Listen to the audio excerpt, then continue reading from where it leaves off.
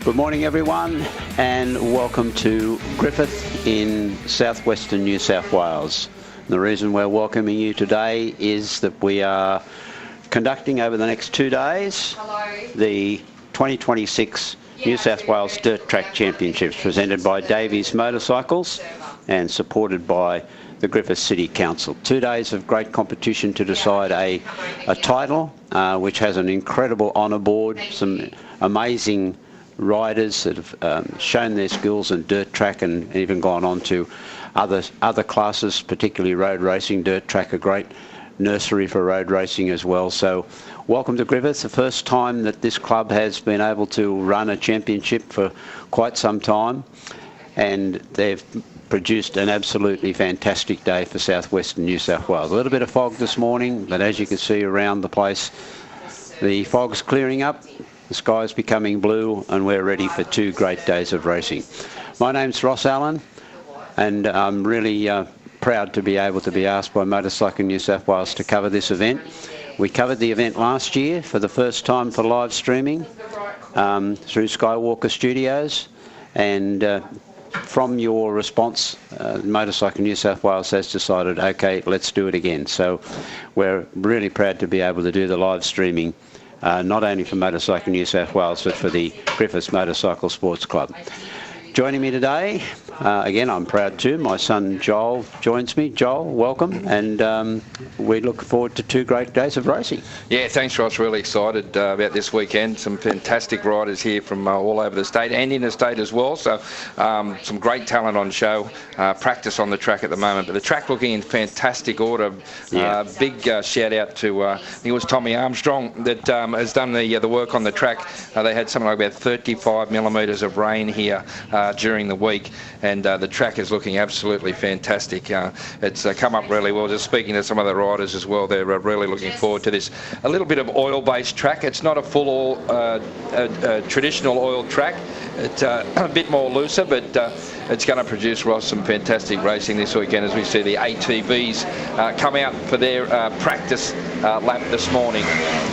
Yeah, the rules and regulations for the supplementary regulations are that the championship starts with practice for all classes, and we have practice underway right at the moment, as Joel's pointed out, for the ATV Opens. I think this particular division, Joel, for those people that are joining us live streaming, no matter where you are today, you may be somewhere in New South Wales, you may be interstate, you may be even viewing us from overseas somewhere. So welcome to our coverage. I think you'll find this class today is going to be a fairly spectacular class. It's, as you pointed out, it's a big open track, big long straight here in the main straight, sweeping corners like speedway corners, and then the little traditional left and right turn to make it a dirt track complex. I think this division is going to be something to watch today. Yeah, very fast track. As you mentioned, Ross, it's a long straight as they come onto the finish line here and sweep into the big left-hander. And so produces a lot of speed, and you can carry that speed into that first corner, then into a little bit of a cutout part of the track, a change of direction, and then back onto the track properly where it's another big sweeping left-hander onto the straight. So the ATV boys, yeah, the Griffith boys, Matthew Griffith and Josh Griffith, both from the Hunter Motorcycle Club, they too will be battling it out this weekend. They were at the Aussie titles at Canberra last month and really put on a fantastic display of racing, and I expect that to be the same this weekend. And you did make mention earlier that there are riders and families have travelled from interstate, and in this particular edition, yes, quite a lot of ATVs here today, actually from Brisbane. They live in Brisbane, but they're members of the Maryborough Motorcycle Club, so a big welcome to those people that have travelled from interstate to come to this championship meeting. Super weather conditions, Joel. Yesterday, when we were travelling down from the Lake Macquarie area, we did strike a couple of patches of really strong wind, and I thought it might be tough for the competitors today if it was windy, but there's very little wind today. Yes, it was quite cool this morning, about 7 degrees, but that's what you expect in winter time in southwestern New South Wales, in an area that is well, it's winter time. You're going to get big frost, but we didn't have a frost this morning. Had a bit of fog, and it's going to turn into an absolutely brilliant day. Yeah, a little bit cold. It'll probably freeze the nuts out of a block of chocolate. But yeah, when you get out into these areas, it does get a little bit cool. But the conditions are weather-wise, yeah, this cloud should clear off a little. As I mentioned, they had a fair bit of rain early in the week, but they've managed to incredibly bring the track up to the state that it is at the moment. It's really looking good at the moment. We've got our 100cc to 150cc two-stroke class out on the track. Only 4 riders in this class this weekend, but they're going to be super competitive. Maverick Will Smith's one of those guys on the 43. He from the Tamworth Motorcycle Club. And another young rider too, Hayden Duggan, is a guy to keep an eye on the 143. He's a real goer. He was at the Aussie titles just recently as a support in the juniors, and he's a real future prospect in this class. He is certainly a talent, and he's going to be one of the guys up there, as well as Maverick Will Smith. One of the local riders, Yalara Smith. Yalara on bike number 8. She'll be there for the Griffith Motorcycle Sports Club. And Nikolai Owen on the 2-on-1. They make up the 4 riders for the 100 to 150cc two-stroke class this weekend. And yeah, as you mentioned, great to see so many competitors come from all over to be here. It's such tough economic times at the moment for riders and families, but yeah, it's great to have the support of these interstate riders. Let me tell you a little bit about our live stream coverage today. Skywalker Studios. James is on the camera and does a great job throughout the day. We enjoyed working with Skywalker Studios last year at Gunnedah. We're doing the same this year. And yeah, obviously you people that are joining us right now live stream know how to get there, but we encourage you then to get on the phone, send a text message to your friends no matter where they are, and tell them that you can be watching it on Motorcycle New South Wales YouTube channel. And tell them to join in and watch the racing. We'll be covering it all day long today, all day tomorrow. The efforts today will be for the club to get through 3 rounds of competition across all divisions. That will be programmed 78 events if we can get through all of those untroubled. And then 1 more round of competition tomorrow, and then the finals to decide the actual New South Wales champions for 2026. So a very big thank you to Skywalker Studios and James and the effort that they do to present the live stream coverage for you. Motorcycling New South Wales, compliments to them on making sure that people can get the opportunity to still watch dirt track racing, even though they're not right here at Griffith. They can still be watching it at home or at work or wherever you may be, and enjoy the coverage that we're going to be able to provide for you. No, it's fantastic, Ross, and they do a great job to Skywalker. I think they recently covered the New South Wales MX titles as well, so it was fantastic coverage. And yeah, as you mentioned, that you can be anywhere and pop it up on the YouTube channel, and you'll be able to get free access, which is very rare. It's great that Motorcycle New South Wales have offered this to everyone to be able to tune in and watch and witness some fantastic racing this weekend. Like I said, we've got some really good riders here from across the state, and they'll all be battling it out, trying to get hold of their New South Wales title, as we have the 85cc 4-stroke modifieds on the track, and one rider just getting a closer inspection of the track at the moment in the first corner. He's has the honour of having the first crash for the weekend. Well done. I don't have to get a trophy for that though, Ross, I wouldn't think, but yeah, the young fella's up and he's on his feet, which is the main thing. We like to see that the riders are not injured and they're able to get up. I'm sure it would have knocked the stuffing out of him a bit as they come out of the turn. You can see on the coverage the young fella there down in the practice, but the officials are right there, and don't they do a fantastic job, Ross? I think the Leeton Motorcycle Club have offered their help this weekend to supply people to help out as official-wise. And that's a really wonderful gesture from the Leeton Motorcycle Club, because if you've got a club like Griffith or any other motorcycle club that's trying to run a major event like this, you have to have volunteer support, and trying to find those volunteers that are going to be prepared to come out and be flag marshals and help in those sorts of areas is very difficult. And then when another nearby motorcycle club says, look, you know, we can come along and we can help you out, it's a very, very big help for the day. we must say that we're very well positioned here in a lovely glass enclosed tower. And we're working beside the hard-working ladies who do all the lap scoring and timekeeping. And sometimes they do tend to get a bit excited, Joel. So if there's every now and then you can hear the ladies having a yell and a scream, it might be because there's a Griffith motorcycle rider doing well of that sort. But great facilities. It's a very well presented track. I can't believe how green things are around this district down here. They've had, as I said, they've had some rain, but by gee, it's made the district look really green, and I hope that for all those farmers that are out there that they're going to have a great year with their crops. Yeah, looking good. It was the first time I've been to the track here, Ross, and yeah, very impressed with the track layout and the setup and just how they run things here at the club. It's a fantastic club and a great bunch of people too behind to get in and that make it a successful meeting, and that's what we'll be expecting this weekend as the Pro Open women come out onto the track for their practice, and this will be a keenly contested class this weekend, the Pro Open women. A couple of riders, Katana Robinson on the 334 from the Gunnedah Motorcycle Club. Also Paige Owen on the 86 is very fast down there from the ACT Motorcycle Club.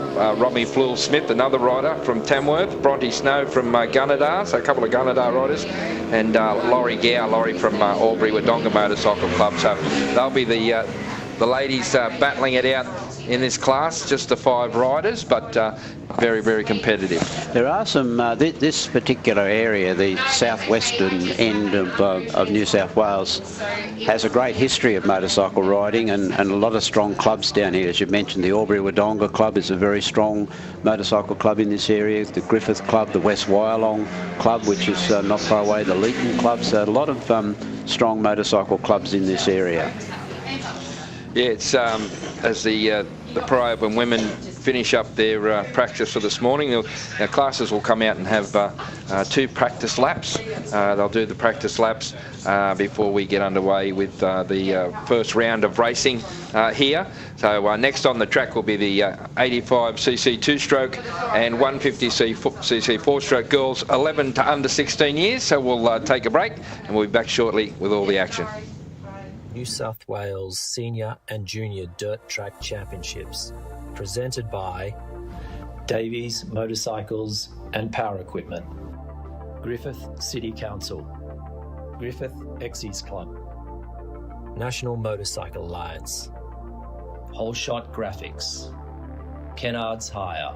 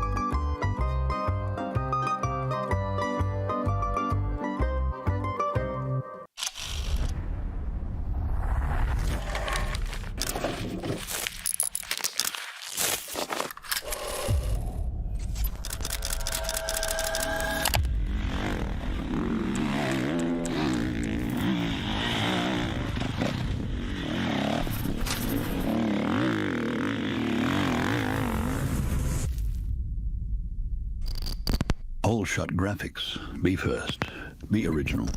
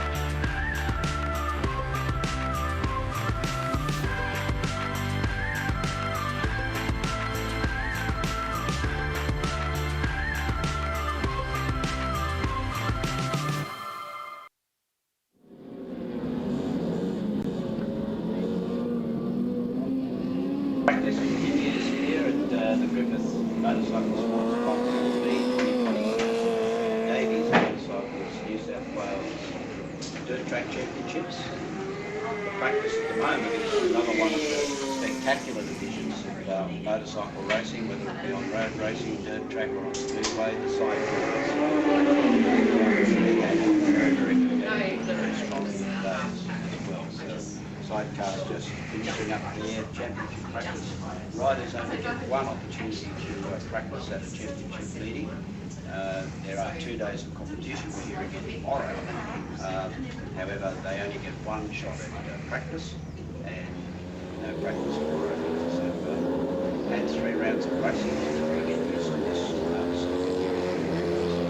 So sidecars for the winners there.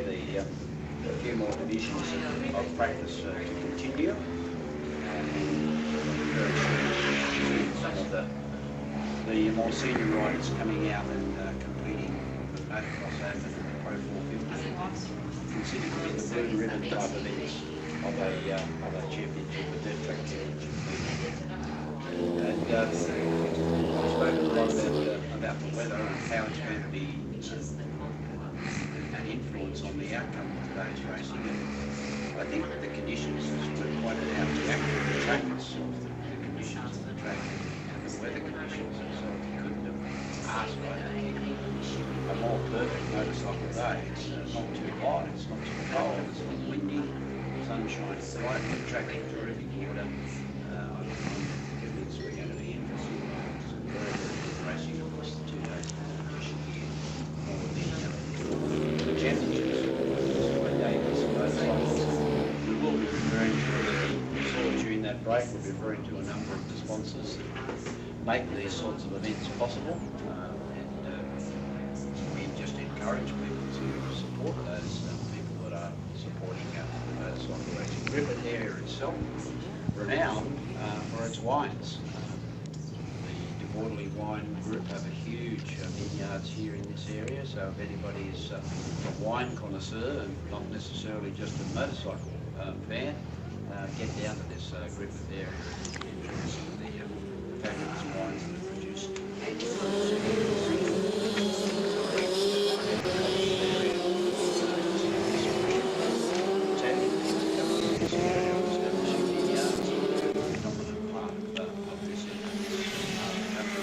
Yeah, no, it proved last night we knocked over those 4 bottles of wine on your own and then ran around the motel that you were really enjoying the area. So our first time down here at Griffith, and yeah, fantastic place. It is really is a nice little, well, not so much little. I was surprised at the size of the place, but yeah, the Italian influence down here, fantastic, fabulous food.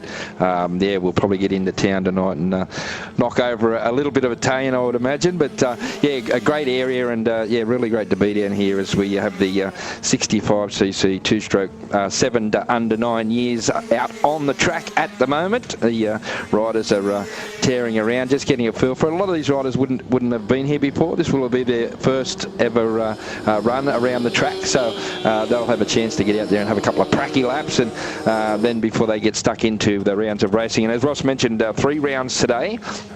So we're looking to try and get through 3 rounds of racing, and that'll leave the final 2 rounds for certain classes, and other classes, our championships classes, will have a repechage, and then they'll have a final as well. So yeah, other classes that run just on rounds will be on a point score basis, and the championship classes will have the repechages. So last chance for riders that miss out straight away to get the final spots in that final, and then the final to decide who will be crowned the New South Wales champion. Yeah, and as I said earlier, at the start of our live stream coverage, these titles have a real impressive honour list. Riders that have been able to win the New South Wales Dirt Track Championships. One of those riders I was speaking to earlier in the week, Chris Watson, he comes from our area up around the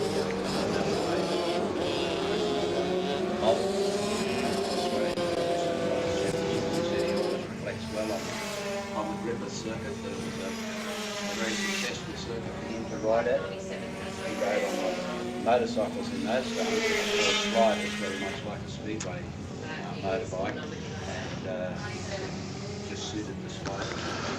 2 big sweeping corners as well. You'll be seeing quite a lot of during our live stream coverage here And another rider that I spoke to during the week about his experiences here was Peter actually flew up here in Griffith. If you are watching here today, hello. No doubt these pictures that you're looking at will bring back memories of your experiences here. Peter went on to win an Australian Dirt Track Championship at Simmons Plains in Tasmania some years ago, and of course then went on to become a very, very successful road racing rider internationally. So there's been some very impressive names on the New South Wales Dirt Track monitor. There'll be more added to it at the end of the day tomorrow. Yeah, that's what I've been impressed with, Ross, just recently at the Aussie titles in Canberra, that the junior ranks of dirt track racing at the moment are looking pretty good. So a lot of young riders coming through that are really good, and you can see they just enjoy what they do. They get out there and they have a run around, and yeah, really loving it. So it's great to see the ranks of the juniors so strong at the moment, as we see the first of our big gun classes on the track, Ross, for the practice. This is the MX Open, and a couple of big names in this one. You got Jordan Dahl on bike number 42. He'll be up there looking to try and grab a title. Daniel Wicks, for me, will put on the 176 from Gunnedah. Both those guys from Gunnedah. He's probably going to be the guy to beat here this weekend. He was strong at the Aussies, and he is a really accomplished rider that's captured quite a few titles, Wixie, so he'll be out there looking to try and add another one to the list. Very impressive list. Billy Ryan, who's a local rider, Billy on the 52, also very, very quick. He'll be a guy that'll be up there and thereabouts over the weekend. So it's a really strong field of riders here, and it's going to be some really tough, close, competitive racing this weekend. And it's the one thing about all forms of racing, like you said, you can have a sort of a standout favourite. So they're all long. You've got to rely on your crew and your bike just in the right spots at the right time, right gear, etc. Just have those. You drop some value, you don't want to drop points. That can be a very big difference. Admittedly, as you've pointed out, they still have chances in record charges and then in the final itself, but it's not necessarily that the top gun's always going to come out shining at the end of the day. Yeah, no, that's for sure, and yeah, it does make a big difference in if it's just the 5 rounds. Dropping points in a 5-round point score basis is, yeah, it can be very tough to get back from that. But yeah, with the repecharge final set up, it's a chance for riders, if they do have a rough, a few rounds, that they can then still have a chance at getting into that final through the repecharge. And as you mentioned, yeah, the setup is very important. It's changes too throughout the day, so riders will be constantly changing their setup to the track conditions. So once the track, has had a few laps around it, then the track condition will change, and these riders then will take that into consideration and then set up the bikes accordingly. Yeah, there'll be changes to gearing, there'll be changes to tyre pressures, etc. And it's one of the skill facets of dirt track racing. In any form, whether it be motocross or whether it be speedway, whether it be dirt track, that the track conditions do change throughout the day. I'll go back to what I said before. Weather conditions today should be just ideal. I don't think there'll be too much track breaking up at any point in time. Maybe become a little more loose as the day progresses. And that's when you'll find riders that may be starting to look for the dirt, trying to stay away from the dirt. They're constantly changing for riders who then have to show their various skill sets to be able to deal with any track condition changes. That was the 85cc 2-stroke class for the 12 under 16 years, completing their practice laps this morning, and we're not too far away. Next will be the 50cc auto 6 to under 9 years, and so we might just take a little bit of a pause and have a break, and we'll be back here at the Pines very shortly. Looking good, eh? Keno, what do you think, Donna? Giuramento de che. Hey boss, Kenneth sorted it. All good? Kenneth. From big jobs to even bigger jobs. Yep. Get the Kenneth feeling. Kenneth. Kenneth's make your job easy.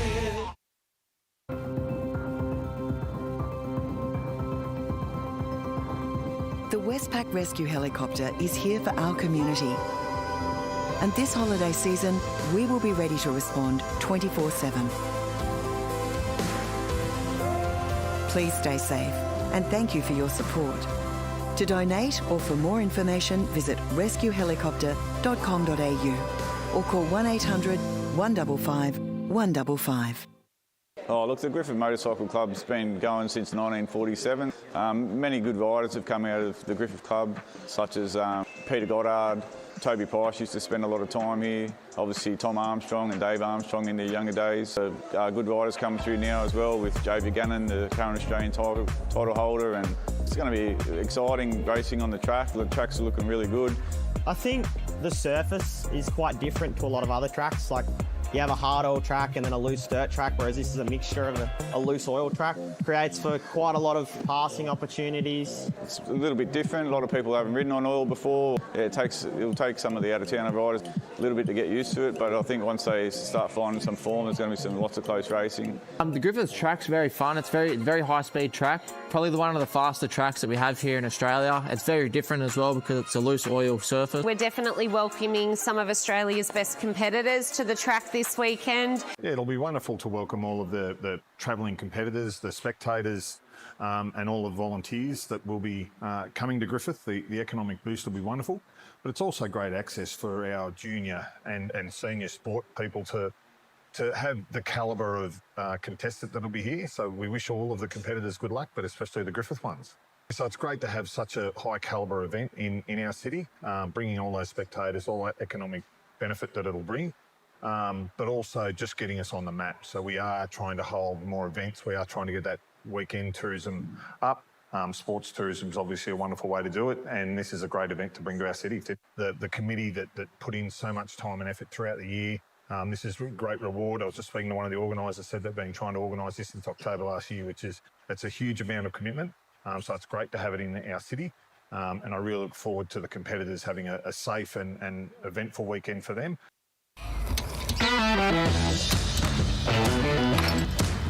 Looks good, eh? Ken Earth. What was that, love? I said Ken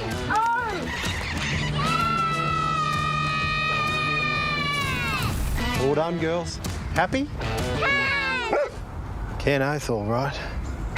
From big jobs to even bigger jobs. Get the Kenneth feeling. Kenneth's make your job easy. Back at the Griffith Motorcycle Sports Club for the opening day of the 2026 New South Wales Dirt Track Championships presented by Davies Motorcycles, and 2 days of competition to decide the Dirt Track Champions for 2026 across a number of classes. Right at the moment we are in practice, getting towards the end of practice. There are a couple of divisions, probably only 2 divisions to go. The 200, the 250cc 4-stroke practice, and then the final practice session will be the Pro 450s, and then we'll move into the actual competition for the day with the opening round of competition for each of the classes. A number of the classes will be just support classes, whilst a number of them will be outright championship classes. Thank you. And so the rounds will get underway with the end of the practice session. Big shout out to everyone tuning in, Ross, through Motorcycling New South Wales YouTube channel. Yes. Great to have you with us over this weekend. 2 massive days of racing here at the Pines. Track looking in super touch. You can see the shots coming from Skywalker Studios, who bring us all the live action this weekend, and the track looking in really good nick. Full credit goes to the track staff and the committee here at the club that have put in a lot of hard work over a lot of months here to get ready for this title. It's been something like 23 years since they've held a title meeting here at the track. They're super excited and pumped about this weekend, and I think it's going to be a really successful weekend for the club, and let's hope so with all the effort and they've put in. And a big thank you to all the sponsors as well, as you've already mentioned, Davies Motorcycles, who are the major sponsor here this weekend, the Griffith City Council as well. Great to see the local council get behind racing here, and also the Griffith Ex-Servicemen's Club is another fantastic supporter of this weekend's two-day meeting. Yeah, there's a lot of work behind the scenes when clubs not only conduct these race meetings that are the sort of marquee events of a particular sport, such as our motorcycling sport for dirt tracking, but they run regular club meetings to encourage riders to continue to take part in dirt track motorcycle racing, and so it's a bit of a year-round type activity that clubs have to be involved in. And it's not only the conduct of race meetings, but as you've already pointed out, it's the maintenance of the facility itself, and certainly the hard work that the club members have put in this week to get this track in order. They've been justly rewarded because it looks terrific. This is the 200 to 250 four-stroke class out on the track for their practice laps, hitting the track. It's the N8 of Nate Jager from the Gunnedah Motorcycle Club. A lot of the Gunnedah Motorcycle Club members here with us this weekend. A couple of the local riders too, Talon Patton on the 194 from the Griffith Motorcycle Sports Club, and also Covey Lawrence on the 258. Those guys are out there this weekend enjoying all the action, and as Ross mentioned already, beautiful weather conditions here in Griffith for this weekend's two-day state title meeting, and this is coming to the end of our practice now with riders on the track in the 200 to 250cc four-stroke class. That'll be followed by our final practice class this morning, and that will be the Pro 450s. The big one, Ross, the one I'm really looking forward to is the Pro 450s. It's really super competitive. There's a lot of good riders, but once again, I think maybe Daniel Wicks will be the guy to watch on that one. But yeah, Billy Ryan, guys like Billy Ryan, local rider, he'll be gunning to try and grab that title in the 450, so super competitive, and really looking forward to that Pro 450 class this weekend. Well, out of that practice session, Joel, Taj Edgewords and Nat Jager were the two fastest riders on the circuit, so they'll be happy with their practice session and have themselves in a good frame of mind for when they come out for their very first event. Yes, there's always a blue ribbon event attached to any motorcycle event, and this is the blue ribbon section for dirt track motorcycle racing, the Pro 450 division. And yes, trying to sort out a winner early on is always something that everybody looks at. They're the early favourites, as you've Who are you tipping, Ross? I'm going to tip Daniel Wicks. Daniel, what he said, you can't pick who I've already picked. Well, you have to pick someone different. I'm just picking with my... Okay, well, I'm going for someone else then. I'm not picking with my heart. I'm not picking the same as you. Okay, I will say... I make enough $5 donations to TAB as it is. I don't really need to be picking someone who might not win. I'm going to say Billy Ryan then. Billy Ryan, the 52. I'm sure he'll have a heap of local support behind him, and good luck. You know, there might be a little bit of nerves and a little bit of pressure on him to do well for the local club. Well, probably is now that I've tipped him. I've got the kiss of death on the poor bloke. But yeah, Pro 450's out on the track. This will be, as Ross mentioned, one of the big classes this weekend, and they'll be having their heats of those riders that don't go directly through, and I think it's the top 10 riders on points go through, and then they get 2 riders only from the repechage. So you'll have one more chance to try and get into that final. So the top 10, and then the repechage, and then of course the big one, the 12 rider final. I think it's something like 8 laps, is it? Is it 8 laps or 6 laps? 8 laps for the final. Well, eight and a half officially, because they go half a lap from the starting grid. But just to give you an idea there, Jordan Dell was fastest on track during that practice session. Yes. And he's certainly one of the experienced riders. Yeah, another Gunnedah rider. Home track Gunnedah. an oil-based track as well, so he might come into play too, Jordan Dowell, as far as the yeah, he's going to be a guy you can't write off, Ross, certainly. No. I remember at Gunnedah at that title, during practice, he broke his collarbone. He did, in the first corner of practice. He went in, tipped it in a bit too hard, came down heavily and, broke the collarbone. So he wasn't able to take part in that. So he'll be looking to probably try and a little bit of redemption for him this weekend and maybe try and come away with that title. Yeah. Now, I've just got one of the ATVs on the track at the moment, and I think it's probably one of the riders that missed practice.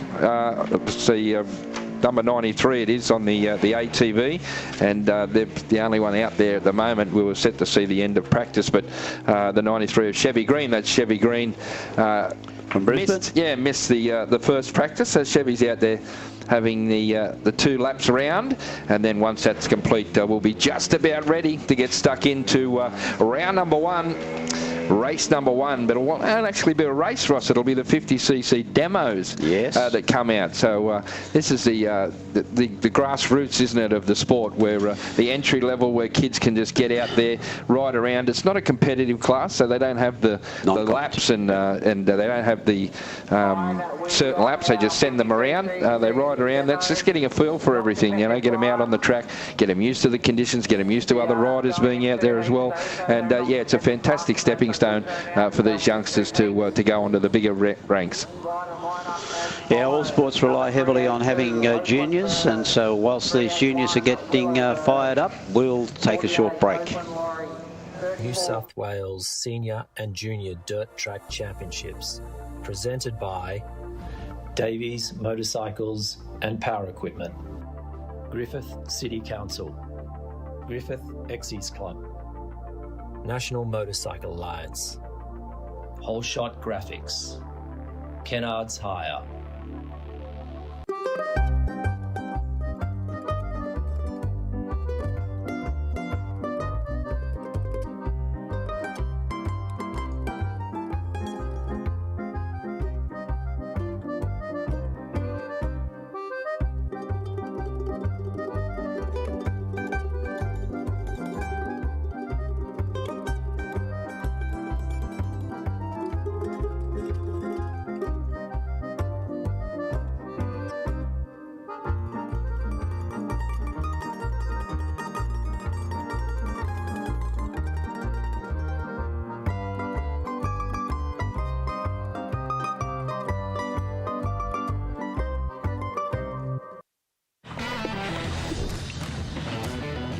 Looking good, eh?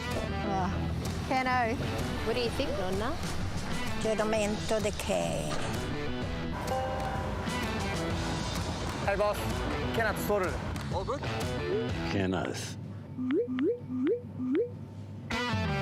From big jobs to even bigger jobs, get the Kenneth feeling.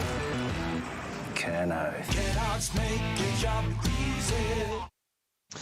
Back at the Pines, the circuit for hosting the 2026 New South Wales Dirt Track Championships presented by Davies Motorcycles, and we are now into official competition, although as we've already pointed out before that break, this particular class, the 50cc demos, is a non-competitive class. It's to encourage young riders to enjoy riding on the track, and no matter what sport you are, whether you are motorcycling, whether you are netball, whether you are rugby league, you need juniors to be able to coming through to enjoy the sport, find out what it's all about, see if you're going to have some fun, see if you can go on to an elite level. Remember, any sport doesn't necessarily mean that you have to be the champion. It's getting out there and having some fun, and that's what this division is about, the 50cc demo division, with young riders out there having the opportunity to be a part of a big day, sitting in the same pit area as the top riders, the elite riders. Families having a weekend away, as quite oftentimes happen here, as we've pointed out to you.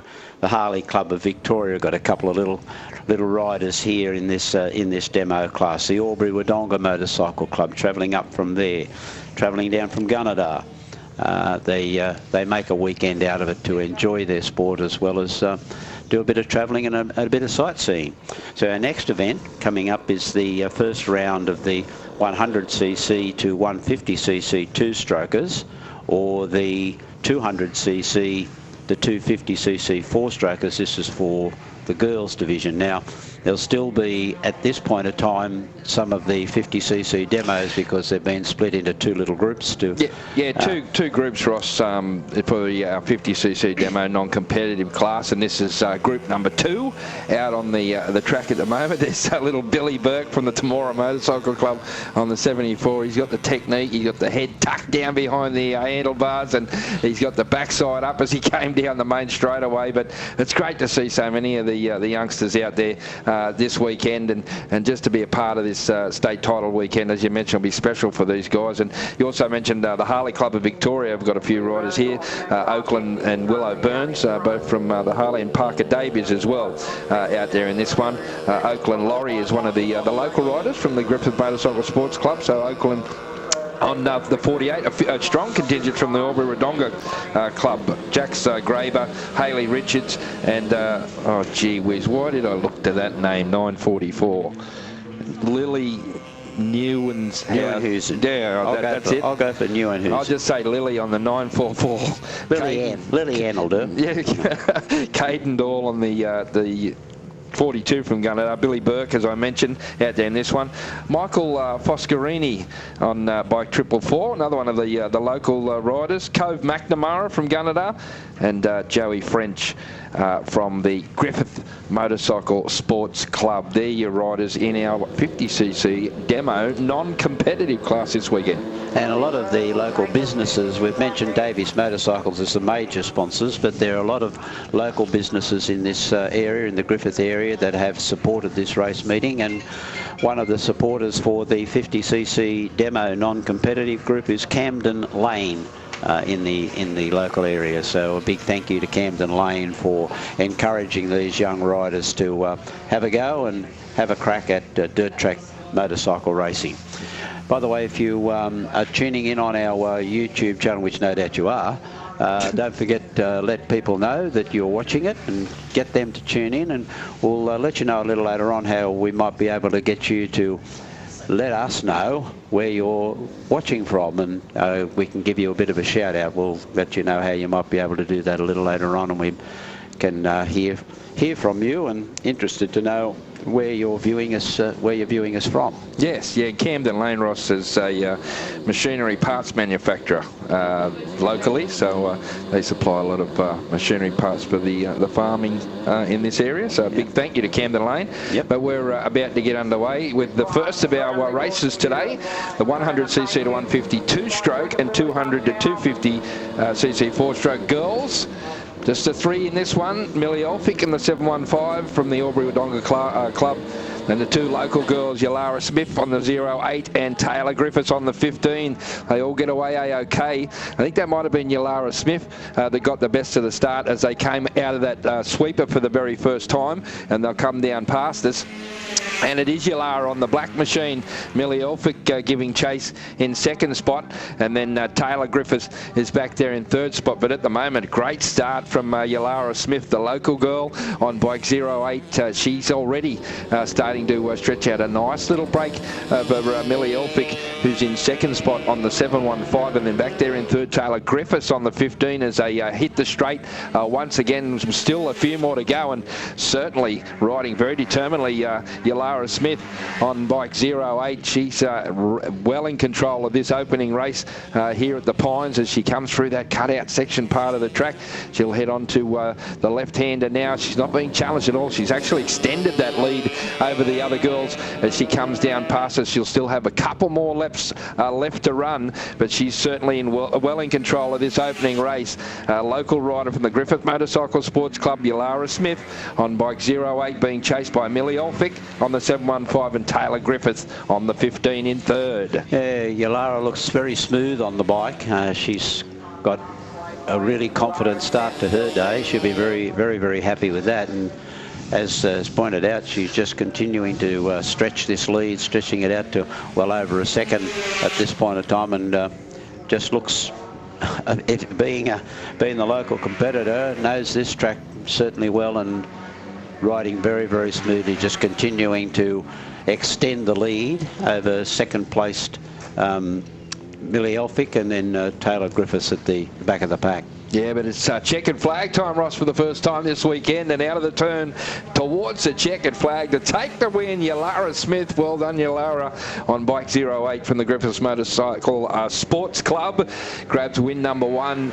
Millie Elphick on the 715 from Albury in second spot, and third place is going to go to Taylor Griffith on bike number 15 in third spot. That was the 100 to 150cc two-stroke, 200 to 250 four-stroke girls, brought to us by this weekend by Turner Painting, another fantastic local sponsor this weekend, as we get set now for our next event, Ross, the Pro 250s. Pro 250, one of the more elite classes on our program, and a very strong field of competitors here facing the starter at the drop gates. Of those people that are not or that are new to dirt track motorcycle racing, they start on a concrete grid where they drop gate in front of them. In other words, the gate, a bit like motocross. If you watch a lot of motocross, the gate drops down in front of the front wheel of the rider, and if they're touching that, then they handicap themselves and don't get away to a very good start. But for Kennard's Hire, here comes the first round of the Pro 250s for the New South Wales Championship of 2026. Oh, Ken Oath, Ross, they're about to get underway for this one. The Pro 250s, the first, as Ross mentioned, for this weekend. And a good field of riders all up at the gates, just waiting for the get into the starter's hands. A rider just running up to jump back on the bike. I don't know what happened there. He might have been in the loo and had to run back to the bike. It looks like they're pretty much set now. Still just a couple of riders there, not quite. Now it looks like they're in the starter's hands, so we're ready to get underway with race number 4 on the program. The Pro 250s brought us by Kennard's Hire, and away they go. Big field of riders too as they charge into the first turn. The big left-hand sweeper, they'll come past us for the first time, and we'll see just who is out in front. And it's the 223 of Jaden Roberts. Roberts, he'll be strong here this weekend. Cooper Carney on the 91, not too far away at the start, but Roberts, once he gets a bit of clear track, he's a very, very tough man to run down. He's from the City of Penrith Motorcycle Club, but at the moment Carney is keeping in touch with him on bike number 91. He's looking to try and stick with him and make an opportunity to pass. Then way back in third place is Jaden Smith on bike number 7, one of the local riders from the Griffith Club. But at the moment it's these two up front that are battling it out for this race win, the first race win in the Pro 250s. Jaden Roberts on the 223, but he's being chased hard by Cooper Carney, Ross, on bike 91. Yeah, this is a real close battle, and we did forecast that we'd see some tight racing today, and here's the first one where there's pressure up front, where Jaden Roberts, the leader, Carney right behind, and still certainly within enough striking distance. If the leader makes any mistakes, he's going to be there and get ready to pounce, and they have broken clear of the rest of the field. Yeah, Jaden Smith, Ross, the local rider on bike 7, but here's where the big focus is up front of the race. With only one lap to go, the last lap board comes out. Can Carney try somehow to get around Roberts as they come up to one of the slower riders? He made a meal of that turn there, Cooper Carney, and he dropped a lot of space, and that gave him no chance now of trying to grab this race lead away. And I think Roberts is going to cruise out of this final corner for the last time. He see the checkered flag, and a good ride from Jaden Roberts on bike 223. Cooper Carney chased hard but couldn't quite get him in second spot on the 91, and third place is going to go to local. No, it's gone to the 522 of Romy Fleur Smith. She got up there in front of Jaden Smith, who had that third spot for most of the race, but Romy managed to get up there on the 522, and she's been an impressive rider over this last 12 months. Really has improved from the Tamworth Motorcycle Club, and yeah, she'll be pretty happy with that, a third placing in the opening race of our Pro 250s. Yep, and that was brought to us by Kennard's Hire, who are one of the very strong supporters of this race meeting this weekend. But good race. It's indicative of, I think, the sort of racing we're going to see right throughout the day today. Coming up next, we drop back to the 65cc two-strokers. These are for the age division from 9s to 13s and brought to us by Lockhart Rural in the local area here. Young riders that are given the opportunity to be on a championship program, and they treat their racing just as seriously as the big boys do. And in fact, the gates drop and away they go for the first round. This is race number 5 on the championship day, and the opening round of the 65cc two-strokers for the 9s and under 13s. Cooper Quinn, Ross, in the yellow there. You can see him leading the way at the moment. Got away to a really good start on the bike number 82. He's from the Northern Rivers Junior Motorcycle Club. Brodie Ford, also the local boy, got out pretty well on the 107, but at the moment, there's been a change in the race lead. Cooper Quinn now looks like he's dropped back to second spot as they come past us. A little look over the shoulder there from Brodie Ford just to see where Quinn is, because Quinn will stick in there and he'll try and get this lead back away from Ford. But look at Ford. He's starting to try and extend the lead that he has after being in second spot. He's worked hard to get out front, and he goes into the big sweeping left-hander out of the corner and onto this long, fast straight. He comes, and you can see carrying a lot of speed. Got down behind the hangers. Quinn's chasing hard. Then you've got the 774 back in third place. That's Isaac Cross, the Gunnedah rider, and he's coming under a little bit of pressure for that podium third spot at the moment. But fully in control of this one, Ross, after a slow start, Brodie Ford on bike 107. Yeah, comfortably in front. Good, according to our timing chart, a good 1 second clear of the second placed Cooper Quinn. And so as they spread out, the battle is going to be there in that third and fourth spot at the moment, which is Isaac Cross and Ty McNamara. And there's a name of the dirt track brigade in Marty McNamara. So continuing the family tradition is Ty McNamara from the Gunnedah Club. Checkered flag. Yep, it does. Close for second. Quinn hangs on. Cross. Then Ty McNamara has a look over the shoulder just to see who's behind him. But a good battle for that third spot there between these three young riders in our 65cc two-stroke 9 to under 13 years class. But it was a good win to Brodie Ford in the 107, very comfortably taking out the opening race. Brought us by Lockhart Rural as we move on now to this one, the ATVs, Ross. I'm looking forward to this one, the battle of the Griffiths boys. Matthew Griffith, who currently is the Aussie #1, he got that title at Canberra, and his brother Josh on the 66. We're looking to try and turn the tables this time round. Good start too. Matty Griffith got away very well. All pretty well tightly bunched there as they come into this first turn. Let's have a look at them. That looks like Matty Griffith, the race leader, out in front. It is now second spot is the 93 of Chevy Green. Green looking to try and stick with Matty Griffith, but it's going to be a tough ask. Green doing a good job of it though at the moment. Matt Griffith on bike #1 from the Hunter Motorcycle Club slides his way into the turn there, being chased by Chevy Green on bike number 93 as they come down past us once again. Griffith now starting to stamp his authority on this one. Green back still in that second spot, chasing hard and doing a good job too to stay in touch here with Matty Griffith, the current Aussie champ, with the #1 on the back. He goes into that bottom turn. Still a couple of laps to go, and Green starting to pile on the pressure. Yes, the ATVs are very quick here, and this is a terrific battle between these two up front.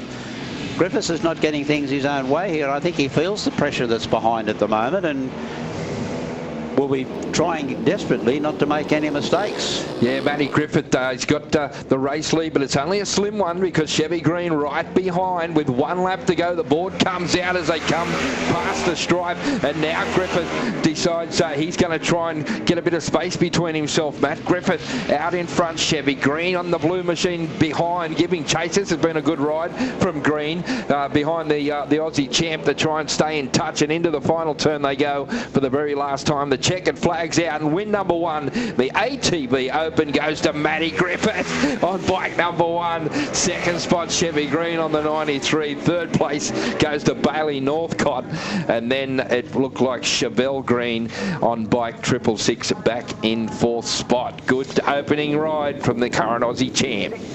Yes, that's relieves a little bit of pressure for him. I'm out there for the first race. I'm carrying the Australian number 1 on my bike. I've got a reputation to live up to. So a good win there to Matty Green, and now the second group of ATVs coming out onto the track for Darlington Point Excavation and Transport. Yeah, that's Josh Griffith on bike number 66 that gets the goods. He was a little slow away at the start, but now he took that inside line and got underneath to grab the race lead going into the first turn. And the brother of Matt out in front, Josh Griffith, in this second heat of the ATV Opens for their first hit out this weekend as they come down onto the straight once again. And Josh Griffith is tucked in behind the hangers, giving chase in second spot as Colin Green, and then Travis Northcott is the other rider on the track in this group of 3 in the second heat. But Josh Griffith well in control of this one. He finished second to his brother in the Aussies, and speaking to him this morning in the pits, he's very keen to try and turn the tables and come away with a New South Wales title this weekend. Still a couple to go, and Josh Griffith comfortably out in front. And this division will rely wholly and solely on the points that they're scoring through their heats, I believe. I'll check up on the actual sub rigs a little later on, but they're split into 2 groups here because of the different size of the ATV vehicles being able to fit on the track at one time.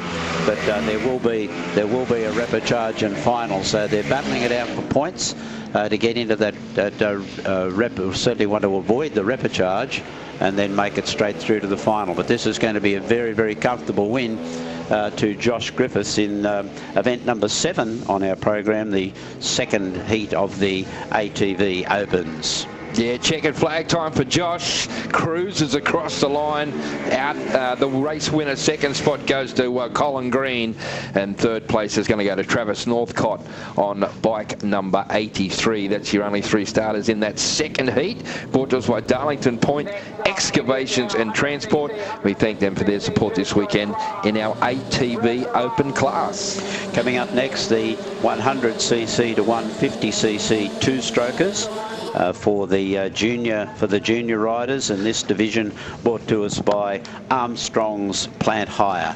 It was Tom Armstrong that's done a lot of work to get this track in order, and that's a pretty close bunch of riders coming past us for the first time. Yeah, Hayden Duggan, Ross, got the best of the start. He's a really good young talent on the 143, Hayden Duggan. He got away beautifully, but Nikolai Owen from the ACT Motorcycle Club also got a good start on the 211, and he's giving chase in second spot, trying to keep Duggan in touch, but it's going to be hard to get around him. And then right behind them is Maverick Fleur Smith, the Tamworth rider, pretty tightly bunched because Yalara Smith's not too far behind her there. Here's a move for the race lead as they come out of the cutout section of the track. Duggan out in front, but Owen is looking to try and find a way through. That part of the track got very close, and in the meantime, right behind him, Maverick Fleur Smith is also looking for a place through, so not much between these top 3 riders. There's Fleur Smith now coming through on the inside of Owen, makes the pass stick as they come out of the first turn, and gets right up the back. Oh, got out of control there, back for third spot. But look at the battle now. Maverick Fleur Smith has come right up to the back of Hayden Duggan, and he's got a lot of speed in that bike, carrying a lot of pace. And look at him go, put the inside pass, tries to come side by side down the straight. Oh, what a super ride up on the inside. Duggan comes back at him though on the inside on the 143. Hayden Duggan, the race leader. Maverick Fleur Smith though, all over the back of him, got through, but Duggan managed to wrestle the lead back away from me with only about 1.5 left to go. Hayden Duggan, the race leader, but look at Maverick Fleur Smith. The speed he gets out of this corner, gets right up now to Duggan to try and get around him as they come down. It's checkered flag time. What a great race. Hayden Duggan takes a victory. What a ride, Maverick Fleur Smith. And getting up for third, Yalara Smith. Great ride from Yalara to finish ahead of Nikolai Owen, who drops back to fourth. Race of the day so far, Ross. What a cracker. Absolutely. Those young riders really turned it on and are showing that they might be the ones of the future. A terrific win to Maverick Flewell Smith from the Tamworth Motorcycle Club as we now zoom straight into the over 35s Unlimited. This is a support class. This is not a championship class, and it's open to the riders over 35 years of age, and they've just completed their first half lap. Yeah, Josh McCosker out in front on the 45 machine, but Daniel Wicks now, he's joined the over 35 brigade, and he's having a real look on the inside of McCosker as they come past McCosker from the Central Coast Motorcycle Club. But look at Wixie. On the inside comes Wicks, and he slides through on the inside of McCosker to take the race lead. Nice passing move, determined riding from Wicks on the 176. He loves that part of the track too. You can see him throwing it from left to right into the big sweeper he goes. And look at the lead already now that he's past McCosker, that he's starting to open up. And Daniel Wicks looking in very ominous form on the 176 as he slides his way around another lap of the Pine Circuit. Into that big sweeping left-hander he goes into the change of direction, and he's well in control of this one, Ross. As we follow our race leader Daniel Wicks, Joel, you'll get a good idea of the style of dirt track riding. Some of these riders actually control the steering of the bike at times with the rear wheel, and you'll see that happen particularly as they go through the S's. You'll see Daniel Wicks use the rear wheel to steer his way through the change of circuit. So keep an eye on those riders when they're using that back wheel for steering. Yeah, Wixie now out of the bottom turn for the last time, and he will grab the checkered flag to take his first up win of the day in the over 35s Unlimited support class. Josh McCosker picks up second spot. Third place goes to Neil Girdler, the local rider from the Griffith Motorcycle Sports Club. Then we go back to the 93 of Gary Routman, followed by bike number 8 of Matthew Heron. And a good first up win to Wixie on bike 176, brought to us by F&RN McNabb Mobile. So that's the service station, I would imagine. I would think so, Joe, with the flying red horse there. Flying red horse of the Mobile Shoe Company. So coming up is the 85cc 4-stroke modified. This is event number 10 on the program as we work our way through the first round for each one of the divisions in our 2026 New South Wales Dirt Track Championships. This particular division, the 85cc 4-stroke, is brought to us by Davies Automotive and Industrial business in the local area. Riders on the start gate now, just waiting to be all set. A few last minute adjustments. Speaking of the starting grid, Joel, in the history of dirt track motorcycling, this was one of the very first clubs to introduce the drop gate starting system into dirt track motorcycle racing. It used to be the rubber band across the track or a flag to start off with, but this club, part of the history of that form of starting racing as they get underway for event number 10, which is the 85cc 4-stroke modified division, coming past us for the very first time. Yeah, and that's Cade Wildsmith, Ross from the Temora Club on the 666 out. Oh, there goes one of the riders at the back. Back slid out. He's off the back of the track. Let's have to wait to see. I think they might bring out the yellow for that one. He's still down on the track. The red, no, the red I think is going to come out. Yep, the red's out now. Red flag, so the race will come to a stoppage. Red flag. A little bit of confusion, but the red has been signalled. It's a yellow on the corner, but there'll be a restart. Stuart has a red flag out. Yes, the Stuart over there on the other side's where we saw the red flag come. Initially it was yellow, so it was the 23 bike of Brennis Johnson, young Brennis from the ACT Motorcycle Club. Just watched the back end out. Going into that turn, got a little wide, probably hit some loose, and that back just slid out. He went over the back of the track. He's still down, receiving a little bit of attention, so let's hope that Brennis is okay. Yeah, just under the conditions of racing and normal dirt track motorcycle racing, and in fact a lot of motorcycle and speedway racing, when the yellow flag goes out, the race can continue and riders in that section of the course are not allowed to pass under the yellow flag. And also under championship conditions, when a rider falls like that, unless it looks to be a serious fall, the actual flag marshals or corner stewards are not permitted to assist. No. But sometimes then the rider can get up and get the bike going and get started again. But if somebody has assisted them, then they would be excluded from the event.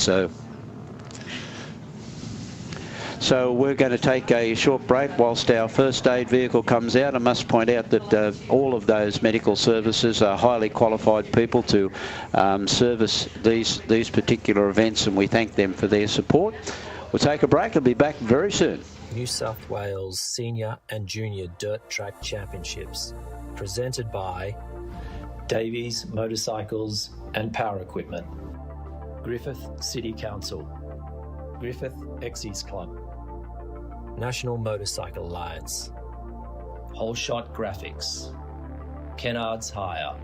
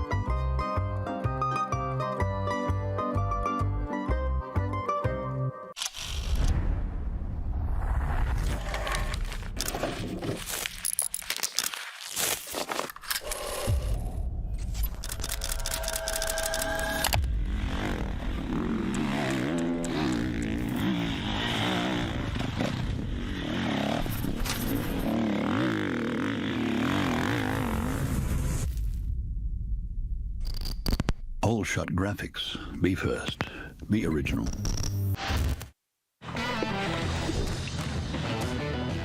Looking good, eh? Cano. What do you think, Donna? Giramento de K. Hey, boss. Kenneth sorted. All good? Kenneth. From big jobs to even bigger jobs, get the Keno feeling. Keno. Kennards make your job easy.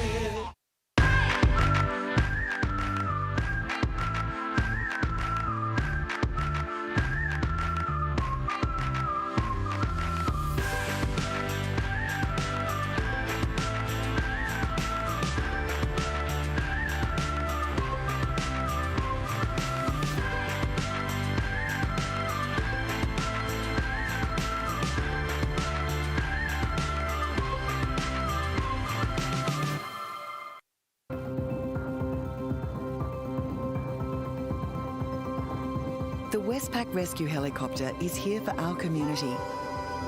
And this holiday season, we will be ready to respond 24/7.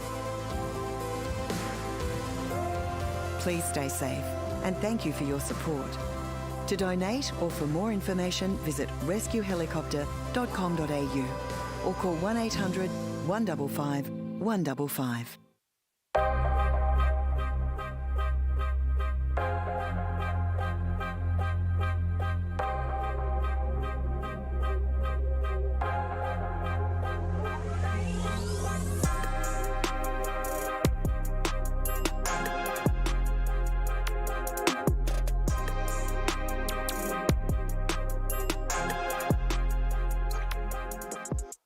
Oh, look, the Griffith Motorcycle Club's been going since 1947. Many good riders have come out of the Griffith Club, such as Peter Goddard, Toby Price used to spend a lot of time here. Obviously Tom Armstrong and Dave Armstrong in their younger days. Good riders coming through now as well with Joe Buchanan, the current Australian title holder, and it's going to be exciting racing on the track. The tracks are looking really good.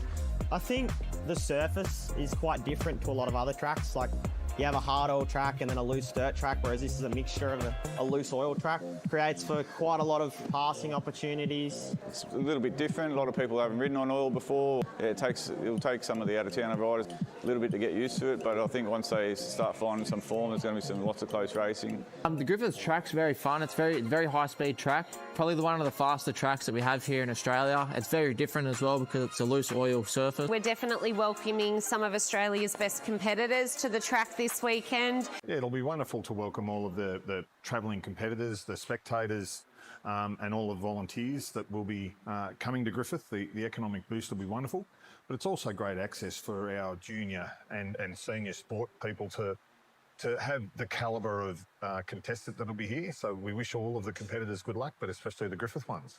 So it's great to have such a high calibre event in our city, bringing all those spectators, all that economic benefit that it'll bring, but also just getting us on the map. So we are trying to hold more events. We are trying to get that weekend tourism up.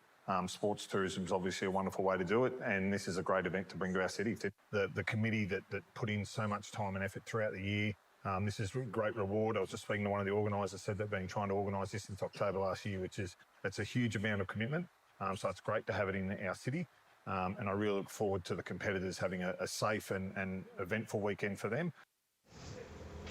Welcome back to the Pines. We're back here in Griffith for a big 2 days now. Good news is Brennis Johnson, the fallen rider, is up and on his feet, Ross. So he's receiving some attention this weekend from our Wagga First Aid training that are with us. So a big thank you to them for being on course today. But what a fabulous place. Look at that, the drone shot of Griffith. The circular setup there too. It's a lot like Canberra has in the middle. Yeah. But it's such a fabulous part of New South Wales. And look at that incredible shot, the greenery around, beautiful houses, fantastic people. It's such a joy to be here this weekend. Yeah, and as we've shown you, a couple of the highlights coming up in this area is something that you might like to put down on your calendar. There's a big Italian festival that comes up in August, and then the spring festival. The Orange Festival. There's oranges everywhere. You got to be careful that you don't get confused with Orange in New South Wales. It's the Orange Festival.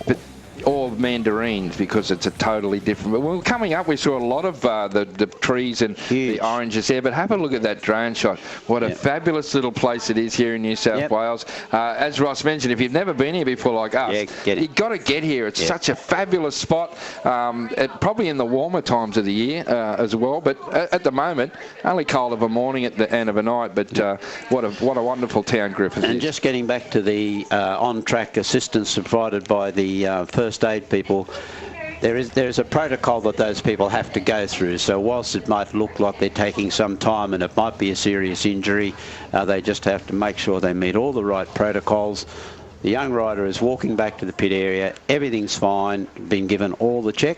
Hopefully they can get back out and have another ride later on today. Oh, you won't be able to stop young Brennis. He'll be, unless he's lost a limb, he'll be back on the bike, because they're as tough as nails, these young kids, and they just love doing it. And there he is. You can see him there on screen walking back. Brennis, like nothing's happened, just strolling back. He's probably more disappointed with himself than anything, but good to see. He's bit of a limp. He's dragging the leg along, but you just use the other one for the rest of the day.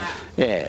Good on you, little fella. I hope you have a great weekend here at the Griffith Pines Circuit to be a part of the 2026 New South Wales Dirt Track Championships for Davies motorcycles. 2 days of competition, today and tomorrow. Now, I believe that race may have been declared, and we're moving on to the next. I'll just check with our officials where we're up to with that.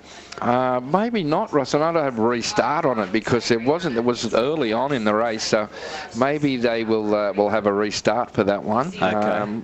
That's what I'm guessing, but we'll have to wait and see. But that's the 85cc 4-stroke modified class. This is their first ride for the weekend, and riders now coming back up, and I think that's going to be the case. It's going to be a restart because we weren't enough laps into the race for it to be declared. It was very early on, so a restart to the race, brought to us by Davies Automotive and Industrial. Great to have the team from Davies on board with us supporting this class this weekend. And also thanks to those people who are watching us on the Motorcycle New South Wales YouTube channel. There is a little chat section there if you want to put a comment in and give us a shout Tell out. us how much better I am than Ross. We'll acknowledge the coverage. We'll acknowledge those ones that are complimentary of my commentary. Not of yours. No, there won't be any of those. So feel free to give us a chat, particularly where you're viewing from, or any of the riders that you might be supporting today, and we'll give them a shout out on your behalf, and we'll give you a shout out for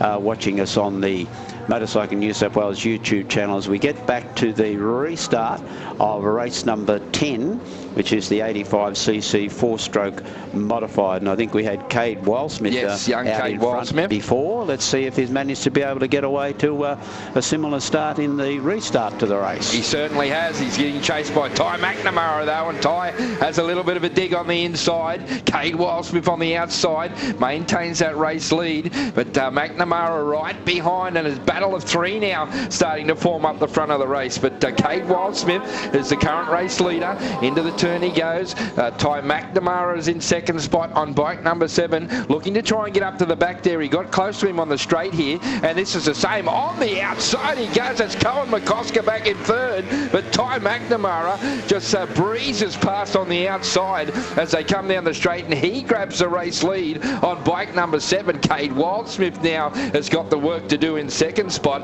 and McCosker, young Cohen McCosker, is right in the mix as well. So 3 riders out there on the track, all battling it out at the moment, with still a couple of laps left to run. The current leader, Ty McNamara, on the bike number 7, you can see out in front of Cade Wildsmith on the 666 in second, and third place is Cohen McCosker, looking to try and join back into that battle up front. But McNamara has got the race lead, and he looks like now he's looking to control this one, but Cade Wildsmith now gets a little bit closer to him as they come into the bottom turn. And McNamara, your race leader, Wildsmith, has he got something in the tank as they come down the main straightaway to try and get McNamara? But McNamara is catching a lot of speed out of that bottom turn, and he is out in front, and this has been a good ride so far. Still half a lap to go. Wildsmith knows that, and he's looking to try and get closer to him and make a dive. McNamara, the race leader. Wildsmith now, can he get some momentum out of the turn as they come down the bottom turn towards the checkered flag? McNamara, the race leader. Wildsmith looking to come on the inside, but good ride, Ty McNamara on bike number 7 that takes the victory ahead of Cade Wildsmith. Cohen McCosker on the 45 in third spot. Great racing. Behind him was Davies on the 414 across the line. Followed by the 18 of Oliver Armstrong, and then Hudson Raffin on bike 112 greets the checkered flag ahead of Louis Kotzer on the 282. But a great race, Ross, in the 85cc four-stroke modifieds. Yeah, youngsters that are really keen on their racing, starting to show some of their skills that might take them onto that elite level of the competition and move up into the senior ranks. We now move to the first of the championship races for the Pro Open Women, and this brought to us by Complete Traffic Solutions and Frogmate Proprietary Limited for the first appearance of the Pro Open Women on today's championship program. Yeah, that's Laurie Gow that's got away to the best of the start from the Albury Club. She leads the pack in a nice little break at the moment over the rest of the field, and Laurie out in front looking to try and pick up the first win today for the Pro Open Women. Second spot, I think it might be Romy Fleur-Smith on the 522, but a gap back to her, and at the moment Gow in control of this one. Fleur-Smith is next. Then it looks like the 433 of I think that's Robinson, and followed Paige Owen back towards the tail of the field, and Bronte Snow in the 887. But Laurie Gow from Albury on bike number 33 has got a nice handy break in this one. Romy Fleur-Smith trying to close that gap on the race lead, but at the moment, Ross, Gow in control. And funnily enough, you've got virtually the top and bottom of the states here. The race leader, Laurie Gow, coming from the Albury Wodonga Club, right on the Victoria-New South Wales border. And then you've got Romy Fleur-Smith from Tamworth, way up in the northwestern of New South Wales. So it just shows that the travel that people have done to get to these championships and the dedication that they have towards trying to win a championship. Yeah, last lap for Gow now. Ross, the board comes out on bike 33. This has been a dominant performance early on. She's certainly starting to stamp her authority on this class very early, and other girls can't get close to her, and this has been a dominant race performance into the final turn for the last time. And bike number 33, Laurie Gow, takes the win in the Pro Open Women. She's happy about that as well. Second place goes to Romy Flewell-Smith. Then comes Katana Robinson back in third spot. Paige Owen was next on the 86 in fourth spot. And the other rider to greet the checkered flag will be Bronte Snow on the 887 from the Gunnedah Motorcycle Club. Real spread of club riders in that race for the Pro Open Women, and one of those, certainly stamping her authority early on, is Laurie Gow. She'll be one of the favourites to take out the Pro Open Women class today. Coming up next is event number 12 on the first day of racing, which is for the 85cc two-stroke and the 150cc four-stroke division. They're underway. This is for the girls 11 to 16 years and brought to us by FA Freighters Proprietary Limited. Yeah, and Yalara once again got away to a great start. Yalara Smith. This time it was Taylor Griffith on bike number 15 that's ahead of Millie Elphick, and that's where the battle might be in this one, because at the moment Yalara Smith, the local Griffith Motorcycle Sports Club rider on the 08, is really showing some good speed around here at the Pines this weekend, and she's riding very determinedly.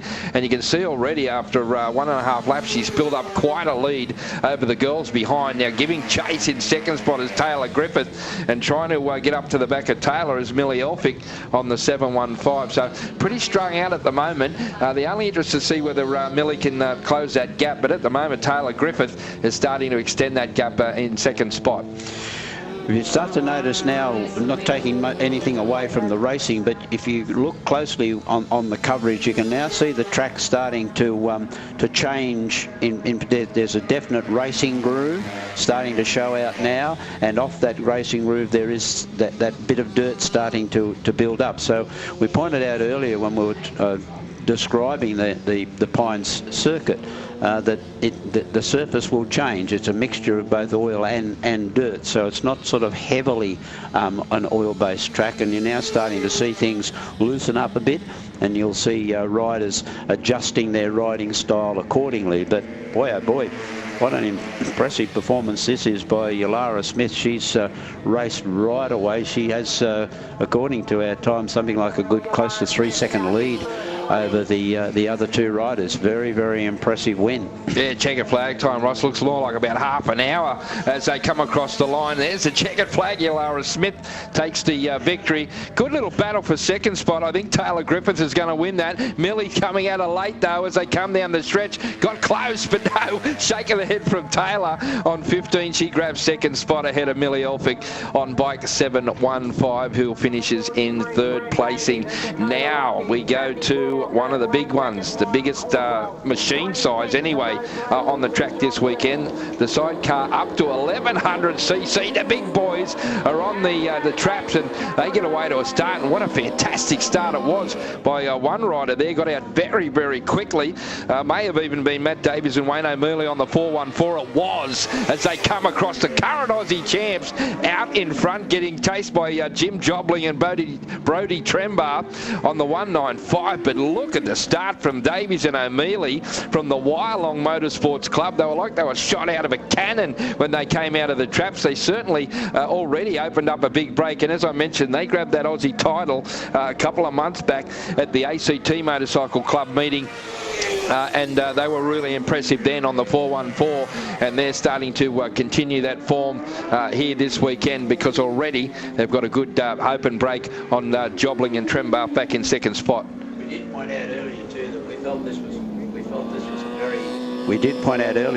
this was a very fast track, the Pines, and that's showing out here. If you watch our race leader, when he goes into this big sweeper here, how wide out he can get, because it's very, very fast into that first corner, and you'll notice that going into that big first sweeper, they're starting to drift out wide where that little bit of loose dirt starting to show up. So you'll see the changes in the track conditions predominantly when it gets to this class in the sidecars. Yeah, Davies and O'Mealy, they were in well control with only one lap to go. The last lap board comes out as the boys tip tip it into turn number 1 and head into that change of direction. But they're looking really smooth on the bike. These combination, the current Aussie champs, Matt Davies and Wayne O'Mealy from Wyalong, go into that final turn for the very last time, and they'll sweep onto the straight towards the checkered flag, and they'll take out the first race for the sidecars up to 1100cc. The 414 of Matt Davies, Wayne O'Mealy. Second spot goes to Jim Jobling and Brodie Trembar on bike 195. They're from the Gunnedah Motorcycle Club. Then we go back to Kurt Langbeck and Lionel Cornwall from Temora on the 74 to round out the podium. And just behind them was Bo Brearley and Luke Johnson, followed by the 54 Shane Davies, Simon Smith, and the last combination of Brett Davies and Dakota Lockie on bike number 43. And that division, the sidecar division, throughout this championship series is supported by another one of the local businesses in Burns Welding and Fabrication. We move now to the ATV. This is a non-championship class. It's just a support class, and it's for the ATVs also trying to build up their junior ranks, because they realise that the importance of having juniors in their division is it means the survival of their particular division, and this is the case for these two riders in the ATV 9 to 13s and the ATV air-cooled 12s to 16s on the racetrack.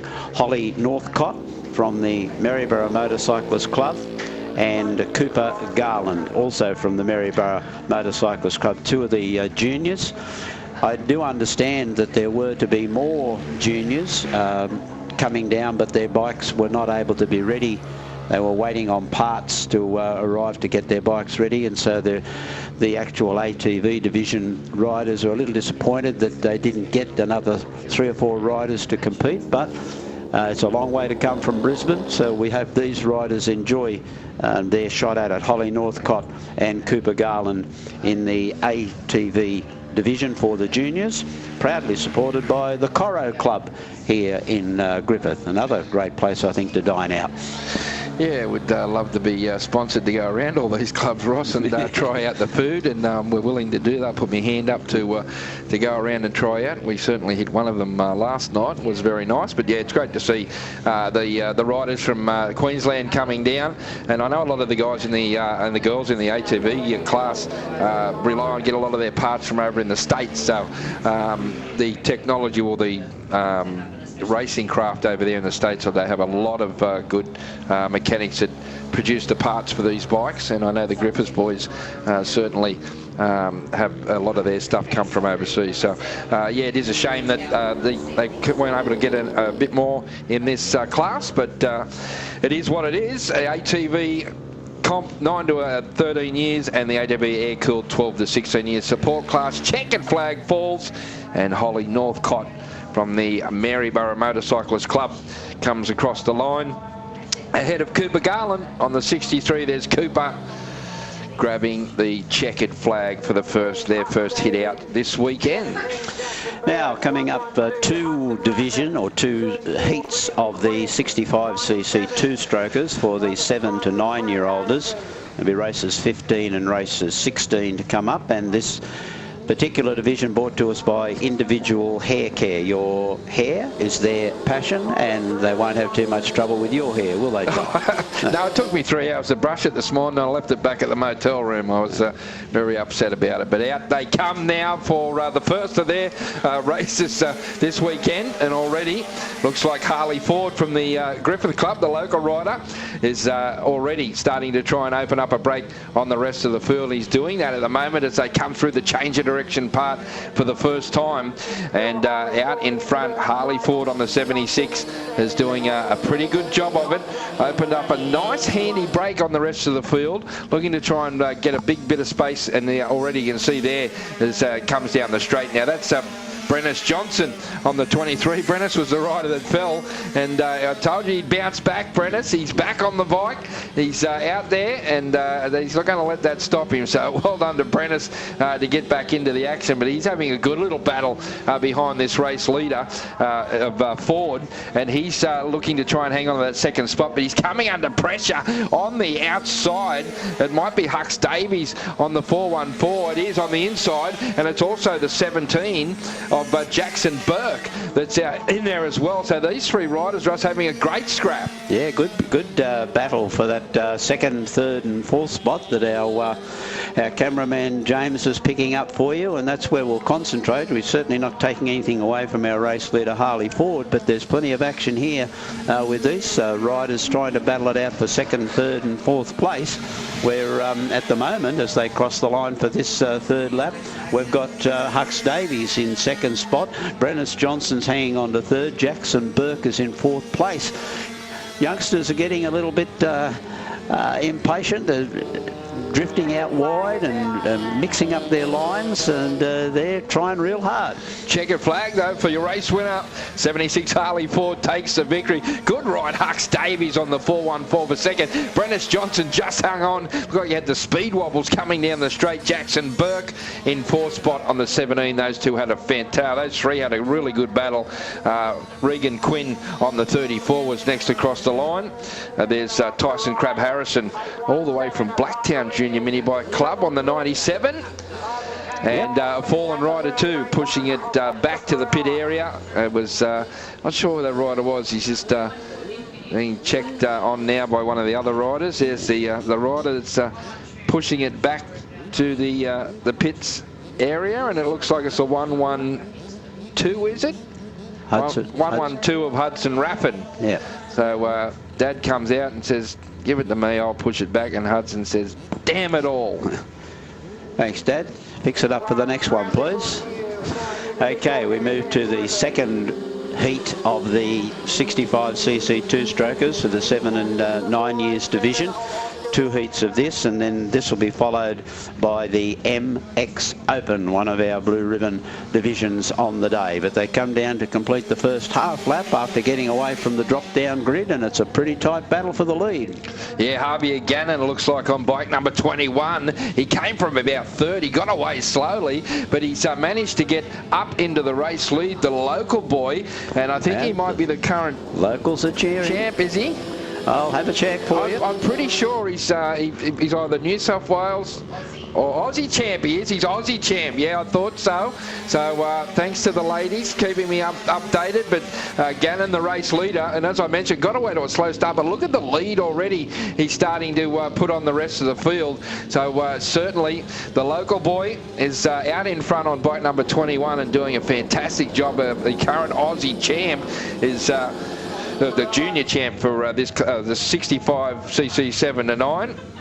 Also a New South Wales state title holder for last year. He's got a couple of South Aussie titles under the belt as well. The second in the Victorian state title. So certainly he's going to be the guy to beat here in this class this weekend, Ross. Well, kind of defending the title, 2025 champ. So he's defending the title in this division. So the locals will be really very, very happy with his performance so far in this championship. Yeah, last lap too, he sees the ball. But look at the battle for second spot. That's Cade Wildsmith has come from the clouds. He's managed to get up into second placing, and he comes through on the inside, and a nice passing move as they came out of turn. Through the change of direction part of the track they go, and it looks like Oliver Armstrong is there with Parker Richards. He's a guy that can really go too on the 817, but here's your race winner. Checkered flag comes out, and it waves for Harvey Gannon on bike number 21. Great wide Cade Wildsmith in second. Third place goes to the 817 of Parker Richards. Oscar Barella looked like he was up there as well on the 431, but a good finish. A very dominant ride, Ross, from the current champ, Harvey Gannon, on bike number 21. And that division, those 2 heats of the 65cc two-strokers for 7 and 9 years for the individual hair care. in the local business area. They're away for the first time in the MX Open for the New South Wales Championship, and there's two heats of this, and this is event 17, the first of the heats. Yeah, Jordan Dahl got away to a great start on bike number 42. He leads this pack and already starting to try and get as far away from them as he can in the opening laps. It might have been Tyler Davies was up there early on the 415, but a good scrap going on behind. But look at Jordan Dahl. Billy Ryan's out there in this one as well. Come on, Billy. On the outside he goes. Tries to get up in a second spot. The inside though. It was it kept him out. Davies. Great battle between those two, and also starting to join another rider. So three riders behind the race leader Dal. As he comes down, he's still got a couple to go, but keep your eyes on the pack there as Davies now. He's being hounded by Billy Ryan. Ryan on the inside now. Ryan comes through on the inside to grab second spot. Great passing move from Billy Ryan, but I think he's given Dal too much of a head start to try and run him down. Jordan Dal is in incredible form. He's just blasted away from this field in the Motocross Open, and he looks like he's got his race face on big time for this weekend, Jordan Dal. Yeah, certainly after missing out last year, Ross, like we said, with a broken collarbone. Ryan now is clear of that pack that's giving chase. Reese Irvin on bike number 400 has managed to get up in front of Tyler Davies to get into that podium third spot, but out of the turn they come for the very last time. Billy Ryan starting to make up a bit of ground, but it's all too late. The checkered flag's out. Dal has a look round and grabs the first race win of the day. Billy Ryan's second. Third place goes to Reese Irvin. Fourth spot across the stripe was Tyler Davies from Wyalong on the 415. And then we go right back behind him to the rider on bike number 20, Matt McDemamiel. Yeah, Matt McDemamiel. Geez, I'm good with these names, aren't I? Hey, terrific. Yeah, absolutely fantastic. You play Scrabble too, do you? I just make up my own words. Okay, so that was event 17. These two heats of the Motocross Open brought to us by Zananesco Motorcycles. Zananesco, is it? It's not Zanesco? Zanesco. Oh, you're joking. Well, the Z's worth a lot of points in Scrabble, so we'll just throw it in as many times as I can. Motocross Open, this is heat number 2, event 18 on the program, but a very, very impressive ride by Jordan Dahl, who looks like he's going to make every place look the at winner Wixie in this one weekend. On the inside, got away to an absolute flyer, Ross. It's going to be a great battle in this class when we come down a little bit later on, when a lot of these riders will be out in the same heat. But look at Daniel Wicks on bike 176. Now giving chase Jaden Roberts on the 223, but he's got a real tough task to try and keep Wixie intact up the front there, because you can see Wicks throws it left, throws it right, into the bottom turn he goes, and Daniel Wicks from Gunnedah is doing what Dahl did in the last one, Ross, and starting to stamp his authority in this one. Yeah, and as you said, the points are important here. They'll be making sure that they can bag as many possible points as they can to avoid that repecharge. You really don't want to be in the second chance shot at getting into the title. You want to be able to make your way straight through to the final. Riders also starting to get a good feel of this track. They're starting to pick their lines, starting to work out where they might be able to go if they need to be looking for passing moves, and there's certainly some passing moves coming behind the pack with those three. Oh, very close and very tight, those three riders in there. Roberts and Ryan Newell. Yeah, very, very tight. Those second, third and fourth riders going out of the S-bend. Yeah, getting into that bottom turn. Wicks has only got one lap to go from here. Wixie on the 176, but a great duel for second spot. There's Roberts, New trying to find a way through, and also Cooper Carney is the other rider that's there as well. There's Ryan New coming through on the inside. He gets up in front of Jaden Roberts. Roberts now relegated back to third spot. This has been a great ride by in second spot by Ryan New on the 267 from the Kimura Club. There's a checkered flag. Wicks takes the victory, but what a ride. Ryan New in second place, the big fella. He takes second ahead of Roberts, and then Carney back behind him. That was a great battle between those three. Then across the line, we've got the 213 of Chris Basham from the Leeton Club, and then we go back to the 104 of Eric Malloy, the local boy. grabbing the checkered flag, but what a great battle that was. Well, this racing is just going to get better and better as the day progresses. The track's going to be coming right into play. Riders are going to start to get a really good feel of the circuit, and we're going to be set for some terrific racing. Coming up next, event number 19, which is the 85cc two-stroker.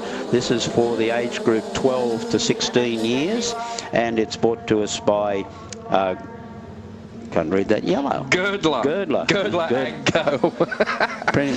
Girdler Agco. I left the glasses at home. As in Ryan Girdler.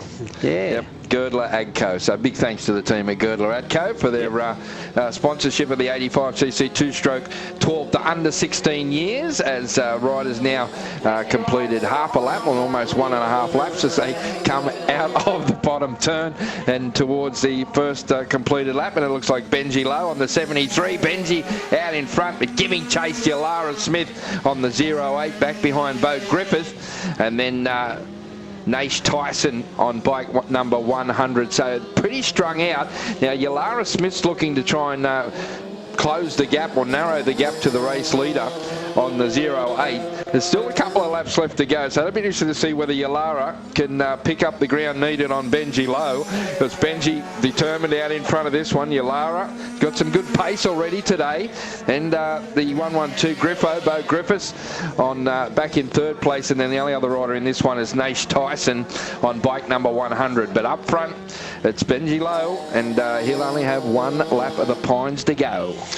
Coming up after this, we'll be back into the 50cc auto class for the 6 to 9 years, which will take us up to event 20, and a few of the junior classes coming up over the next couple of races. But we're going to be covering the whole of the racing program across the 2 days, thanks to Motorcycling New South Wales YouTube channel and to Skywalker Studios, and we'll be able to bring you all the action of those as we now complete checkered flag time for Benji Lowe in the 85cc two-stroker. Yeah, Yalara Smith second on the 08. Has a look over behind to see who's behind her. It's Bo Griffith on the 112, and then the 100 of Naish Tyson will round out the top four in our 85cc two-stroke 12 to under 16 years, brought to us by Girdler Agco. Thanks to the team. The ones of the local business area. Well, what about this next one? Who's bringing us this? A lightning strike. JG Electric will bring us the next round of the 50cc auto 6 to 9 years. This will be event number 20 on the card today, and this will be decided, the outright winners will be decided by a repechage and final. But two particular heats of this division, and this is event 20, the first of the heats. And it looks like the 112 of Hudson Raffin from the Mike Hatches Junior Club all the way up there in Queensland. He got a great start, and looks like he might be leading the pack as they come down for the first time. Jackson Burke in second, the 17. Regan Quinn got a good start as well in back in third spot. Cade Wildsmith now has jumped up ahead of Burke to grab that third placing away. So good little duel going on. These top four riders have not too much between the top four, but at the moment it's Hudson Raffin on the 112 that leads the pack, but a good scrap developing behind for second. Watch out for Wildsmith back in third place. He'll be the danger to come through. And when you consider that these kids are just between the ages of 6 to 9 years, I mean, it's a bit of a spread between a 6-year-old and a 9-year-older, but I think that they're out there and being able to show their skills, and as you can see, some of them are quite skillful youngsters on these little bikes, the 50cc's. Yeah, Kay Wildsmith coming through on the inside, a good passing move as they came out of that turn from the Tamora Club, and he's right up now to the race leader, and he's going to give Raffin a bit of a hurry up now on the inside. Nearly got the pass with 1 to go. This is going to be a close last lap. Race leader is still Raffin, but look out, here's Wildsmith. They come to one of the slower riders. They both get around A-OK into the change of direction. Watch for Wildsmith in this final corner. He's going to carry some good speed up on the outside. Does he get a good run? On the inside, it's Raffin. Raffin hanging on. Wildsmith looking to try and come through. It'll be a race to the checkered flag. Down they come. Raffin out in front. Wildsmith getting close, but good riding. Raffin grabs the race victory. Wildsmith in second in the 666. Quinn back behind them in on bike number 34 was in third spot, and Jackson Burke on bike number 17. What a fantastic finish. And Kay Wildsmith came from the clouds and almost grabbed it right at the death. Yeah, and that was the first of the heats. For the first time, those youngsters have been out to grab their points for the day, and now we'll come up to the second of the heats, which makes it event 21.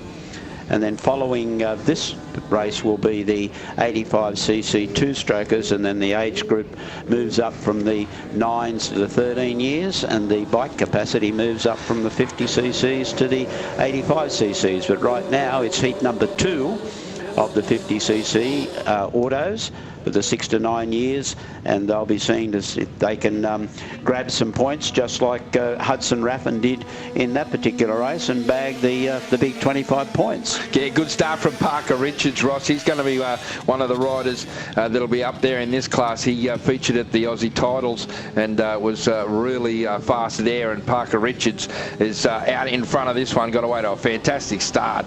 It's Riker Laurie in second spot on the 48. Tyson Crab Harrison was up there as well on bike number 97 in third spot. But they don't think they're going to catch Richards. The main battle's going to be for second spot, because the 97 of Tyson Crab Harrison now has got up ahead of Riker Laurie on the 48, and it looks like he's gone into a clear second placing. But look at this race leader, starting to stretch the legs now out of the bottom turn. Good. And Parker Richards very quick. Good 3-second lead, and that's a big lead on a dirt track over just a short number of laps. So real dominant performance by the youngster to be able to charge out in front from the Albury-Wodonga Motorcycle Club. Parker Richards enjoying a comfortable ride to victory. Yeah, he's opened up a big lead on the rest of the pack. Tyson Crab Harrison on bike number 97 in second spot hasn't been able to close that gap whatsoever. As they come down, they'll only have one more lap to go of the Pines. The last lap board goes out for race leader Parker Richards, who's doing it quite comfortably out in front. Yeah, stretch that lead out to close to 5 seconds now, so he just keeps increasing the lead, zooming past the lapped riders now. They become lapped riders, and at the end of that last lap had almost a 6-second lead on the rest of the field, so just keeps charging away from them. Very convincing win here to Parker Richards. Yeah, checkered flag for Parker. He grabs the win on the 817 machine, and a great ride from him to pick up that first spot. A couple of the back markers coming across the line. Then we go right back to second spot of Riker Laurie. Riker's managed to grab the second spot, so something happened there to Tyson Crab Harrison, who drops back to fourth spot because Kobe Gannon managed to get up into third place on bike number 11. But a massive 12.5 second win to Parker Richards. Very dominant. Very impressive as we move now to event 22, which is the 85cc two-strokers for the 9s to 13 years. They're away very quickly, and this class is sponsored by the Joinery Company of Australia. We thank them for their support. Yeah, thanks to the team at Joinery as they come past us for the first time. It's Brodie Ford on the 107 that's got away to the best start. Jai French also was quick away on bike number 26. The 24 of Jack Murderer is in third spot. Jack as they come out of the bottom turn once again. And race leader, a good start too from Brodie Ford. He got away smartly. The local Griffith rider, it's his home track. He's being chased by Jai French, who's also another Griffith rider in second placing, and those two have burned away from the rest of the field. But a bit of a gap between first and second at the moment. It's almost close to a second gap, so at the moment that's not coming down. With still 2 laps to go, it's Brodie Ford, the 2 local boys, battling it out ahead of Jai French on bike number 26. This is the first of the heats of this division. This division split into 2 heats. This is event 22, followed by the second heat, event 23. Down! rider down. Yeah. It's the race leader. Heavy fall too, because he was going so quickly. Oh, Brodie Ford. Yellow flag. He's bounced back up though, and he's back to the bike. But that's changed the complex, and French now has got the race lead on bike number 26. And we talk about dropping points. And there's the example, as I said, no assistance, so he can pick the bike up and get going again. But if he was assisted, he would be excluded. Yes, yeah, no, good work to bounce back up there and get back into the action, albeit right towards the back of the field. It's checkered flag time though, and the race win's going to go to Jai French on bike number 26. Now second place goes to Jack N on the 24. Chad Armstrong comes across the line in third spot ahead of Tommy Dwyer on the 223. And then we go right back, and it's the fallen rider. Bugger it, he says, and smashes the handlebars as he comes across the line. Brodie Ford, he's not happy with that, but we all make mistakes. Just a tiny mistake coming out of that part of the change of direction, and when he changed that direction, he high-sided and came off the bike and came down. Lucky too, as you described there, Joel, with a high side fall. A high side fall can oftentimes be the worst way to go, because you can come down very heavily either on a leg or on a collarbone or a shoulder or something, as we pointed out Jordan Dowell did at the titles last year at Gunnedah. So the high siders are not what riders are looking for, and it was all, I think, brought about by the fact that you said he was really gathering speed as he came through the change of direction section of the course. So we'll move now to the second heat, event 23 of this division of the 85cc two-strokers for the age group 9 to 13. And we'll see if who can bag the big points here to make sure that they stay alive and avoid that repechage and go straight through to the final if they possibly can. Riders underway and coming past us for the very first time. Yeah, good start from Isaac Cross on the 774. Looks like Cooper Quinn was up there as well in the yellow leathers in second placing. But it was a super start from Cross. Got away very nicely. Oh, gee, he got a little bit untidy there too in that same part of the track.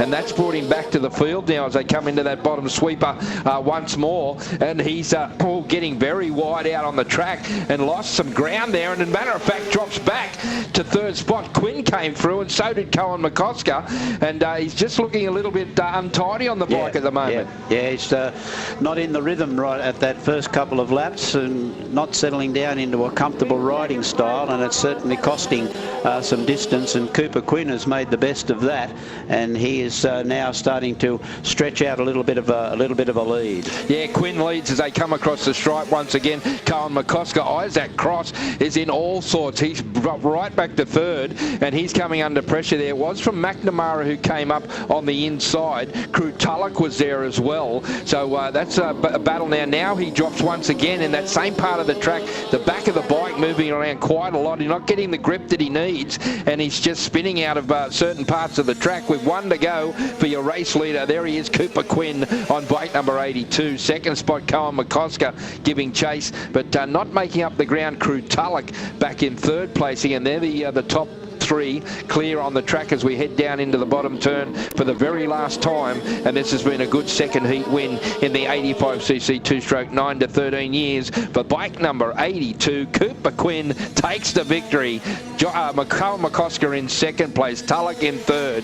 Now fourth spot goes to Pacini, I think it was, on the 131. And it was Cross that ended up dropping right back from the field, back towards the tail of the field. So, gee, a real strange race for Cross, who got out really well, but dropped straight back through the field.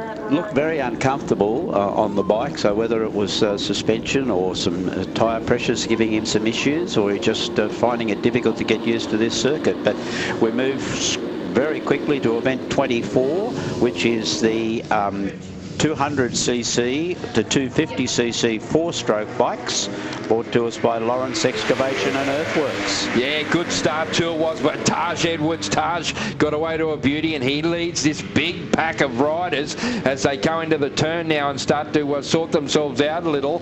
Nate Jager got away well too. Hugo Holmes as well in bike number 5. He was quick away behind Maverick Flewell Smith was another rider, but out of the bottom turn they come for the very first time, and race leader Taj Edwards getting chased by Nate Jager in second spot from the Gunnedah Club, and Jager got a little closer to him there out of that turn, picked up some ground. Now through the change of direction they go. This could bring a few of them undone today. That's going to be a real crucial part of the track as they head down into the big sweeper, but Edwards looks like he might be in control of this one, but Jager not too far behind. Yes, it's a good battle. I think now strategy's starting to play. When riders get this bit of a gap between them, some strategy then comes into play. How can I now start to check out some other parts of the track? As you've already pointed out, maybe starting to sort out things, how they can go a little quicker through the change of direction section of the dirt track. But they're down to their last lap, and Taj Edwards certainly has a fairly comfortable break at the moment over second place Nate Jager, and then Hugo Holmes still hanging on to that third spot, and those 3 riders pretty well clear of the rest of the pack. Yeah, clear top 3 riders, Ross, but it's Taj Edwards that will go into this bottom turn for the very last time, and he'll see the checkered flag wave, and Taj Edwards takes a win, the 200 and 250 4-stroke class. Good battle for second. Jager almost got pipped on the line by Hugo Holmes. Holmes just managed to hang on. Oh, geez, that was a very tight finish in the end. Looked like Benji Lowe was up there as well on bike number 73. But a good win to Taj Edwards in race number 1 of the 200cc to 250cc 4-stroke class, brought to us by Lawrence Excavations and Earthworks. And our timer shows that Nate Jager got the second spot, and Hugo Holmes was through in third place. And Benji Lowe coming through in 4th spot. So now we move to event 25, which is the Pro 450, and that will bring us to the end of round 1 of our competition today. And this is the blue ribbon class, and this will also be split into 2 heats. Event 25 will be heat 1, event 26 will be heat 2, and with this being the 2026 New South Wales Dirt Track Championships brought to us by Davies Motorcycles, this blue ribbon division is in fact brought to us by Davies Motorcycles. Yeah, here we go, Ross, in the starter's hands, almost waiting for the board to go up. Riders on the line, heat number 1, starter points all ready to go. Gates go down, away they go. One rider though left hanging at the gates as they go into the first turn for the first time. Couple of riders side by side hanging off the bike as they came out of the turn. It's Billy Ryan out in front and Jordan Dell in second spot. Ryan got the start though. Dell trying to get onto the back. He's right at the back tyre as they come through the change of direction. Has a bit of a look too. Tries to get through, but Billy Ryan, the local boy, can he hang on to this first heat of the 450s to take a win here? This is going to be a great battle between these two with still a few laps left to go. Ryan on bike 52, Dal in second spot on bike number 42, right behind. He's not too far out of the picture, so he's keeping Ryan in touch. He wants to try and keep right with him to try and get a pass on him, but at the moment Billy Ryan doing a great job of it, Ross, holding out Dal, who's looking to try and find a way through. And Tyler Davies in third spot, Josh McCosker sitting in fourth place. But these two riders, Billy Ryan and Jordan Dowell, have certainly cleared right away from the rest of the pack as they go through the change of direction. Ryan looking quite comfortable now, and Dowell, after some pretty impressive starts early on and looking the goods, is now finding that he's got some real challenge on his hands. Yeah, Ryan now on the 450. He's got the one lap board out in front of him, slides into the left-hander for the last time. Down he goes into right, then switches back to left into that big sweeper. He'll come onto the straight, and this will be a first up win for the local boy. Bike number 52, Billy Ryan, comes out, has a look over the shoulder and takes the win ahead of Jordan Dall on the 42 in second spot. Then we go right back to third placing, and it's Tyler Davies on the 415. Josh McCosker got up for fourth spot ahead of Jaden Roberts on the 223. Neil Girdle was next, followed by Ryan New, Brock Gow and David Armstrong. Great first up heat, Ross, for the 450s. Yeah, particularly for the local fans who are cheering loud and strong for Billy Ryan. Got that, certainly got some credentials under his seat, and he's got to start showing that he's worthwhile. He's certainly worthy of those accolades that he's received and the championship titles that he's been able to grab so far. So that was the first heat down. We're now up to event 26, which is the second heat of the Pro 450s, underway and passing us for the first time. Yeah, Wixie was a little slow away, and he finds himself in second spot. It was Reese Irvin on bike number 400 that got out of the start very quickly, and already is starting to try and put a bit of space between himself and Wix back in second spot. Now Wix is looking to try and make up that ground to get up to Reese Irvin, but Reese Irvin is in a nice groove at the moment on the 400, and he's doing a good job of it. The local boy, the Griffith Motorcycle Sports Club rider, out in front of Daniel Wicks, one of the favoured riders to take out the class, but you don't have to win every race. It'll come down to the final, but Reese Irvin is looking at goods at the moment as they come out of that bottom turn with still a couple left to go. Yeah, the Pro 450 division is what you're seeing on your screen right now, and you are seeing a clear lead for Reese Irvin. Daniel Wicks in second spot, and once again we're seeing a bit of a change of the guard in this race, where both Daniel Wicks and Jordan Dall were impressive, and now they're having to chase strong leads, and the strong lead in this race being held by Reese Irvin and starting to actually dominate quite a bit here, opening up a big break on Daniel Wicks. And sitting in third place is Cooper Carney. Things starting to settle in the groove for some of these riders. Yeah, I think at this stage when you're in that position, you don't want to push too hard. You know that Wixie's back in second spot. He's going to pick up a second spot, and there's the checkered flag. The race win, great ride for Reese Irvin on bike 400. Daniel Wicks second. Third place has gone to Cooper Carney on the 91. Riley Biddle will come across the line in fourth spot, followed by Jaden Roberts. No, it was Jaden Roberts in the 223. Yep. But a good win, a first up win for Reese Irvin. That'll give him a good bit of confidence, the local boy, that local track knowledge. And he grabs the victory in the second heat, the last round of racing. So this will be a good time for us to take a break. So we'll have a break here from the Pines, and we'll be back shortly with all the action of round number 2. New South Wales Senior and Junior Dirt Track Championships, presented by Davies Motorcycles and Power Equipment, Griffith City Council, Griffith Exes Club, National Motorcycle Alliance, Whole Shot Graphics, Kennard's Hire.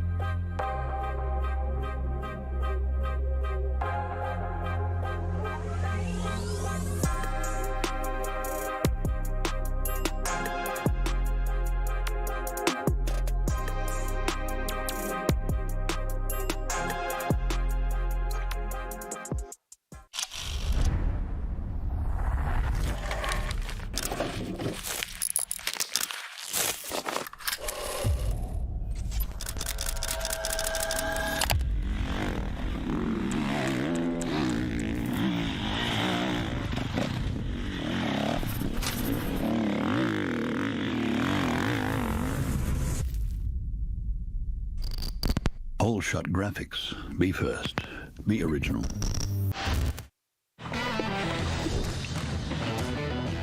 Looking good, eh? Cano. What do you think, Donna? Giordamento de cane. Hey, boss. Kenneth sorted it. All good? Kenneth. From big jobs to even bigger jobs, get the Kenneth feeling. Kenneth. Kenneth's make your job easy.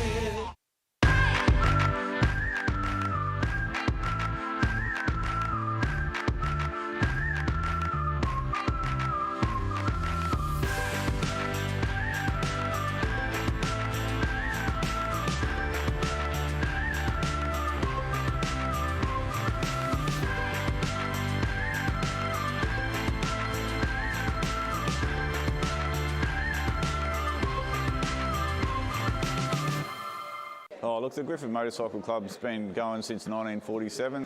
Many good riders have come out of the Griffith Club, such as Peter Goddard, Toby Price used to spend a lot of time here. Obviously, Tom Armstrong and Dave Armstrong in their younger days.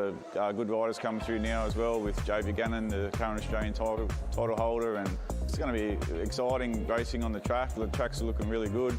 I think the surface is quite different to a lot of other tracks. Like, you have a hard oil track and then a loose dirt track, whereas this is a mixture of a loose oil track. Creates for quite a lot of passing opportunities. It's a little bit different. A lot of people haven't ridden on oil before. Yeah, it'll take some of the out-of-town riders a little bit to get used to it, but I think once they start finding some form, there's going to be lots of close racing. The Griffith track's very fun. It's very high-speed track. Probably one of the faster tracks that we have here in Australia. It's very different as well because it's a loose oil surface. We're definitely welcoming some of Australia's best competitors to the track this weekend. Yeah, it'll be wonderful to welcome all of the travelling competitors, the spectators, and all the volunteers that will be coming to Griffith. The economic boost will be wonderful, but it's also great access for our junior and senior sport people to have the calibre of contestant that'll be here. So we wish all of the competitors good luck, but especially the Griffith ones. So it's great to have such a high calibre event in our city, bringing all those spectators, all that economic benefit that it'll bring. But also just getting us on the map. So we are trying to hold more events. We are trying to get that weekend tourism up. Sports tourism is obviously a wonderful way to do it, and this is a great event to bring to our city. The committee that put in so much time and effort throughout the year, this is a great reward. I was just speaking to one of the organisers, said they've been trying to organise this since October last year, it's a huge amount of commitment. So it's great to have it in our city. And I really look forward to the competitors having a safe and eventful weekend for them.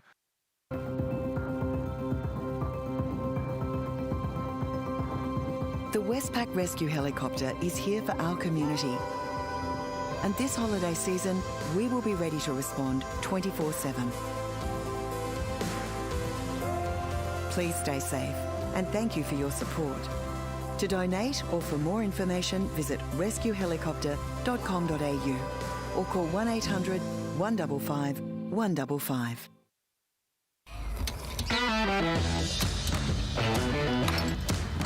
Looks good, eh? Ken O. What was that, love? I said Ken O.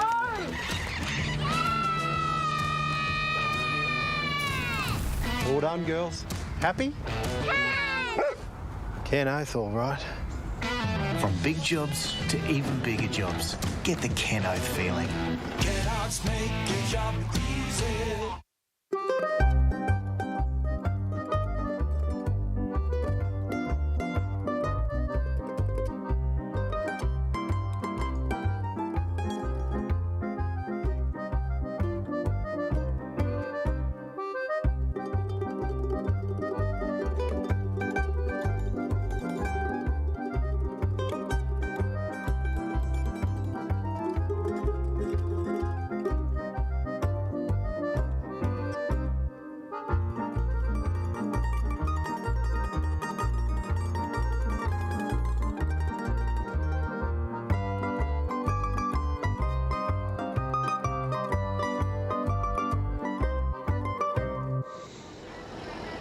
Welcome back to the Pines here at Griffith for day number 1 of the New South Wales Dirt Track Championships for 2026, brought to us by Davies Motorcycles. A big shout out to everyone tuning in, and look at that shot of the track. Super stuff from Skywalker. They're fantastic. They bring us the pictures here from Griffiths this weekend, Ross. James does a fantastic job. Look at that track there. You can see how big and fast it looks on that drone shot. You can see the little cutout section there. That's for the TT events here, but a big fast track, and full credit must go to the track staff, the club itself, that have prepared this track, because it's been an absolutely fantastic first round of racing already, and we're really looking forward to the rest of the rounds here this weekend. And the club, the Griffith Motorcycle Sports Club, Ross, must be fully commended for their preparation and the presentation of everything this weekend so far. Just doing a little bit of track prep right now to end off round 1 prior to the start of round 2. So a little bit of track prep coming up there. And as we pointed out, towards the end of that first round of racing, there were some lines starting to show out. So the track prep right now will be nothing much more than I would imagine. It'd be just kind of fluff up the surface a little bit rather than sort of pack anything down, because there are a couple of clear lines starting to show out in the corners, and I think that's the type of track prep that's going on right now, as you can see on our cameras. A big welcome to those people joining us from other parts of Australia. One of those is to Dave in Cairns. Thanks for sending us a message, Dave, and watching in from Cairns. That's one heck of a long way away. Joel's got a brother and I've got a son who is in Cairns at the moment doing some nursing, so maybe he might even be watching too. But thanks, Dave, for joining us on the coverage, and also to a viewer who's identified themselves as Two Wheels. I guess that might have something to do with motorbikes, does it? Yeah, I think so. Two Wheels. Two Wheels. In Bathurst. In Bathurst. So, and done a lot of racing there, have you, Two Wheels? So thanks for joining us, Two Wheels, on the coverage. And don't hesitate to let any of your family and friends know how you're watching, and tell them to join in and watch. And if you've got something to say in the chat and you'd like us to give a shout out to someone, or if you think one of the riders, Joel and I are having a bit of a tussle over whether Billy Ryan or Daniel Wicks can take out the big Pro 450. Well, of course it's Ryan. Give us your Billy thoughts Ryan. on who you might want to have a shout out. You might have a shout out for one of the youngsters, maybe a granddad or a grandma's out there watching and wants to give us a shout out to one of the young. Yeah, okay. T-A-L over in the pits. Tal. Okay. Big Tal.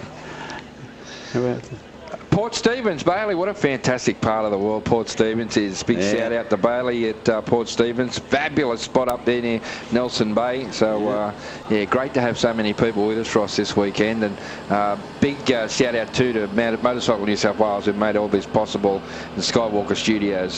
Fantastic coverage, and really looking forward to these 2 days. We will mention those companies because they are terrific supporters. Whole Shot is another one. The National Motorcycle Alliance, the NMA, have also been wonderful supporters for Motorcycle New South Wales, particularly to bring the coverage. You know, to bring the coverage of a live stream sounds all very nice. You're watching a little monitor at home and there's some lovely pictures, but a lot of work goes into preparing a live stream coverage of an event like this, and without the support of some of those people like Whole Shot and the National Motorcycle Alliance, the Griffith Council itself, particularly the City Council, and you've already mentioned how wonderful it is to see a local council getting behind the motorsport in the area, because councils know the types of events that can bring tourists to the area. Yes. And who knows, some of these families that have travelled down from Brisbane might even have decided, okay, we've got the motorcycle championship on in Griffith on the weekend. Let's make a week of it. You know, we'll go down and have a week, particularly with school holidays. Yeah, don't worry about work. Just take the time off school work. Holidays are on at the moment. And so the councils realise the importance that events like this bring to the business community.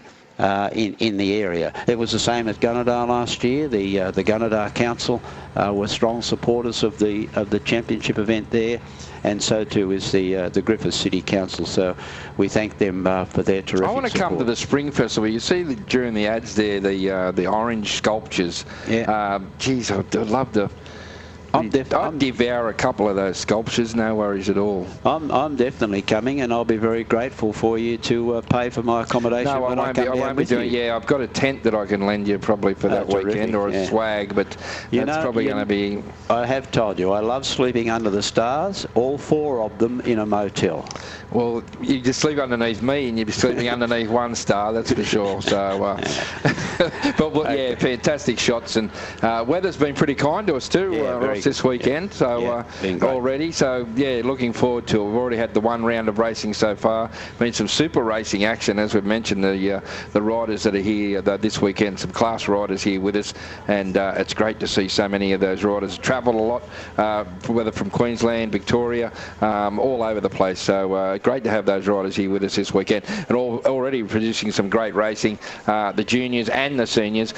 So this is going to be one hell of a meeting. Really looking forward to the rest of today, and also tomorrow, a matter of fact, with all the repecharges, the finals as well. That's when we'll decide who'll be the New South Wales champion for 2026. And gee, it's hard to pick. I know I picked Billy Ryan. Ross has picked Daniel Wicks, who was originally my first pick that he stole off me. So then I've had to pick someone else. So Billy Ryan is the man this weekend. So come on, Billy, don't let me down, please. I think he's paying $2.30 on Sportsbet.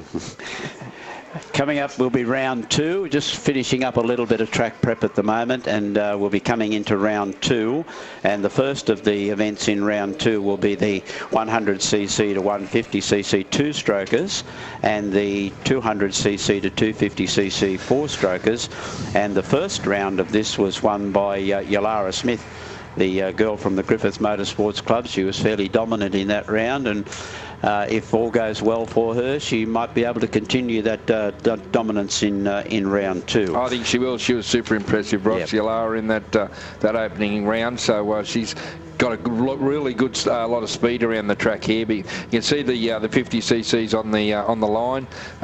Big shout out to the mum and dads and aunties, uncles, grandparents that get them here. They really do put in the hard work behind the scenes, and it's great to have so many of them here. There's non-competitive class this weekend, so they won't be competing in a race format. They just come out, have a ride around. This is the entry-level class to dirt track racing, so this is where kids start off and they move up into the other ranks, and it's great to have so many of them here with us this weekend, all from all over the place, right from Victoria as well, so great to see. Okay, hello Amanda, who is watching us from Melbourne. I hope it's not too cool in Melbourne. Mark's Beautiful, also watching us. Yeah. Braith. Yeah, Braith had a big off, Ross, in the ACT. Broke his wrist, had some pins in. So big shout out to Braith. Hope he's recovering. I know he wants to get back on the bike as quick as he can. He wants to be at Kempsey for the Akubra Classic, but I don't think Mum and Dad are too keen for that, Braith. So, mate, just rest up, get right, get back on the bike. But, mate, great to have you with us this weekend. And speaking of tomorrow, which is the big finals day, if you're wanting to be able to view us tomorrow, and I'm sure you will be, don't miss out on one of the traditions of the championship in dirt track motorcycling, and that's the big parade where everybody in the pit area comes out. All the kids, all the ATVs, all the sidecars, they all come out in the parade lap. And that'll be one of the features of our coverage tomorrow at the start of the coverage, that is, for the parade lap. And once the parade lap is over and done and we're all back in the pit area, the racing will get underway to probably run round 4 of the championship and then finish it up with the repecharges and finals to decide the champions. So we're back to track action. This is a non-competitive event, and the riders out there are the youngsters on little 50cc demos, and they are getting out for their second run around today. Now, fortunately, Joel, we've just been handed some volunteer vouchers because it's totally unfair in the fact that we're sitting in this tower right now, enclosed, and all of the other ladies are eating like mad. They're smelling chicken burgers, and I'm smelling chips, and I'm smelling all the food, and we're just sitting here with a bottle of water, but we will be able to go over and get ourselves one of the super duper hamburgers in the canteen. Yeah, well, we sampled the bacon and egg rolls this morning. Big shout out to all the people in the canteen that do a fabulous job. And we had one of the bacon and egg rolls this morning. Absolutely top-notch stuff. So another special shout out to Brett Ryan, who's watching in. Good on you, mate. I hope you're recovering well. Had a bit of an off, and Fiona tells me it's either the bike or divorce. So no, you had a good run anyway in your marriage. So mate, all the best with that. So here's a good one, Joel. Angie's the race secretary here at the Griffith Club, and she's just handed me, let us know that we're watching from Dunquin in Illinois. Illinois? Hey? Damn. Oh. What is it, like about 2 o'clock in the morning there or something? 17 cups of coffee. So, yeah, okay. We actually got quite a few Aussies over there at the moment, the flat track. Indy Wildsmith is over there. I know Ruby James is over there as well. Yeah. Who else was over there? There was someone else over there as well. Nico Donovan, I think, is a guy that's over as well. And of course, Tommy Drain has just become the most winningest rider in history in the flat track. So big shout out to Tommy, he's had I think 24 event wins. So that's been a super effort to so many Aussies over there. And also Taylor Street and Ruby James, who are both competing in the Women's Speedway World Championship too. So all the best to all those riders abroad. And it's great to see they're doing the country so proud. So well done. And isn't it a wonder of modern communication and modern technology today that we can have people sitting in Illinois happily enjoying our coverage thanks to Motorcycling New South Wales and the live stream. So for those people watching in the USA, big shout out to you. Thanks for joining us, and hope that you enjoy our coverage. Also, big Griffo, I forgot too. Griffo's over there as well, having a ride. So great to see so many Aussies out overseas in America, where the flat track is very big. And unfortunately, on some really sad news, we had the passing of a rider, Dan Bromley, in one of the races just recently. So our thoughts and best wishes go out to his family and friends. It's always sad that to lose a rider and the tragic circumstances. So condolences to all those family and friends. Excellent. That's the first heat of the 50cc demo non-competitive division done. That was event 27, and we'll have a second round of the 50cc demos coming out right now, and the 50cc demo non-competitive divisions proudly supported by Camden Lane here, one of the local businesses in the Griffith community.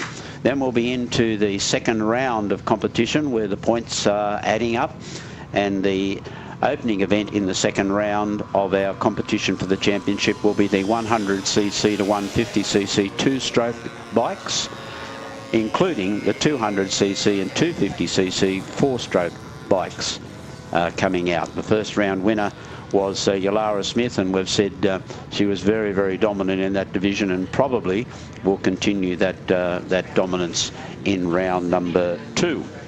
Yeah, she's the local rider, a local Griffith Motorcycle Sports Club rider, Yalara. So she has certainly shown some really good pace in that opening round, and the other girls are going to have to really get going if they're going to try and catch Yalara, because she's certainly looking really good on the bike too, looking very comfortable, as we see some of our 50cc. That's Jax Graber on the 519. The 42 there is Caden Dow. The 7 is Cove McNamara, so another one of the McNamaras out there as well, running around. So great to have so many of the youngsters here, all the way from the Harley Victoria Club of Victoria as well. They've come from Wyalong, Albury, Gunnedah, Temora, so all over the place. Great to see the kids here with us this weekend. Yeah, terrific. And who knows, dirt tracking is something that a lot of riders just love riding, but quite a few of them then move into the road racing, because the the style of dirt track racing is not exactly the same, but a lot of the skills and techniques that you need or that you've learned in dirt track racing then help you develop into the senior racing, into the road racing. One of those that comes immediately to my mind is Cameron Dunker right at the moment. Cameron, a lot of riding in the Curry area on the junior dirt track there, even on the speedway there at Curry, and now Cameron's moved into the road racing arena and doing quite well for himself. So there's a lot of transition from dirt track racing into road racing. Yeah, I think Dunk still competes at the Aussie Flat Track Nationals as well. So yeah, Cameron, I was fortunate enough to see Casey Stoner ride as a junior too out at West Maitland Motorcycle Club all those years ago, and he's another guy that I think he might have went on to road racing and something. I'm not sure. I think he did okay for a while in the MotoGPs. Yeah. So it's certainly a great training, not so much a training ground, but an introduction into racing and the style of racing. That's quite a deal of handy transitions going through to that. So we're just about to wrap up the 50cc non-competitive demo division and then move into the continuation of our point scoring rounds, round number 2, which will be the 29th event overall so far today. And then following that, we'll be into the Pro 250s, where we saw a terrific start by Jaden Roberts to take out that round of the first round of the Pro 250. So plenty of racing to come up, and we hope that you are enjoying our coverage of the 2026 New South Wales Dirt Track Championships for Davies Motorcycles here in Griffith. Yeah, great to have you with us, and fantastic conditions. But before we get underway, we'll take a quick break, and we'll be back with all the action right here at the Pines very shortly. And Junior Dirt Track Championships, presented by Davies Motorcycles and Power Equipment, Griffith City Council, Griffith Exes Club, National Motorcycle Alliance, Whole Shot Graphics, Kennard's Hire.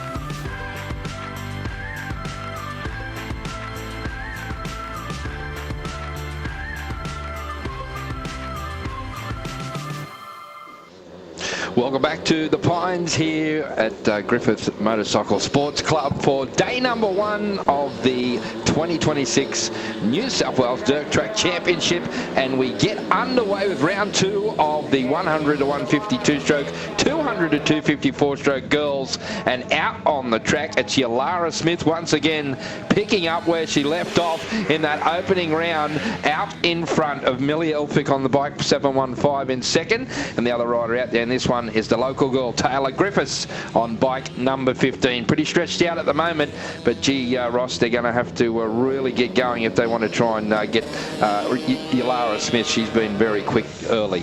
Yeah, she's dominant here in this particular division for the girls, and it's one of the divisions that motorcycling across all of the divisions, road racing, speedway, dirt track, it's one of the sports where women compete against men, but there has been a real push in the last couple of years to encourage more women to participate, and not only to participate on the race track, but also to participate like these ladies are in the tower here, as timekeepers, as stewards, as judges, as lap scorers, and get women involved. They always have been, but making sure that women get the same opportunities and the same encouragement to participate.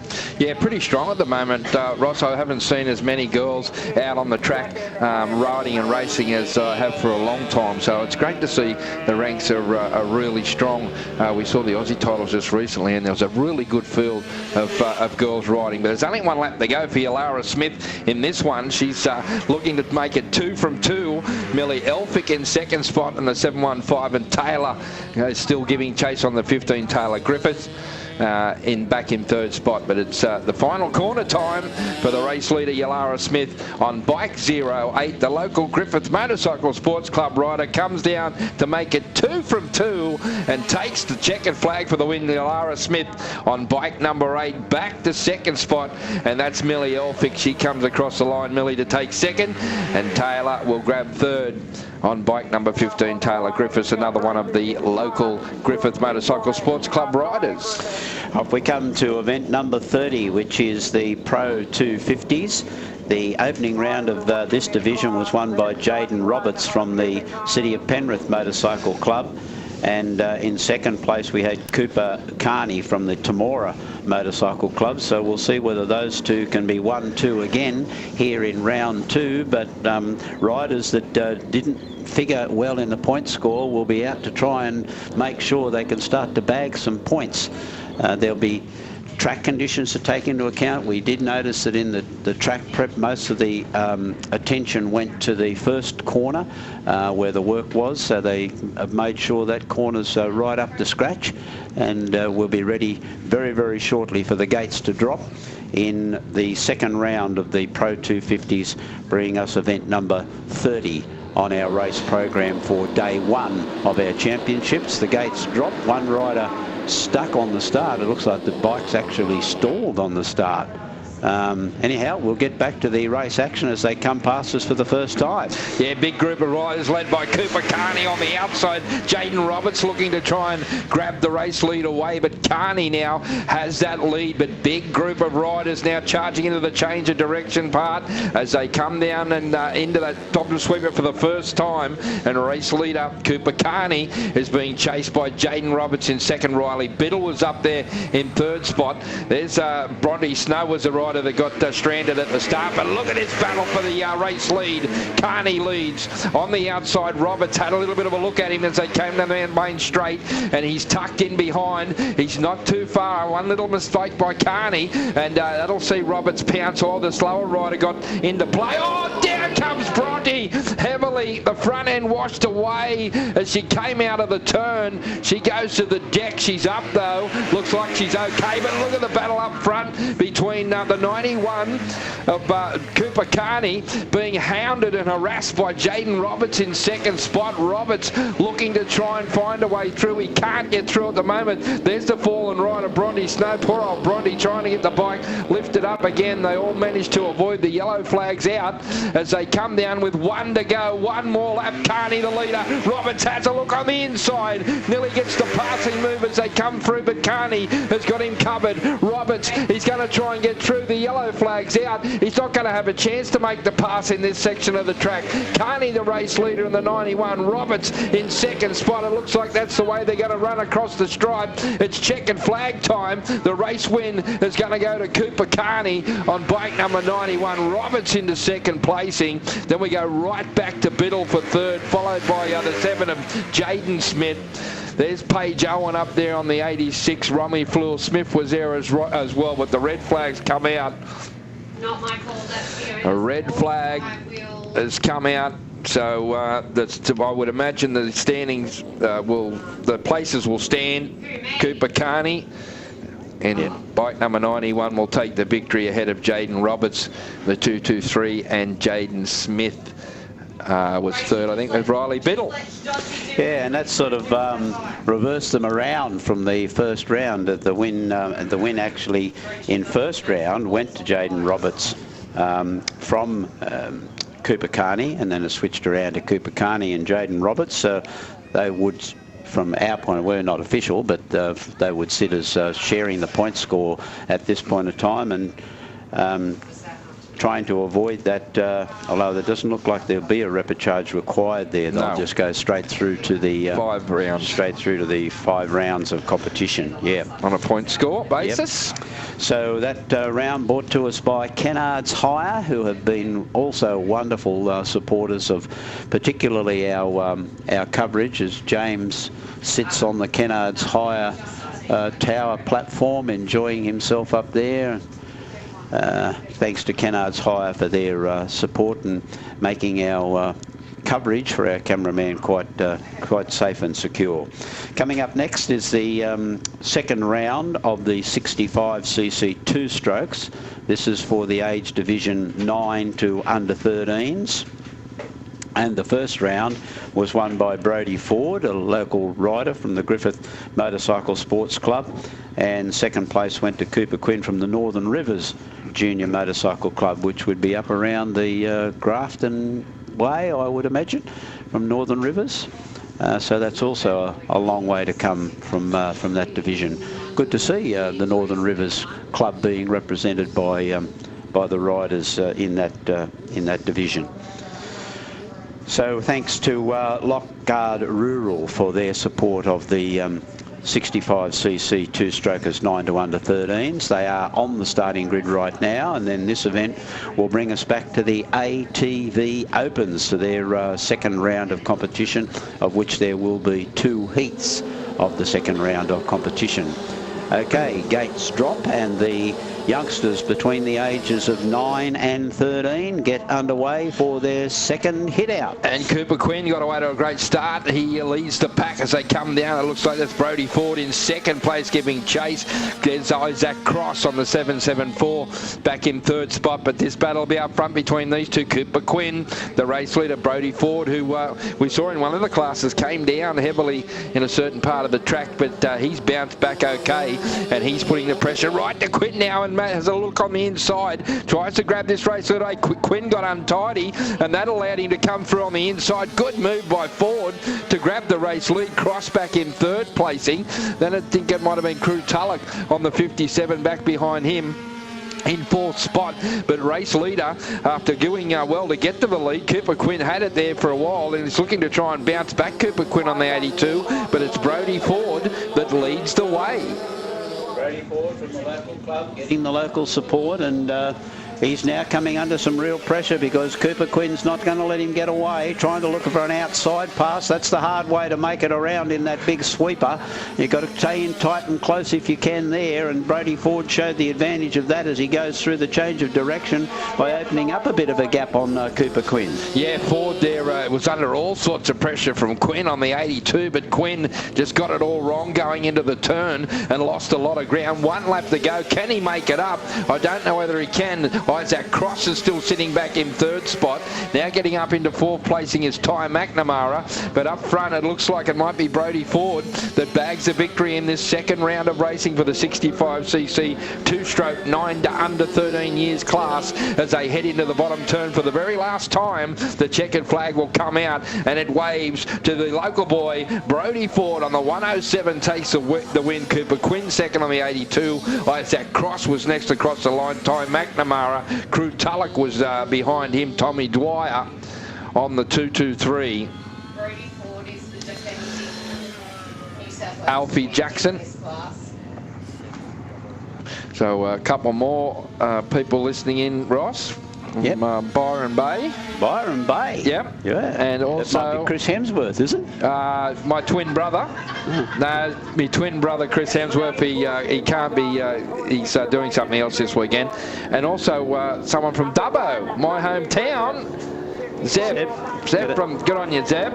Thank you, mate. As they get underway for our next round of racing in the ATV Open class. Let's have a look. This time it looked like it might have been Chevy Green, was it, on the 93? Yes, it was. And he got away to a flyer. Now, Matty Griffith finds himself back in second spot. This will be interesting to see whether Matty can make his way through, because Green was very quick in that opening round, the Chevy Green. But now Matty Griffith looking to get right onto the back end. He'll be looking to try and see which part of the track he can make a dive at this race lead. Green, the race leader.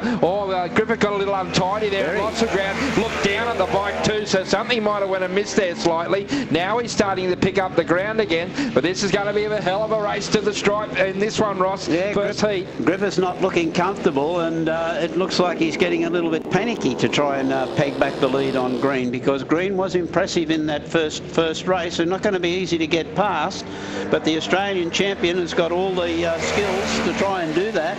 And will he try and make the dive on the inside here? here. I don't think it's enough room to squeeze through there. Green's keeping Griffith covered at the moment, and this is a good tussle between these two.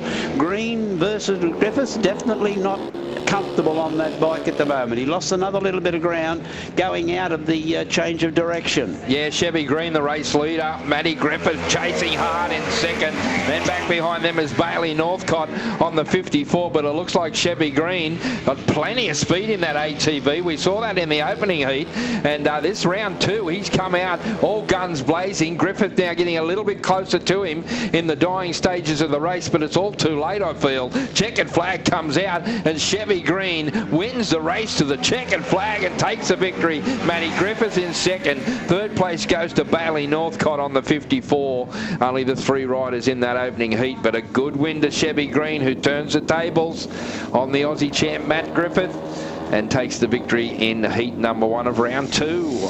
It's probably maybe a second way to look at that without being too detrimental to the win. I mean, Chevy Green was impressive, but perhaps Matty Griffith might have thought, okay, let me have a sit behind one of these riders and see how I might, if I get into a situation in a race where I need to bag big points, whether I can, get past these riders. But take nothing away from Green. It was an impressive win.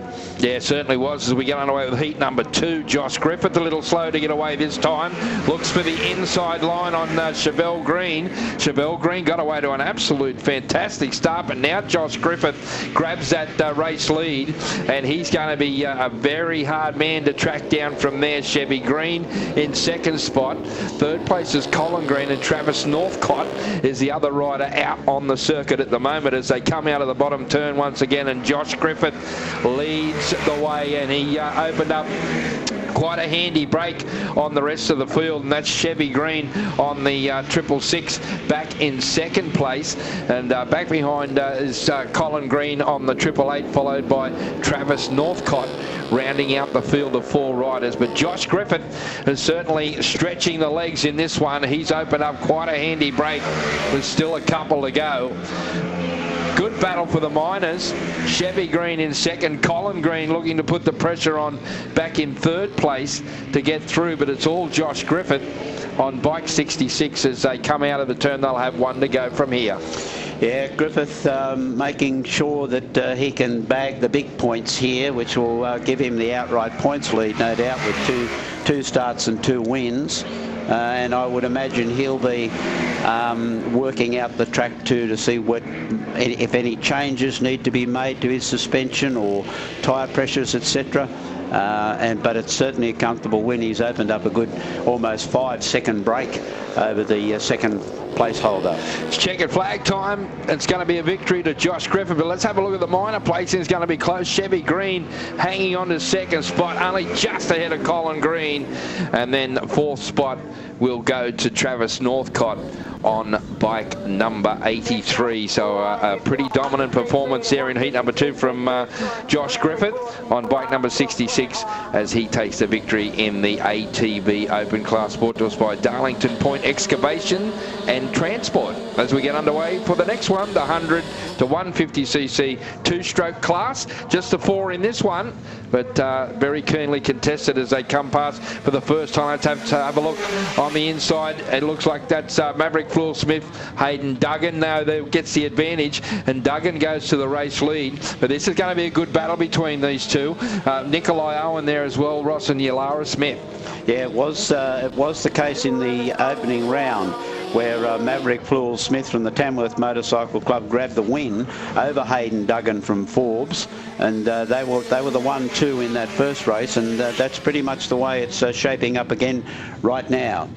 Yeah, Duggan on the 143 leads, but look at Floor Smith right behind. He's not letting him get too far ahead. He knows he's got to try and keep in touch with him and try and pick the right part of the track to make a dive at the race lead to try and grab it off him. But at the moment, Hayden Duggan leads. This is a part of the track where he's pretty quick, Floor Smith, and you can see there he comes through on the inside, has a little bit of a look, just lets Duggan know that he's there, but I think that's where he's going to make his move in that bottom turn and try and get that inside run on the race leader.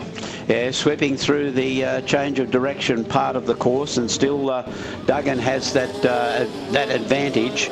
But well, can can the challenge come? I'm not quite sure that he's getting close enough to put the real pressure on. He'd like to get a little bit closer, but just can't quite seem to let that leader know, I'm right on your hammer. Yeah, he's right behind though. He's not far off. I tell you what, any closer he might be in his back pocket as they come out of that bottom turn now and charge towards the stripe. Once again, the checkered flag will come out. Can he make one last desperate lunge on the inside? Duggan on the outside. Paul Smith on the inside. No, just couldn't quite get him. Oh, what a super finish. Nothing in that one. Only 0.159 of a second separated those two. But a good win for Hayden Duggan, who held on under a hell of a lot of pressure from Maverick Flool Smith in second placing. But a great finish once again, Ross. Fought it out the opposite way around in the first round, and so those two riders will now be, according to us, level on points as we shoot away from event 34 into event 35, which is for the over 35s in the unlimited support class. All down goes the rider who came across the stripe in third place. Josh McCosker. It was Josh McCosker. He came down heavily. Fortunately, it was an underside in sliding with the bike. He didn't go over the high side, so he's escaped any sort of injury. He's got up and got going again too, so McCosker is okay as we get back to the race action. Yeah, meanwhile, Daniel Wicks leads the race now, giving chase as Neil Girdler, the local rider, in second placing. But Josh had a heavy tumble there going into that turn, and he's up and okay. He's just pushing the bike off, but he'll take no further part in this one as we go back to the race lead. And there he is, Daniel Wicks on the 176, steps up into the over 35s class. He's still got two to go, but he's comfortably in front of Neil Girdler at the moment on bike number 28 in second. Good battle for third place between the 8 of Matthew Heron, who's dueling it out with Jeff Parker, and those two having a good scrap for third placing. But back up front of the race we go. We'll only have one lap left to go here for Daniel Wicks, your race leader. He leads the way on the final lap, second spot.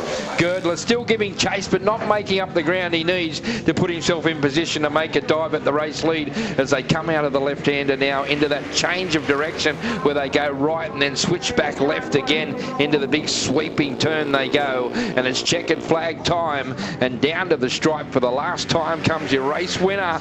The 176 of Daniel Wicks takes the victory. Second spot goes to Neil Girdler on the 28. Good ride from him. A great battle still for this third placing. It's anyone's go as they come to the line. Heron on the outside, on the inside. Oh, good dive. Great pass from Jeff Parker. Yep. Right at the death to grab that third spot away from Matthew Heron. And a great battle for those guys to see who could get onto the podium. But it was Jeff Parker on the inside that grabbed that third spot. Yeah, very close in the third and fourth spot between the 5-0 of Jeff Parker, who just grabbed it on the line in front of the 8 Matthew Heron in the support class of the over 35s, brought to us by F&RN McNabb of Mobile here in the Griffith area. Gates are already down and they're away in another one of our junior classes. It's event 36 and it's the 85cc 4-stroke modifieds, brought to us by Davies Automotive and Industrial. Come past us for the first time with Cade Wildsmith having a comfortable lead. Yeah, Cade Wildsmith leads the pack into the turn. There's Cohen McCosker, I think it was, on the inside looking for a pass. He came through on a couple of riders and might have gone up into second spot. Hux Davies was there and Ty McNamara as well, but I think McCosker got the better of them to get into that second spot.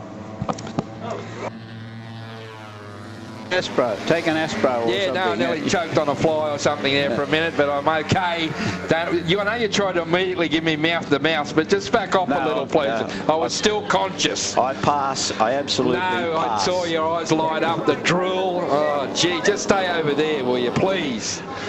As they head around once again, race leader Cade Wildsmith is still hanging on to that race lead, doing a job now. Ty McNamara has got clear and giving chase. Colin McCosker has dropped back to third place. Hux Davies is back behind him. It looks like Brennis Johnson on bike number 23, back in 5th placing. But out they go. They'll only have one to go from here, and it's getting tight up the front, Ross. Yeah, getting really close between Cade Wildsmith and Ty McNamara.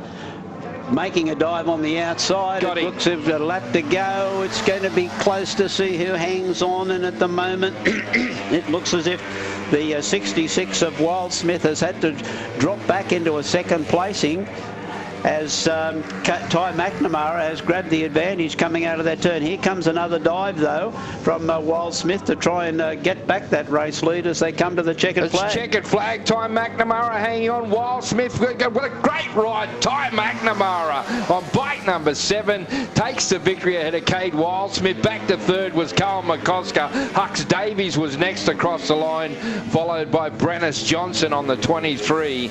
But what a super finish that was. Cade Wildsmith had control of that race for about 90% of it, and Ty McNamara, with only 1.5 to go, grabbed the race lead, and he comes away with the victory in round number 2.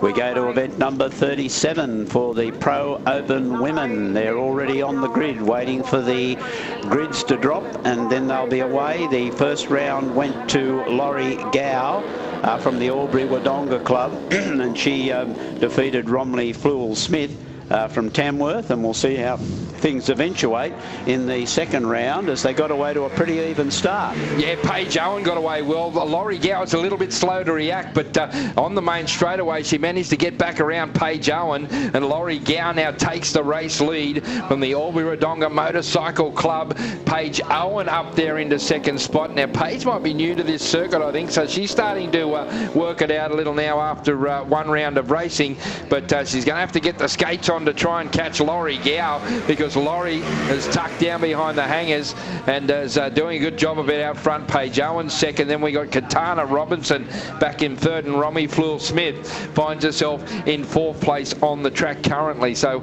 a little bit of same distance between the 4 riders at the moment. No real challenge going on. They're certainly not getting close to the race leader, Laurie Gow, on bike 33. And this class is sponsored locally by business houses Complete Traffic Solutions and Frogmate Proprietary Limited, and we thank them for their support from the local business areas supporting these pro women as they try and battle it out for the New South Wales Championship in this division. So Laurie Gow is in real well control of this one. She comes out of the turn. She'll see the last lap board indicating just the one more to go from here, and she's on the way to victory number 2. Paige Owen still hanging on to second now. Romy Flewell-Smith getting a little bit closer back there in 4th spot to Katana Robinson to try and search her way through to get up onto that podium 3rd spot, and that's where the big duel at the moment is with this half a lap left to go. The race leader is, well, the race winner is going to be Laurie Gow. She comes out of the final turn to take the checkered flag to make it win number 2, nods the head, is happy with that. Owen in second. Katana Robinson hangs on for that 3rd spot just ahead of a fast finishing Romy Flewell-Smith on bike number 522, but it's win number 2 in the Pro Open Women class to rider number 33 from the Albury Wodonga Motorcycle Club. Laurie Gow takes the victory ahead of Paige Owen, Romy Flewell-Smith, and Katana Robinson and Romy Flewell-Smith. 2 starts, 2 wins to Laurie Gow in the Pro Open Women.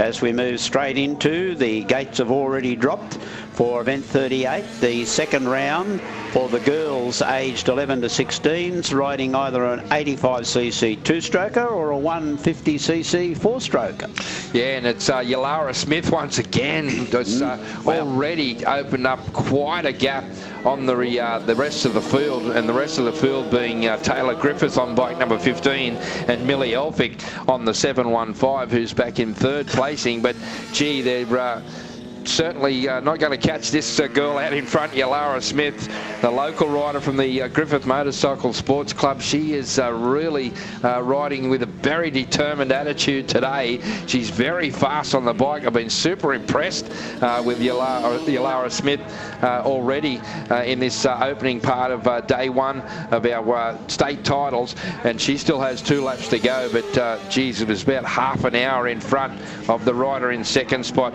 That's Taylor Griffith, and then Millie Elphick back in 3rd place. Yeah, she's a good 6 seconds clear at the end of that lap, at the end of lap 2.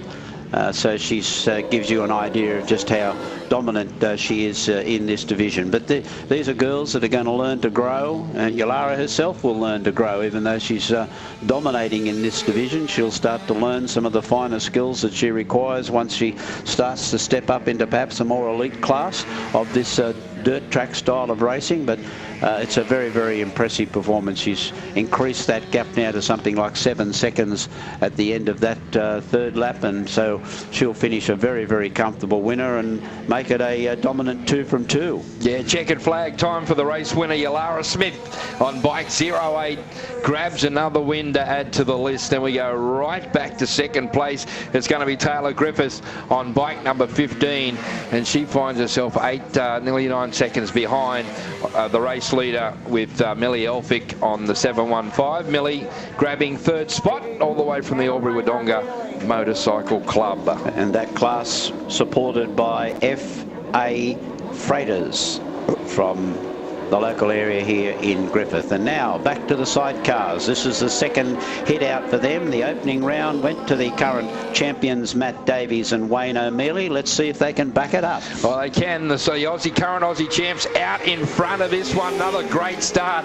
Now Jobling and Trembar tried to stay with him because they know they've got to try and keep him in touch. And already look at Jobling and Trembar starting to eat up the ground on the race leader who had it all his way in the opening heat. And he's decided now to kick on a little now. Matt Davies and Wayne O'Mealy from the Wyalong Motorsports Club out in front. They got a bit of a fright there early on in the race, and it certainly gave him the hurry up because Jim Jobling and Brodie Trembar from Gunnedah, they came right up to the back, and the boys would have heard that, and they clicked it up another gear. The current Aussie champs, Davies and O'Mealy, and they're already now starting to open up that gap to quite a substantial one. We make reference in the sidecast to the importance of the passenger on the machine. The passenger's weight has quite a lot to do with the ability, drifting out wide. They're looking uncomfortable at the moment. Matt Davies, he's not settling into a groove or to a rhythm, and I'm just pointing out the passenger does have a lot to do with that, the weight shifting, and in dirt track racing they have to shift quite a lot. They've got to shift particularly when they go through the change of direction. But 1 lap to go, and Davies looks like he's not going to back off and take things slow. Oh, he's out very, very wide. He goes into that corner, that sweeper far too hot. And pushes him out wide. He's got enough time to have a meat pie and a can of Coke Ross. He's that far out in front. He comes out of that bottom turn for the last time.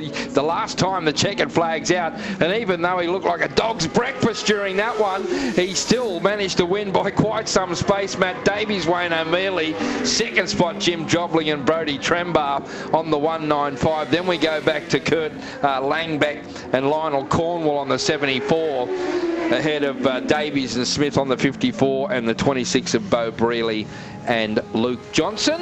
And the last combination to greet the checker flag is Brett Davies and Dakota Lockie. 39 events down. We're up to event number 40, which is for the ATVs, and this is for the support class. We only have 2 starters here, both down from Brisbane, so an opportunity for them to make the most of their weekend and get out and do some racing. In the first round, Holly Northcott. Both these riders are from the Maryborough Motorcyclist Club, but they do reside in the Brisbane area. And Holly Northcott won the opening round fairly comfortably from Cooper Garland. And that is just the way they've crossed for the very first time. And probably be quite likely the way they will finish. But they're out there, they're competing, they're in a junior class, and the ATV group, the actual division, are very keen for these juniors to get into the competition and try and strengthen their division and grow the numbers in their class. And this is the way to do it, to give young riders the opportunity to get out and compete. Hope you're enjoying our coverage here of the New South Wales Championships in Griffith in southwestern New South Wales, and a big shout out to those people that are viewing us from all around the state and even interstate, and we've even had an international viewer still watching us at the moment if they've still got their eyes open at that time of the day. Yes, yeah, it's got to imagine over in the States there are different time zones, so a big shout out to everyone tuning in. A big thank you to Motorcycling New South Wales for providing this coverage this weekend, and Skywalker Studios for giving us the fabulous pictures we're seeing on the screen. And at the moment it's Holly Northcott on bike number 17, and out there in this ATV comp 9 to 13 years and ATV air-cooled 12 to 16 years support class. And they've only got one lap to go. Holly sees the board to say last lap. Cooper Garland, the other rider out there on bike number 63, heads off now on his final lap in this second round. Yeah, clouded over a little at the moment at Griffith, but certainly no wind, which is nice that it won't cool the conditions down too much, but still quite a pleasant day for the opening day of our championships as the checkered flag falls and the victory goes to Holly Northcott, well clear of Cooper Garland in second place. That division brought to us by the Coro Club, and we thank them for their support. As we move now to event 41, which is the 65cc two-strokers for the age group 7 to 9 years, and there'll be 2 heats here. Scott from Largs, which is big shout out to Scotty up in the Maitland area, the Hunter Valley. G'day, Scott. Thanks for taking your time to view us on this Saturday. Hope things are nice weather-wise up there in the Hunter Valley as well. And if you want to give us a shout out or shout out to one of the riders who you think can do well today, then there is a special chat section on our Motorcycling New South Wales YouTube channel. Drop into that and give us a call. Yeah, it's Parker Richards, though, out in front of this one, the 65cc two-stroke for the 7 to under 9 years. This is the second round of racing, and he's out in front on bike 817 ahead of Javier Gannon, who's looking to come through on the inside, and it was only going to be a matter of time before he grabbed the race lead, and he's done that with both hands already. On the inside of Richards he goes, and like a breeze just blasts through to grab that race lead as they head through the change of direction. Now Richards is starting to come under a little bit of pressure. Might be from Harley Ford back there in third placing, who's looking to try and put the get up into second. He got very wide, and that opened the door for Ford to come through on the inside, and he goes through, and now Richards drops back in the space of one lap. Professor, look at him right up to the back of the race leader now, and starting to give Gannon a little bit of hurry up. Made ground very, very quickly did Harley Ford on the 817, and making up some ground. I'm sorry, Harley Ford on the 76, making up some ground there after winning his opening ride. Has now dived through on the inside to grab the lead. Yeah, he comes through on Gannon there as they came down the straight with only one lap left to go. End of the back section of the track with half a lap, and this has been a super ride from Harley Ford. He's come from the clouds to grab the race lead, and look at the speed he's carrying in that bike as he comes out of the bottom turn. Checkered flag time. Super ride Harley Ford. You little beauty puts the hand up as he comes across the line. Javier Gannon on the 21 in second place. It was close for third, but Oscar Barella flashed home to grab third spot just ahead of Parker Richards on the 817 with Jackson Burke next across the line ahead of Tyson Crab Harrison. And there's the 97. Oh no, there's 97 of Tyson now grabbing the checkered flag. Okay, that's the first heat in the second round of the 65cc two-strokers in the age division 7 to 9s, as we now get ready to see the gates drop, and they have, for heat 2, which is event 42 in the second round of competition for this division. And this one brought to us by Individual Hair Care. Your hair, their passion. Yes, I've spent many a day there in the hairdresser's chair. It's a great big shout out to those guys that do a fantastic job as we go into the race with Brennis Johnson on bike number 23 out in front of this one. This is heat number 2 of the second round of the 65cc two-stroke for the 7 to under 9 years class as they come out of the bottom turn onto the straight, and Johnson leads the way. But who's this coming out of the pack? It looks like it's Oscar Ryan on the 487, and also Cade Wildsmith, another rider looking to get up there as well and join in. So a battle of three. Johnson out in front. Can he hang on? He looked a little bit unsteady on the bike through a couple of parts of the track. The back end, he was sliding out a little bit, and it gets a little bit wobbly, but he's doing the business at the moment as they come out of the turn. Johnson out in front, and Ryan still chasing hard. Wildsmith looking to try and go through on Ryan now as they come into the big sweeper once again. Johnson has a look over the shoulder, a nervous look too as he came out of that big sweeping left-hander, because he knows right behind, waiting to pounce is Oscar Ryan, and on the inside goes Cade Wildsmith now to move up into second placing. 1 lap to go. Can Wildsmith reel in Johnson? Oh yes, he can. Johnson got too wide on the straight and opened the door on the inside for Wildsmith, who came flying through to grab the race lead. Yeah, gee, just seemed to be sitting back taking time to pick off the two in front, and did it so easily.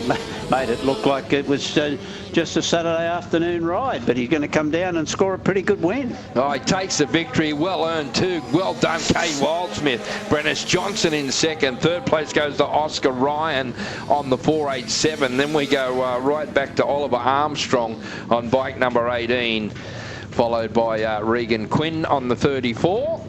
And it's going to be Hux Davies smacking himself in the head as he comes across the line. Hux has been a little bit unhappy with himself there as he came across the line.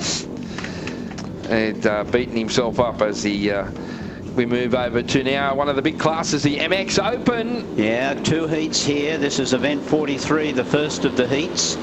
And we're going to see whether Jordan Dowell can continue that impressive start that he had to his opening in this division, the MX Open. Yeah, he has at the moment. Reese Urban's giving chase at the moment. Roberts back in third placing. Then back behind him was the 91 of Cooper Carney, but Dowell is certainly grabbing this heat by the throat early on. Now trying to stay in touch is Reese Urban. He's been quick too on the bike number 400. Can he somehow manage to reel him in? He's starting to make up the ground on the race leader, and that's what the battle's going to be, whether Dowell can hang on, because Reese Urban is piling on the pressure in second place, looking to try and force a mistake and move through on the race lead. This is the MX Open class, and these two battling it out very closely. It's Jordan Dowell out in front, giving chases Reese Urban in second place, looking to try and put himself in a position where he can make a lunge at the race lead. Roberts back in third, Carney back behind him in fourth spot, but the real battle is up front of this one. Dowell now has taken a little bit of an advantage. He's opened up a little bit of space between himself and Reese Urban, and they'll head down with only 1 to go, and Urban has got 1 lap to try and find a way through. Yeah, according to our timesheet, Dowell's just a little bit quicker on track at the moment, and that's why Urban's finding it difficult to bridge that gap back, because Dowell has settled into a good groove and picking up some good times.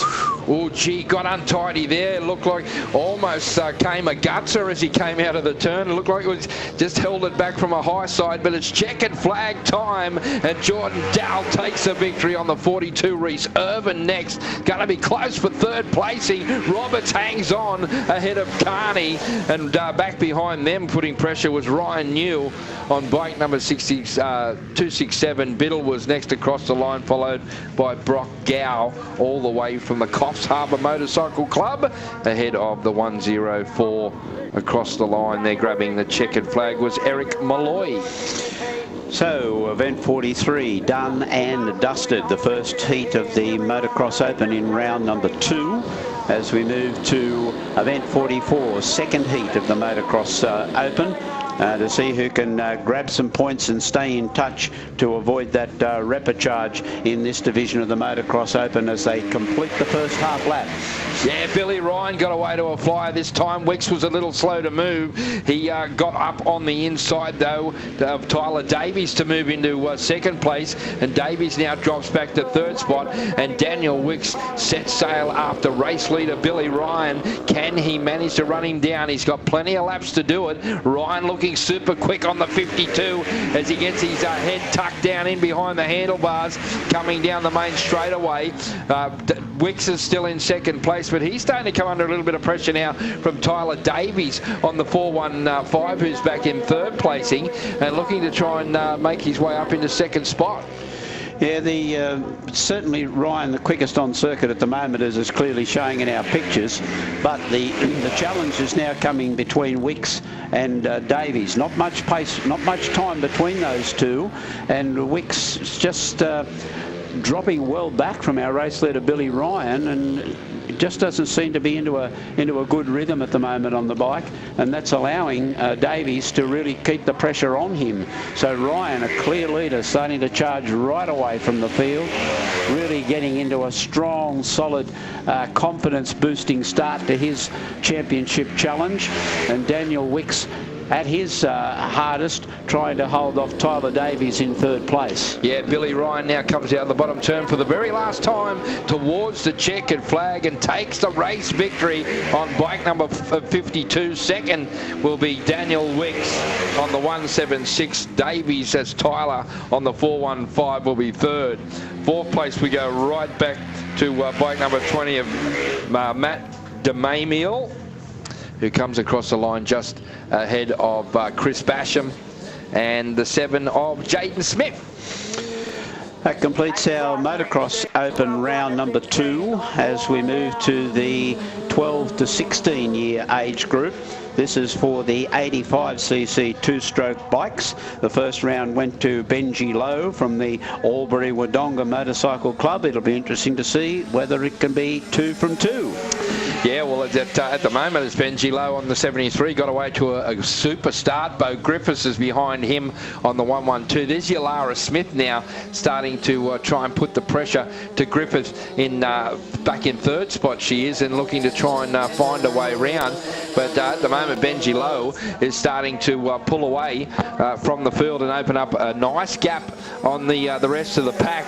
And leading that chase is Bo Griffith on bike 112. Right behind, though, Yalara Smith is looking to try and get the drop and get up into second. She's staying right in touch, and this might be a good challenge for Yalara Smith to see if she can make the dive on the inside. She's got the easy inside passage there, but couldn't quite get close enough to try and get that second spot away. I think she might be able to make it, and it'll be a terrific confidence boost for her to be in here amongst the boy riders as well, to show that she's got the talent to mix it with them. And she tries to look for an outsider pass now, which is the tough way around, but she's got a good bit of speed and might set herself well to come up through on the inside, which she does. Going through the change of direction, Yalara Smith has grabbed second spot, and that's a terrific confidence booster for her. It'll do her great.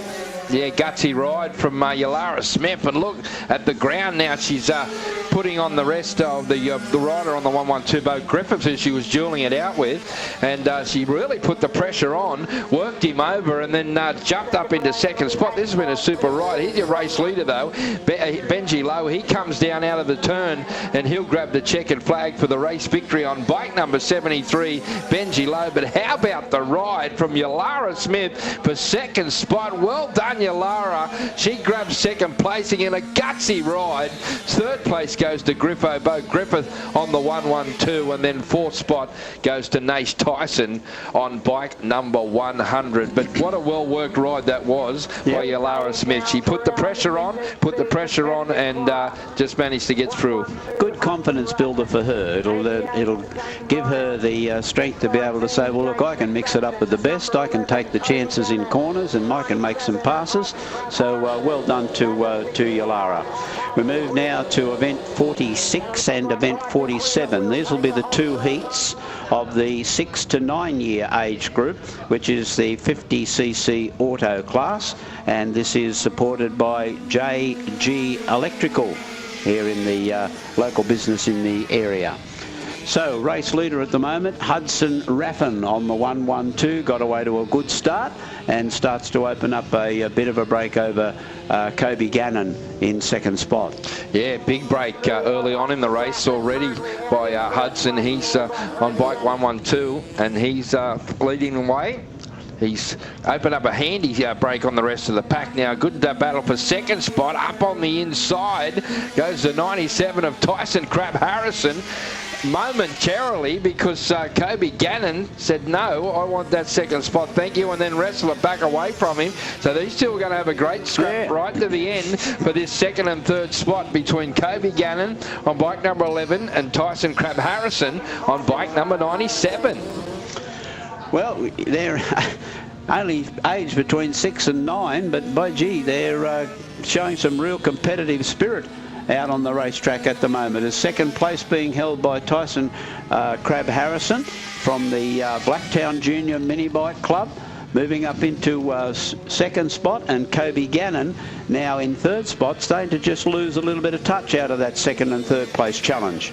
Yeah, dropping back off the pace a little now, and looks like he's not going to be close enough with only one lap to go for your race leader, and it's Hudson Raffin on the 112.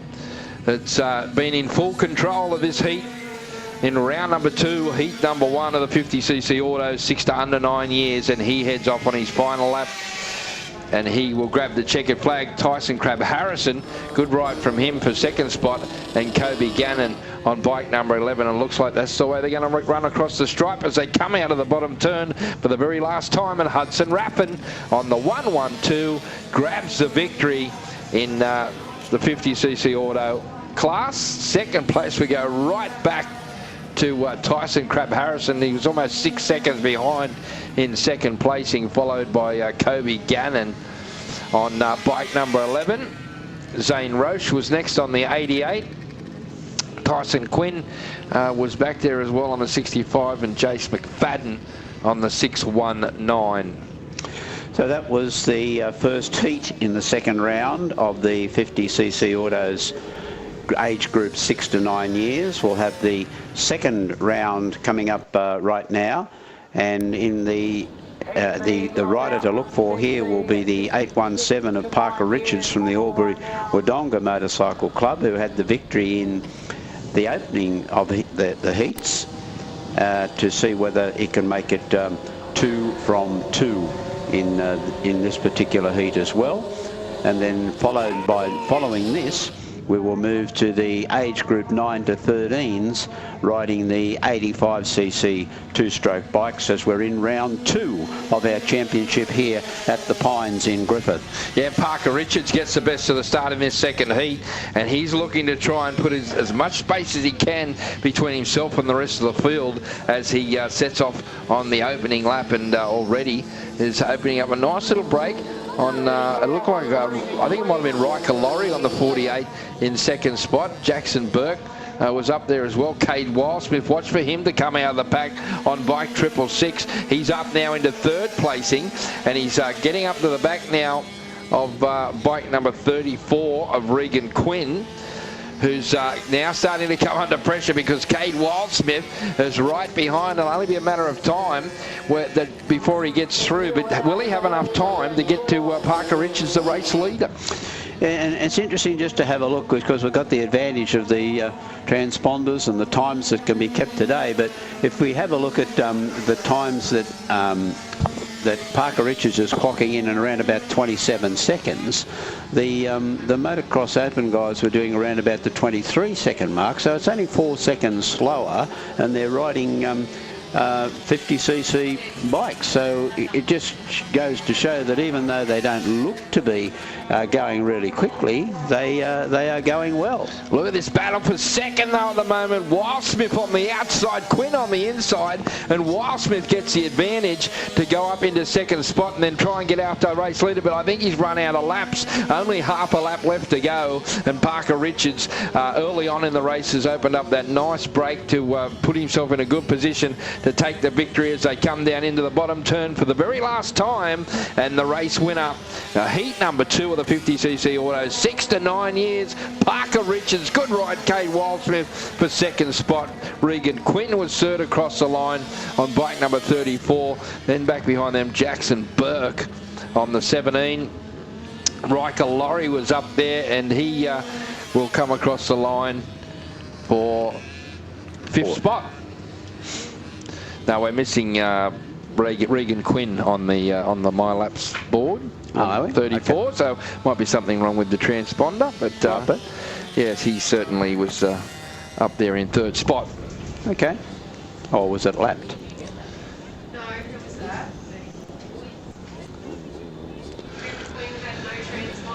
So that was heat number 2 of the 50cc Auto 6 to under 9 years, brought to us by James Girdler Electrical. Thanks to Girdler Agro? Yep. Agco. Must be. It might be brothers.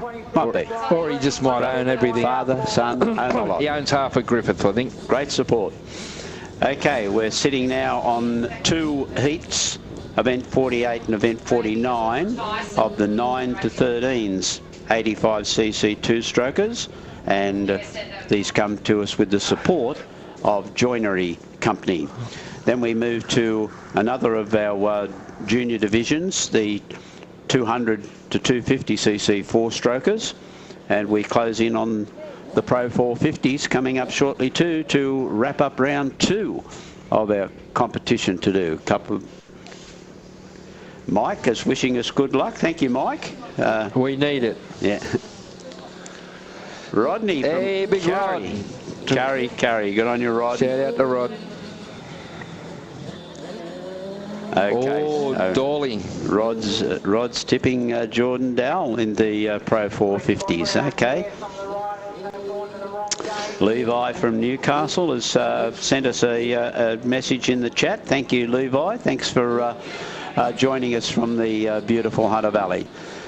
So that means that you can also have your shout out on our New South Wales Motorcycle New South Wales YouTube channel, and let us know who you're cheering for and who you think might be able to take out the championship in any of the divisions, whether it's a junior one or as Levi's just, or Rod's just tipped that Pro 450 will go to Dally, Jordan Dowell. Bad luck, Rod.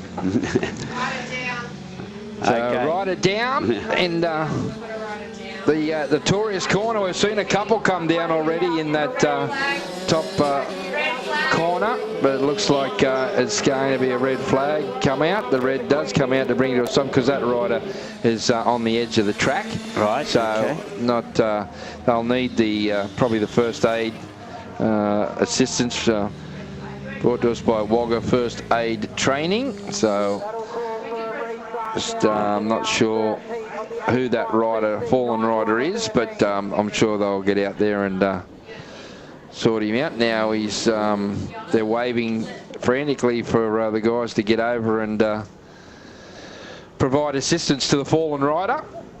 So let's hope first and foremost that they're okay, and We've got our medical service on the way over there now to that fallen rider. But we do advise people who are concerned about the rider that's fallen. Yes, we're all concerned, but unless you're an official or part of the official team here at the championships, then you must stay clear of the track and allow those people that have the responsibility for doing that to attend to those fallen riders. So that'll be attended to very, very quickly. We'll try and pick up that fallen rider. And another reminder, if you want to send us a message and give us a shout out, do so as we take a bit of a break. New South Wales Senior and Junior Dirt Track Championships, presented by Davies Motorcycles and Power Equipment, Griffith City Council, Griffith Exes Club, National Motorcycle Alliance, Whole Shot Graphics, Kennard's Hire.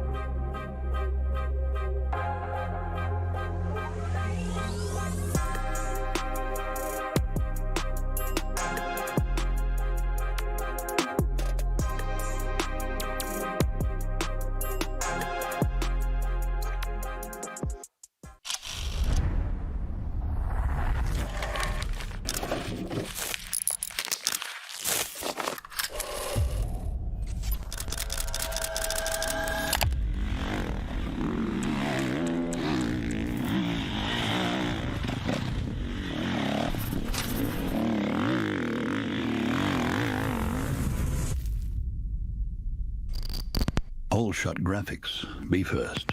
Be original.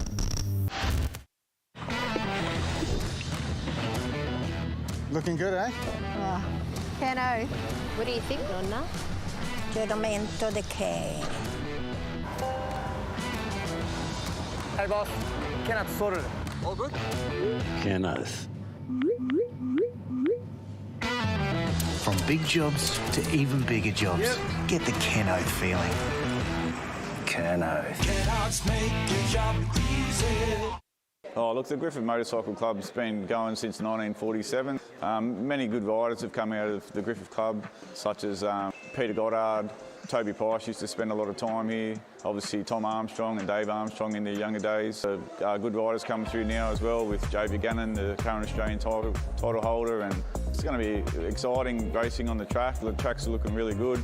I think the surface is quite different to a lot of other tracks. Like, you have a hard oil track and then a loose dirt track, whereas this is a mixture of a loose oil track. Creates for quite a lot of passing opportunities. It's a little bit different. A lot of people haven't ridden on oil before. Yeah, it'll take some of the out-of-town riders a little bit to get used to it, but I think once they start finding some form, there's going to be lots of close racing. The Griffith track's very fun. It's very high-speed track. Probably one of the faster tracks that we have here in Australia. It's very different as well because it's a loose oil surface. We're definitely welcoming some of Australia's best competitors to the track this weekend. Yeah, it'll be wonderful to welcome all of the travelling competitors, the spectators, and all the volunteers that will be coming to Griffith. The economic boost will be wonderful, but it's also great access for our junior and senior sport people to have the calibre of contestant that'll be here. So we wish all of the competitors good luck, but especially the Griffith ones.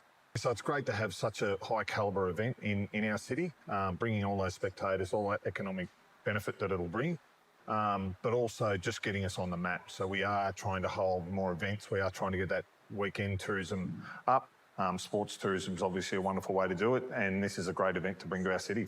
The committee that put in so much time and effort throughout the year, this is a great reward. I was just speaking to one of the organisers, said they've been trying to organise this since October last year, that's a huge amount of commitment. So it's great to have it in our city, and I really look forward to the competitors having a safe and eventful weekend for them.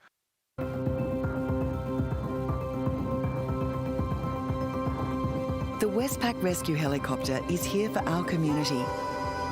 And this holiday season, we will be ready to respond 24/7. Please stay safe, and thank you for your support. To donate or for more information, visit rescuehelicopter.com.au or call 1800 155 155.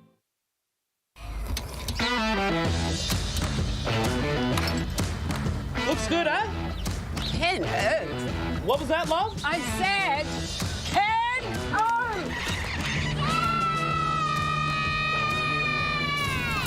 All done, girls. Happy?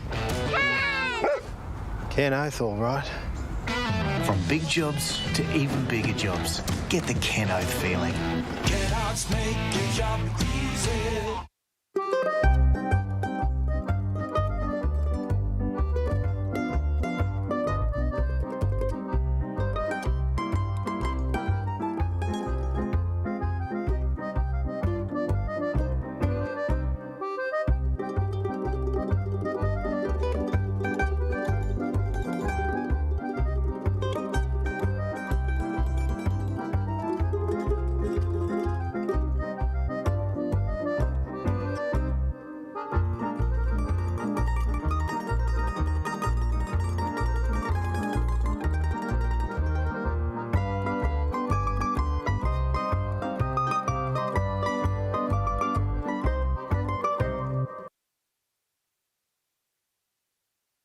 New South Wales Senior and Junior Dirt Track Championships, presented by Davies Motorcycles and Power Equipment, Griffith City Council, Griffith Exes Club, National Motorcycle Alliance, Whole Shot Graphics, Kennard's Hire.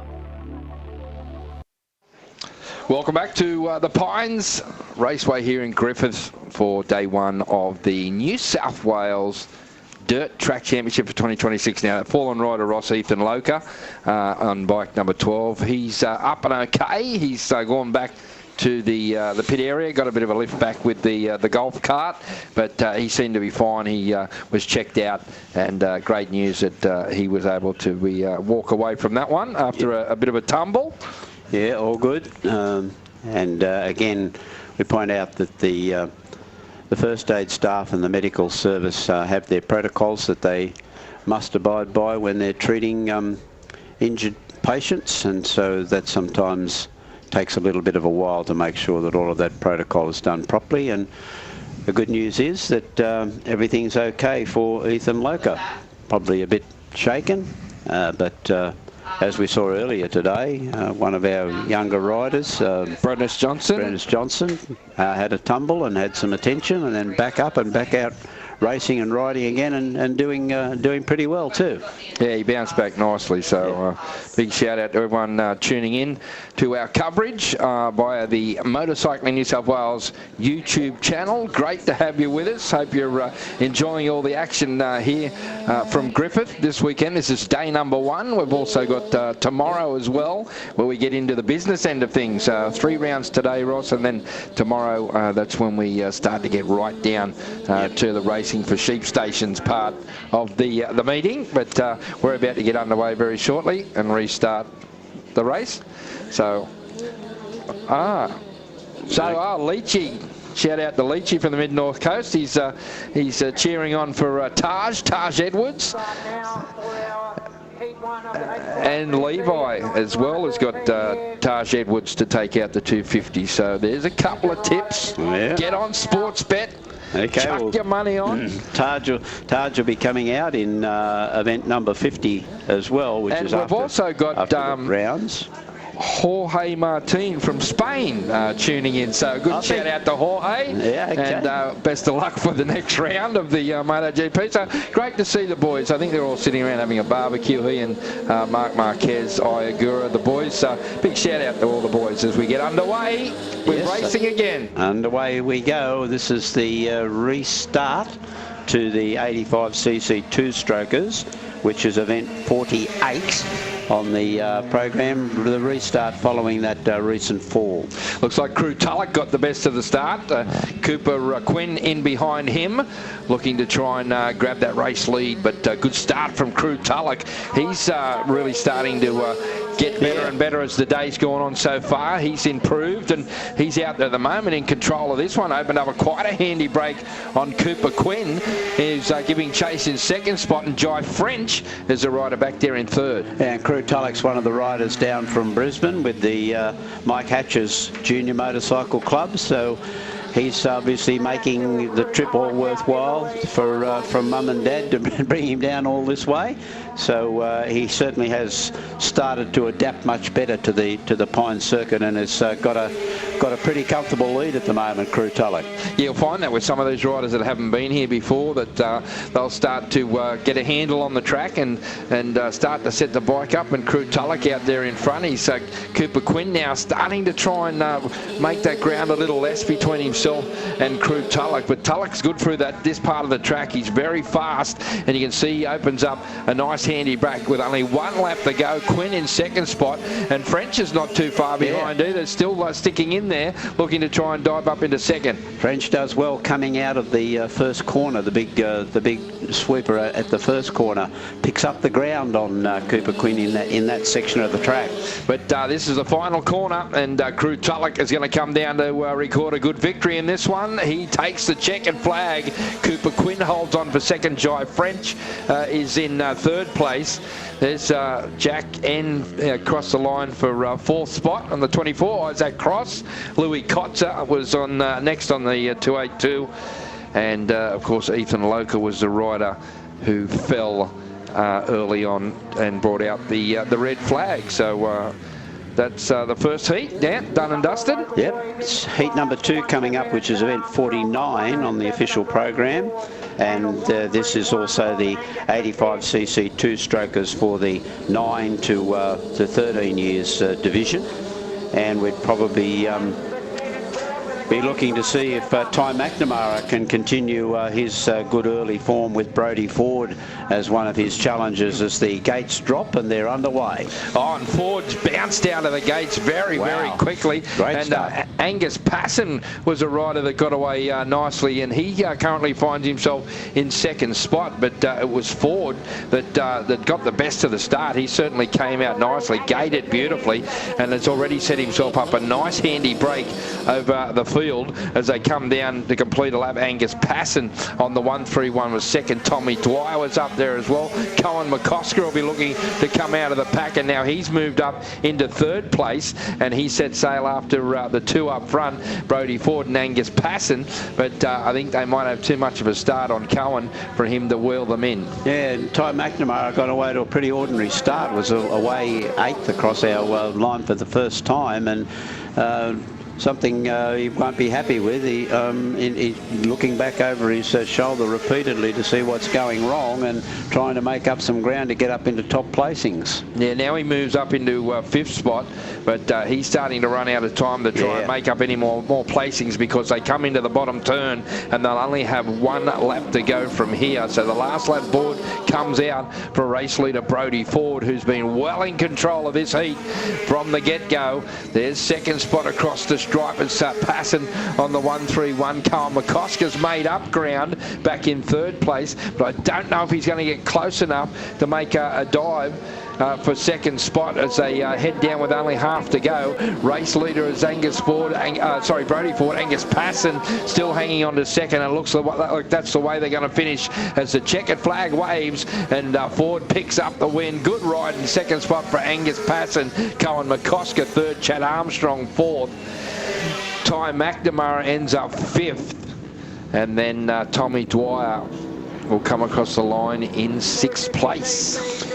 So that wraps up the second round for the 85cc two-strokers in the age group 9 to 13 as we move to the 200 to 250cc four-strokers. And keep your eye on Taj Edwards, because a number of our viewers who are looking in think he might be coming away with the championship. Or have they put the kiss of death on poor old Taj? We'll have to find out as the race leader across the line is Hugo Holmes. Holmes for the first time. Edwards, there's Nate Jager too on bike number 8. Edwards drops back to third. Now he slices through on the inside to get back up to second, and he's got his sights set on Hugo Holmes now, the race leader on bike number 5. Well, Jager had to check there, back in third spot and lost a bit of ground, but Holmes, it is the race leader. Taj Edwards in second place on bike number 27. Third place is Jager on the 8. Then back behind him is Hayden Duggan, finds himself back in fourth spot, but look out, here comes Edwards. He's on the charge. He's out after Hugo Holmes is doing a good job to hang on to this race lead. He's riding a nice tight line,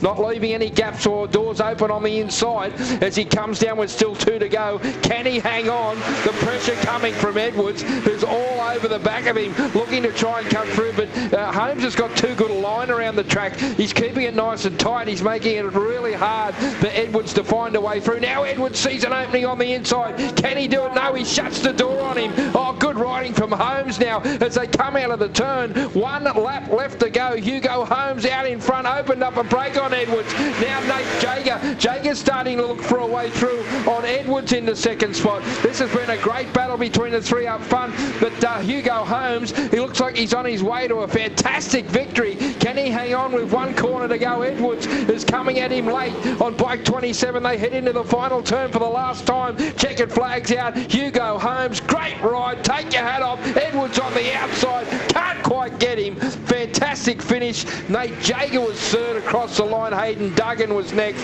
Then Fleur Smith behind them, followed by the rider on bike number 66 was Riley Fennick. But what a race, Ross, for the 200 to 254 stroke.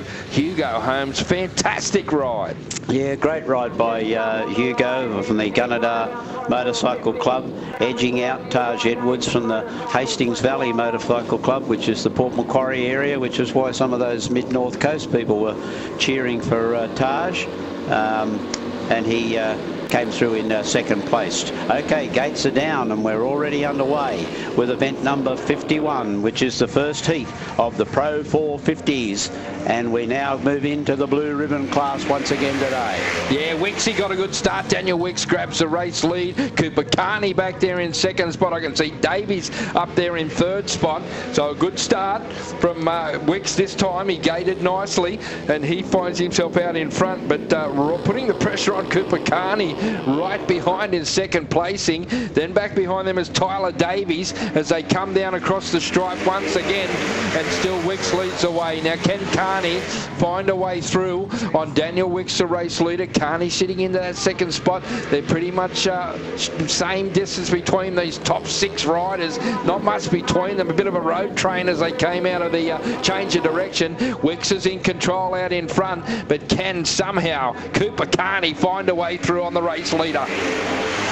Well, I don't know. I don't know that he can, Joel. Wicks, once he gets in front, controls the race. He tends to control the race, sets himself in a much more smooth rhythm in this ride. Previous ride we were calling him, he just didn't seem to be in the right groove. He's got himself in the groove now, and I think Carney's going to have all of his work cut out to try and peg back the lead. And he might be comfortable now, Carney, just to sort of sit in that spot and follow Wicks around and study his style as he goes through each section of the racetrack. Yeah, he certainly will pick up some good points there in second spot, but it's the final turn for the race leader, Daniel Wicks, from the Gunnedah Club. He blasts his way out of the turn towards the checkered flag and takes the victory. Cooper Carney in second, Davies in third. That's Ryan New back behind him, followed by the 17 bike across the line. That was, David Armstrong on the 117. Riley Biddle, Brock Gow and Chris Basham on the 213. It's a good win for Wicks in round number 2, heat 1. As we get set for heat 2, they're in the starters' hands. Billy Ryan, we should see out in this one. Jordan Dowell, let's have a look. Is that Ryan that got away to a flyer through the middle of the pack as they come into the first turn? I think it is Ryan, the race leader. Dowell in behind him. Now, this is going to be a great battle between these two. Can Dowell find a way somehow around Billy Ryan, who's super quick around here at Griffith? Or is he going to tag him for a while and learn the style that he might need later on in an important race? I mean, everybody's out there to win, there's no doubt about that, but sometimes the strategy comes into play in a heat race. But Ryan really starting to down to smashed the 23-second mark there for that lap, down to 22 seconds, so he's certainly got the pace up. Oh, he's going super quick. He knows his track inside out, Billy Ryan, and he's on his way to a victory in this one if he can hang on. He's riding nice lines too on the track, so he's making it very difficult, even if Dal was close enough to find the room or the space that he needs to get through into the race lead. Dal's still back in second spot. Then we go right back to Reese Irvin on bike number 400. Neil Girdler was next on the 28. Jaden Roberts was up there as well. As they come down, they'll only have one lap to go from here, and Billy Ryan well in control of this one. Yeah, and they're both those riders setting a really quick pace up front. They're both down into the 22 plus region of each lap, and so as you can see, clear gaps opening up over the rest of the field. But it's certainly time to grab a checkered flag and grab some more big points. Yeah, it's going to be a good win to the local boy. Billy Ryan on the 52 takes the victory. Second spot goes to Jordan Dowell. Third's going to go to Reese Irvin on bike number 400. Then Neil Girdler was next across the line on the 28. Jaden Roberts on the 223 was next. And the 93 of Gary Routman will come across the line to greet the checkered flag to wrap up round number 2. Yep, round 2 done and dusted, and well done to all the people that are working so hard to ensure a smooth running of this meeting, despite the fact that we've had a couple of minor hold-ups. The meeting's certainly been running very smoothly, and we hope that you've been able to enjoy the coverage that we're providing for you on behalf of Motorcycling New South Wales. Okay. Another Cody from Newey. back at Newcastle. And he's tipped Josh McCosker for the over 35 class. So best of luck to Josh. He's been around for a long time, hasn't he? He's certainly a seasoned professional, Josh. He's already come a gutser here once today and bounced back up. So he's hard as nails, Josh. Don't worry about that. Yeah, and keep your messages coming through on the chat box of the Motorcycling New South Wales YouTube channel. And James will happily pass on those people that are giving us a shout out and shouting out for your favourite rider. If you've got a favourite rider, here's your chance to give them a shout out. So we'll take a short break. We've completed 2 rounds of competition. The aim of the club today was to at least make sure they completed 3 rounds, and it looks as if they'll reach that target all right. So we'll take a break and be back with some more of our coverage very soon. New South Wales Senior and Junior Dirt Track Championships, presented by Davies Motorcycles and Power Equipment, Griffith City Council, Griffith it'll be wonderful to welcome all of the travelling competitors, the spectators, and all the volunteers that will be coming to Griffith. The economic boost will be wonderful, but it's also great access for our junior and senior sport people to have the calibre of contestant that'll be here. So we wish all of the competitors good luck, but especially the Griffith ones. So it's great to have such a high calibre event in our city, bringing all those spectators, all that economic benefit that it'll bring. But also just getting us on the map. So we are trying to hold more events. We are trying to get that weekend tourism up. Sports tourism is obviously a wonderful way to do it, and this is a great event to bring to our city. The committee that put in so much time and effort throughout the year, this is a great reward. I was just speaking to one of the organisers, said they've been trying to organise this since October last year, it's a huge amount of commitment. So it's great to have it in our city. And I really look forward to the competitors having a safe and eventful weekend for them. Oh, look, the Griffith Motorcycle Club's been going since 1947. Many good riders have come out of the Griffith Club, such as Peter Goddard, Toby Price used to spend a lot of time here. Obviously Tom Armstrong and Dave Armstrong in their younger days.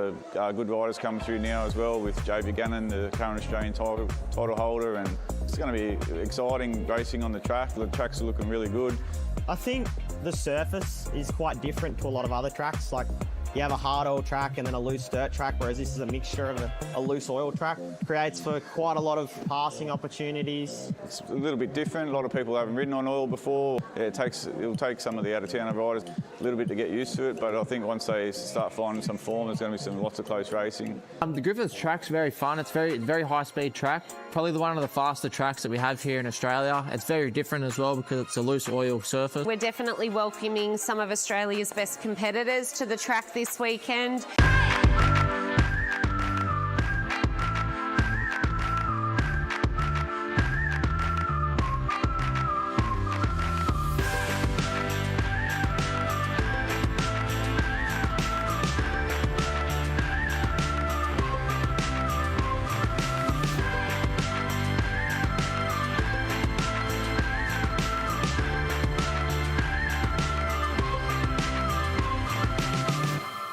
New South Wales Senior and Junior Dirt Track Championships, presented by Davies Motorcycles and Power Equipment, Griffith City Council, Griffith Exes Club, National Motorcycle Alliance, Whole Shot Graphics, Kennard's Hire.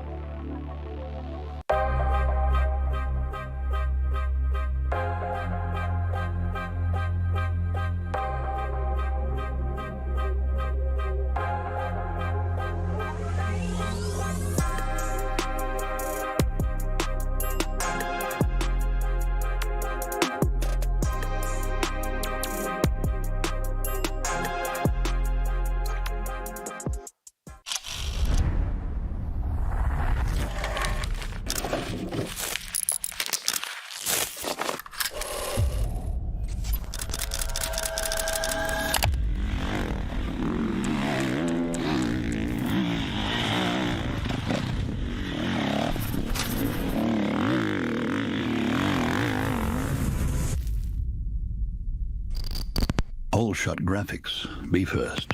Be original.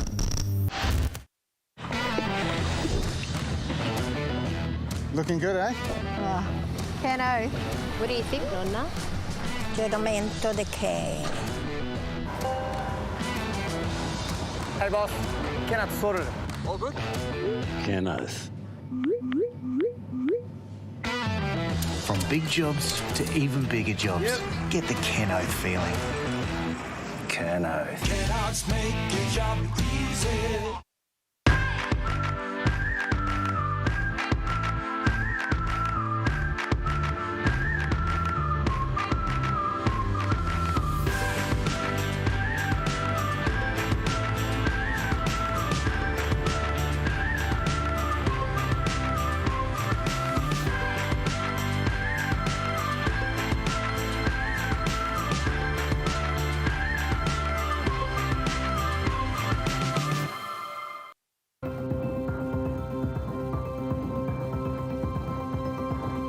The Westpac Rescue Helicopter is here for our community.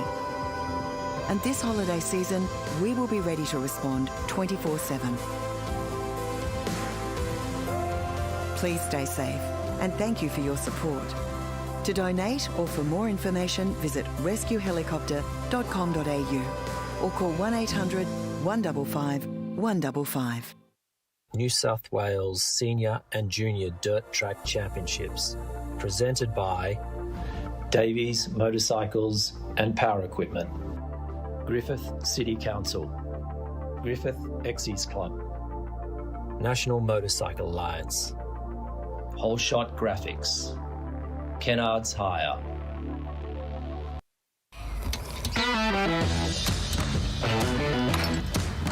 Looks good, eh? Kenneth.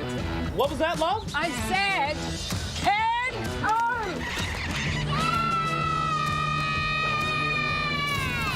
All done, girls. Happy? Kenneth, all right. From big jobs to even bigger jobs, get the Keno feeling. Kennards make your job easy.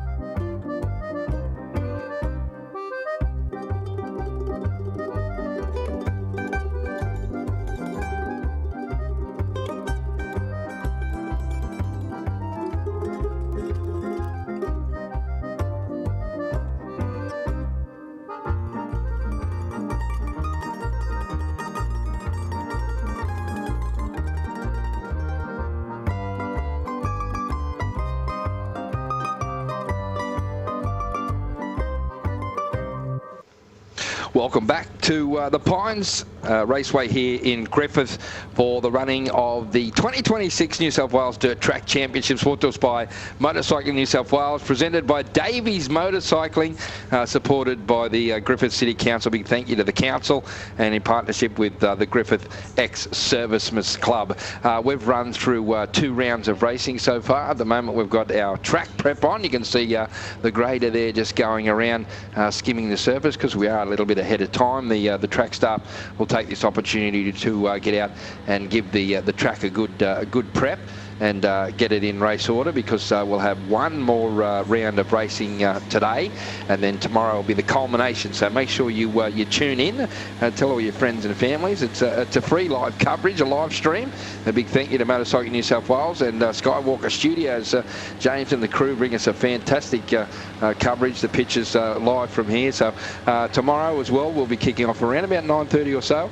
So make sure you tell everyone to join in for the second day. We've still got one round of racing to go. A big shout out to everyone that's watching. Thanks for being with us. We appreciate all the viewers out there and the messages they're sending. So a big thank you to everyone that's watching. So a little bit of track prep at the moment, as we said.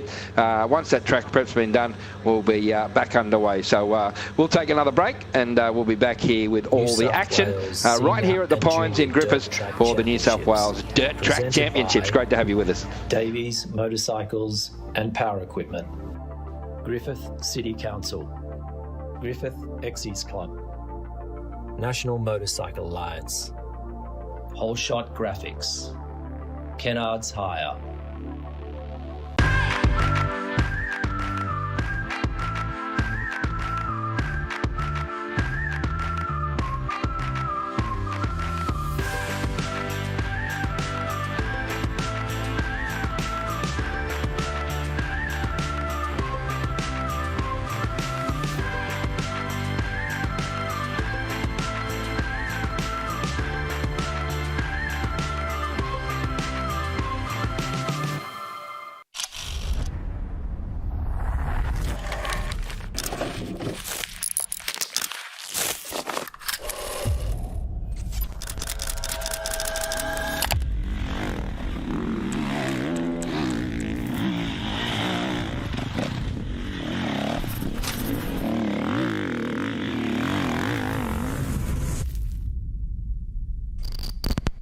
shot graphics. Be first.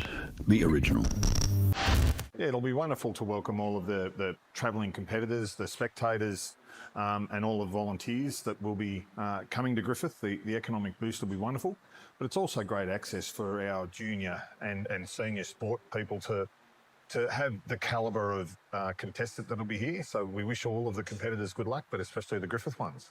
So it's great to have such a high calibre event in our city, bringing all those spectators, all that economic benefit that it'll bring. But also just getting us on the map. So we are trying to hold more events. We are trying to get that weekend tourism up. Sports tourism is obviously a wonderful way to do it, and this is a great event to bring to our city. The committee that put in so much time and effort throughout the year, this is a great reward. I was just speaking to one of the organisers, said they've been trying to organise this since October last year, that's a huge amount of commitment. So it's great to have it in our city.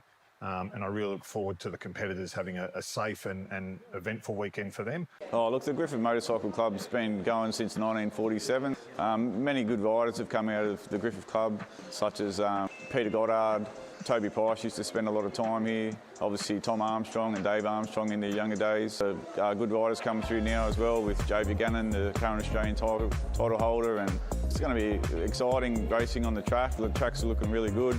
I think the surface is quite different to a lot of other tracks. Like, you have a hard oil track and then a loose dirt track, whereas this is a mixture of a loose oil track. Creates for quite a lot of passing opportunities. It's a little bit different. A lot of people haven't ridden on oil before. Yeah, it'll take some of the out-of-town riders a little bit to get used to it, but I think once they start finding some form, there's going to be lots of close racing. The Griffith track's very fun. It's very high-speed track. Probably one of the faster tracks that we have here in Australia. It's very different as well because it's a loose oil surface. We're definitely welcoming some of Australia's best competitors to the track this weekend.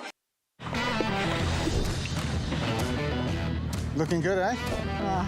Keno, what do you think, Nonna? Giramento de cane. Hey, boss. Kenneth sorted it. All good? Kenneth. From big jobs to even bigger jobs, get the Keno feeling. Keno. Kenneth's make your job easy.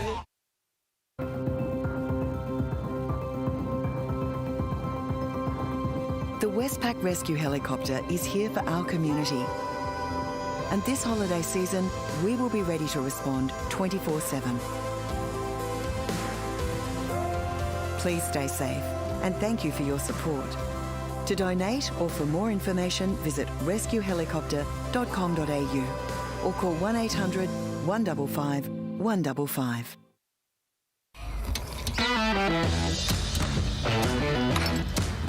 Looks good, eh? Ken O.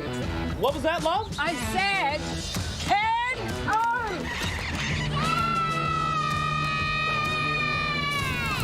O. All done, girls. Happy? Keno's all right. From big jobs to even bigger jobs, get the Keno feeling. Kenneth's make your job easy.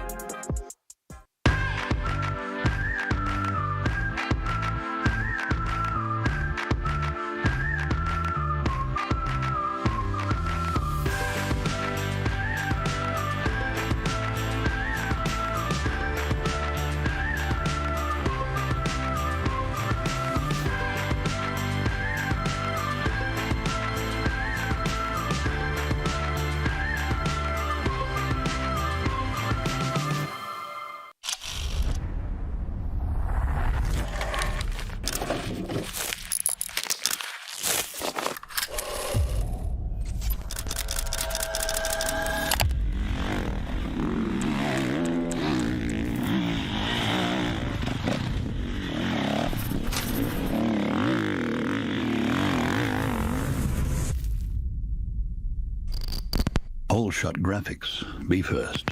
Be original.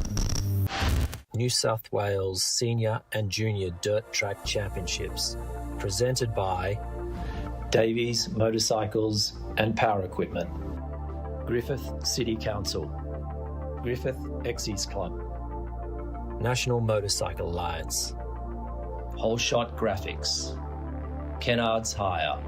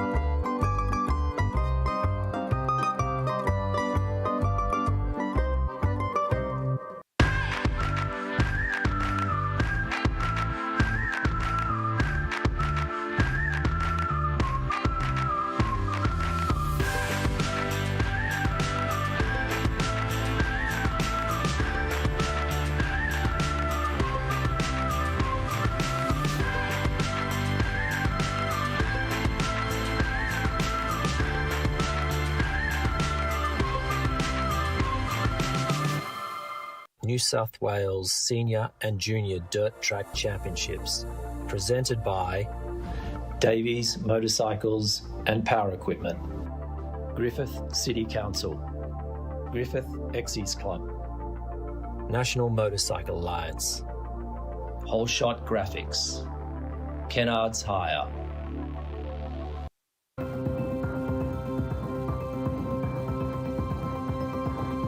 The Westpac Rescue Helicopter is here for our community. And this holiday season, we will be ready to respond 24/7. Please stay safe and thank you for your support. To donate or for more information, visit rescuehelicopter.com.au or call 1800 155 155.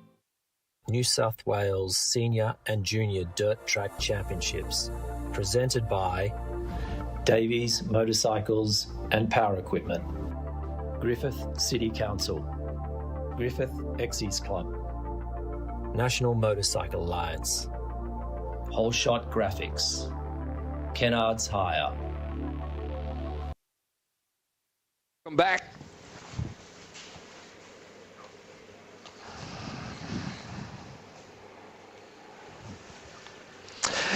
Big welcome back to the Pines. You can see what a fantastic drone shot of the track there and the complex here in Griffith. Super amenities. I'm really been impressed with the facility here. It's Ross and I first time here to Griffith. Fantastic committee of people that run the place. And yeah, full hats off to everyone involved, especially the track crew. You can see them out there at the moment on the track doing that major track prep before we get underway with our final round for today, which will be round number 3.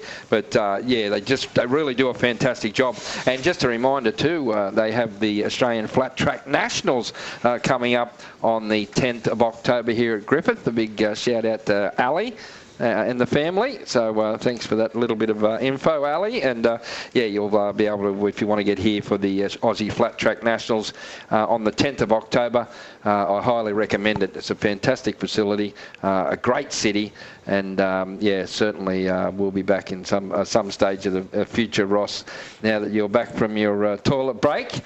Yep. Is everything okay? You all right? Yeah, thoroughly enjoyed it, Joel. It's terrific. Yeah, that's great. Having a look at the major Blue Ribbon event today, and trying to, and certainly a number of our viewers are having their say as to who might or might not win. We've got the local rider, Billy Ryan, certainly very well placed to make sure he gets his way directly into the final, because 2 starts and 2 wins for him, so that puts him on maximum points. The other rider, Daniel Wicks, who a lot of people think are going to have a great shot at winning this too, and Jordan Dow are probably the three contenders at this point of time. The first round, in case the viewers that weren't with us in the very first round of the Pro 450, first round went to the 52 of Billy Ryan. Second place in that was Jordan Dowell, and third place was Tyler Davies. So they were 1, 2, 3 in the first round, in the first heat of the first round. In the second heat of the first round, we had the 400 of Reece Irvin. He took out the major points. 176 Daniel Wicks was second, and third place on the 91 was Cooper Carney. So there's the top 6 riders from the opening 2 rounds, opening 2 heats.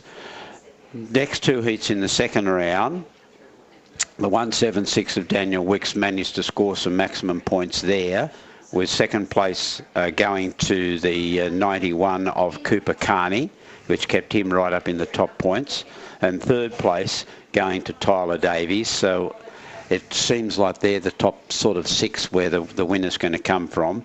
Then Billy Ryan was the winner of the fourth heat, if you want look at it from that respect. Second place went to Jordan Dowell, and third place went to Reece Irvin. So they are the riders that we're going to be looking out for in round 3 to see if they can continue that points and make their way directly into the final. And you'd have to sort of say at this point of time that they'd be probably the 6 riders that'll go directly through. So the interest in the other riders is who can make it into the repechage, at least make sure that they can get into that repechage event to give themselves a shot at the final. Because how many times have we seen, particularly in the sport of speedway, where somebody has to go into a B final to win a B final and then go on to actually win the A final. So it's very rarely. It's not beyond. Very rarely that happens, Ross. To go through the B final. You'd never want to be in a B final, because I tell you what, the amount of times that someone's won from a B final, I could probably count on my left hand. Correct, but it happens. The point I'm making is so does winning lotto. That it happens. Yes, it does. Yeah, winning, correct. Got more chance of that. They're the top 6, and I'd say there'd be absolutely no doubt from the racing so far that the winner's going to come from there. Luck doesn't necessarily play an advantage at this point of time. Riders have had all the opportunity to get their bikes set up, to get themselves in the right race frame of mind. So it all comes down to making sure you just put everything on the line when it comes to the final, and that's tomorrow. And we'll be having full coverage again tomorrow of the 2026 New South Wales Motorcycle Dirt Track Championships here at Griffith. And we'll be happy to be part of that coverage again tomorrow, thanks to Skywalker Studios. And look at these beautiful pictures they're bringing us. Yeah, great. Motorcycle in New South Wales. And yeah, it's fabulous. Just a fantastic part of the state. Here at Griffiths, travelling up was was a good run up, and getting up here and just experiencing the city itself has been absolutely fantastic. Good idea on that shot that we're giving, Joel, of the topography of the land in New South Wales. You stole that word off me yesterday. Yes, I stole it off you yesterday.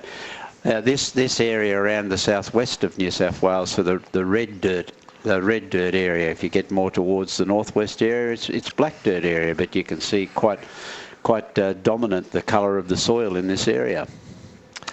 Well, thanks, Don Burke, for all those people out there. You want to write this down. There's some fantastic information here about growing stuff. What's the best to grow in the red dirt, Ross? The best to grow in the red dirt? Almonds. Grapes. Almonds. Oranges? Almonds, grapes, oranges. yeah, all in this area. Very well known for its citrus fruit, as you pointed out. We saw that, yeah. Oranges, the Spring Festival, if you've been watching the ads, they've been playing, you'll see some of those sculptures and that they make at the Spring Festival. Absolutely unbelievable. So I'd love to be up here at that time of the year, and the Italian Festival. Look at the drone shots here. That's the backyard of... it's one of the dirt tracks out there, the red dirt tracks. It certainly gives you a great idea of the soil in this area. It's a great place to visit. First time you and I have been down this way, and certainly probably won't be the last time we come down and have a look at this beautiful country. And as you pointed out too, if you're the really keen motorcycle supporter, then the club's been really proud to be able to hold this championship after a long period of time, and they'll be backing it up with the Flat Track Nationals coming up very shortly. So put that down in your diary as well. Yeah, that's that coming up on the 10th of October. Yep. So towards the end of the year. But the Flat Track Nationals just run over, I think, four different clubs run the Flat Track Nationals. I think Gunnedah have a round as well. This will be the only round that's a one-day event. All the other events for the Flat Track Nationals are 2 days. So the Griffith one will be 1 day, but a great chance to get down here and check out the area, check out the region, and a big shout out to everyone that's tuning in on our YouTube channel. Those fantastic pictures coming from the drone from Skywalker Studios. That's a great shot of the track. On that topic, Joel, the viewers will notice the cars. The cars here can park right up on a sort of a grassy bank or a dirt bank and get right up to the primary safety fence, and they can sit in their cars. There's our car. Yeah. The track is also lit, so they do have some night races here at the track, and so it's a great viewing area to be able to sort of get parked right up there. I just had a bit of a walk around then, and lots of families and kids, the little kids running around having an absolutely great time. But just talking a little bit about the bikes, all looking very similar. I mean, they're all sort of motocross type bikes, and obviously different brands of bikes. But even though they look fairly similar, when it gets to race day, the bikes are actually set up then for the rider. So that's why the pit crew and the people that they have in the pit area play such an important part. The rider comes in and says, I'm not real comfortable with suspension at this point of time. Let's have a look at that. I'm not real comfortable with the gearing. Let's have a look at that. So a lot goes into the setup of the bike as to try and adjust to the track conditions, which change. And they're going to change right now because we've got all this track prep going on. So in that last round that they've just run, which is round 2, coming up to round 3, we're back to a kind of a new track again, and there'll be different setups required even again. So the bikes, whilst they look very similar, powered by similar size engines, there's a lot goes into the actual setup of the bike to compete on the racetrack. Yeah, and as you said, that's where it comes to the people on the spanners, which is usually mums and like the dads that do the job. But it's all to do with the setup of the bike and the track conditions and so forth. So the riders will be in there now in this little bit of a break and taking any opportunity they can to make any adjustments they need to make, get the bike set up for this third and final round today. So as we've mentioned, it's all important to try and put yourself in a good position coming into day 2. So tomorrow I think we kick off around about the same time. Yeah, coverage is about 9:30 tomorrow, so make sure you tune in around then. We'll have the Grand Parade. Yeah, don't miss that. No, don't miss the Grand Parade. It's really is the Mayor going to be here? Spectacular. Oh, I'm sure the Griffith City Council will be represented tomorrow by the Mayor, Deputy Mayor, because they are great supporters of this event and great supporters of sport in this community, because they realise the importance for tourism and people coming into the area. So the official opening of the championships will be tomorrow at the end of the Grand Parade. I think it's a good example, Ross, to other councils around the state too, that maybe don't support motorcycle racing as much as they should.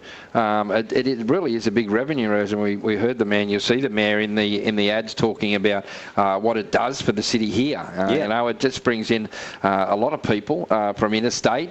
It showcases the city itself, and it can be a fantastic thing. And I hope that more councils can get behind motorcycle racing. Brings business into the community, and it brings money into the community for the local businesses.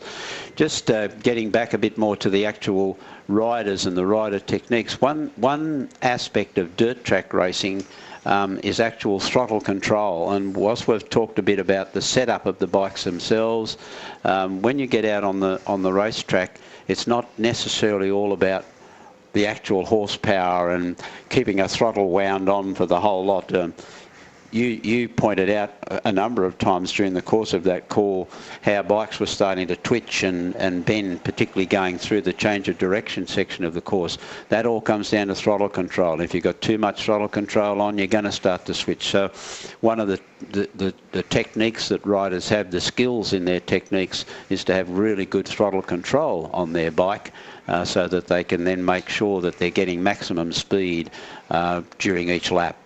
Yeah, it's something the younger riders will learn. The older riders, senior riders, will have had a lot of more experience at that. But yeah, it's great to see the juniors out here, and that's something, a part of the craft of riding a bike that you have to learn as a throttle control on different parts of the track. As you said, if you can give it too much throttle, you can lose the back end. We've seen that in the first corner up here a couple of times already today, where the back end of the bike is washed away from riders, and that's just because they've gone in a little bit too hot, or they've given it too much throttle, and that's something certainly that the younger riders will learn as time goes on. But it's just great to see so many of them here this weekend, and a big shout out to everyone that's watching in and joining in. A big shout out to I know Bronwyn and Matthew back home watching, and a big shout out to them, as well as Brendan and Eliza and the kids in Moree, so part of the state, a fantastic part, so a big shout out to all those people.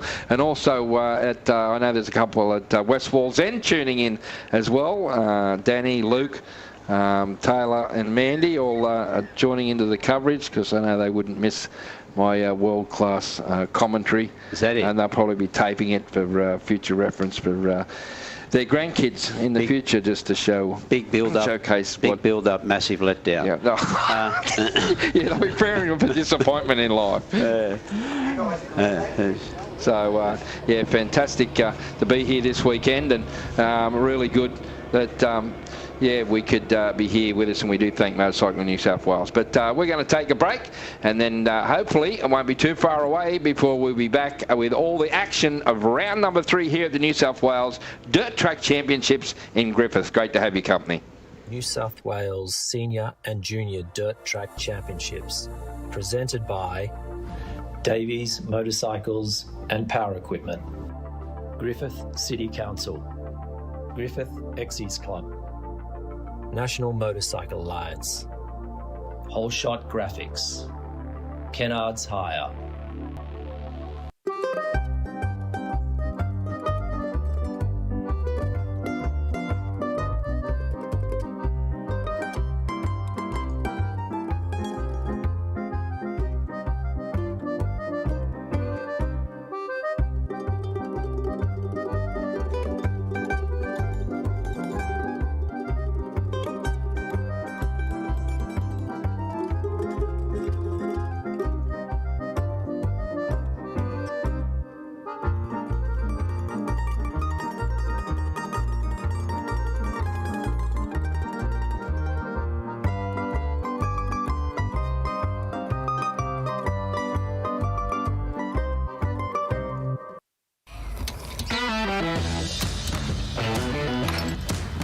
Looks good, eh? Ken O. What was that, love? I said Ken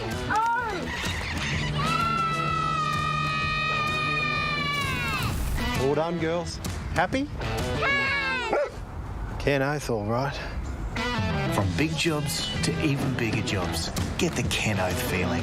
Kellogg's make your job easy. Looking good, eh? Ken O. What do you think, Nonna? Giramento de cane. Hey, boss. Kenneth sorted it. All good?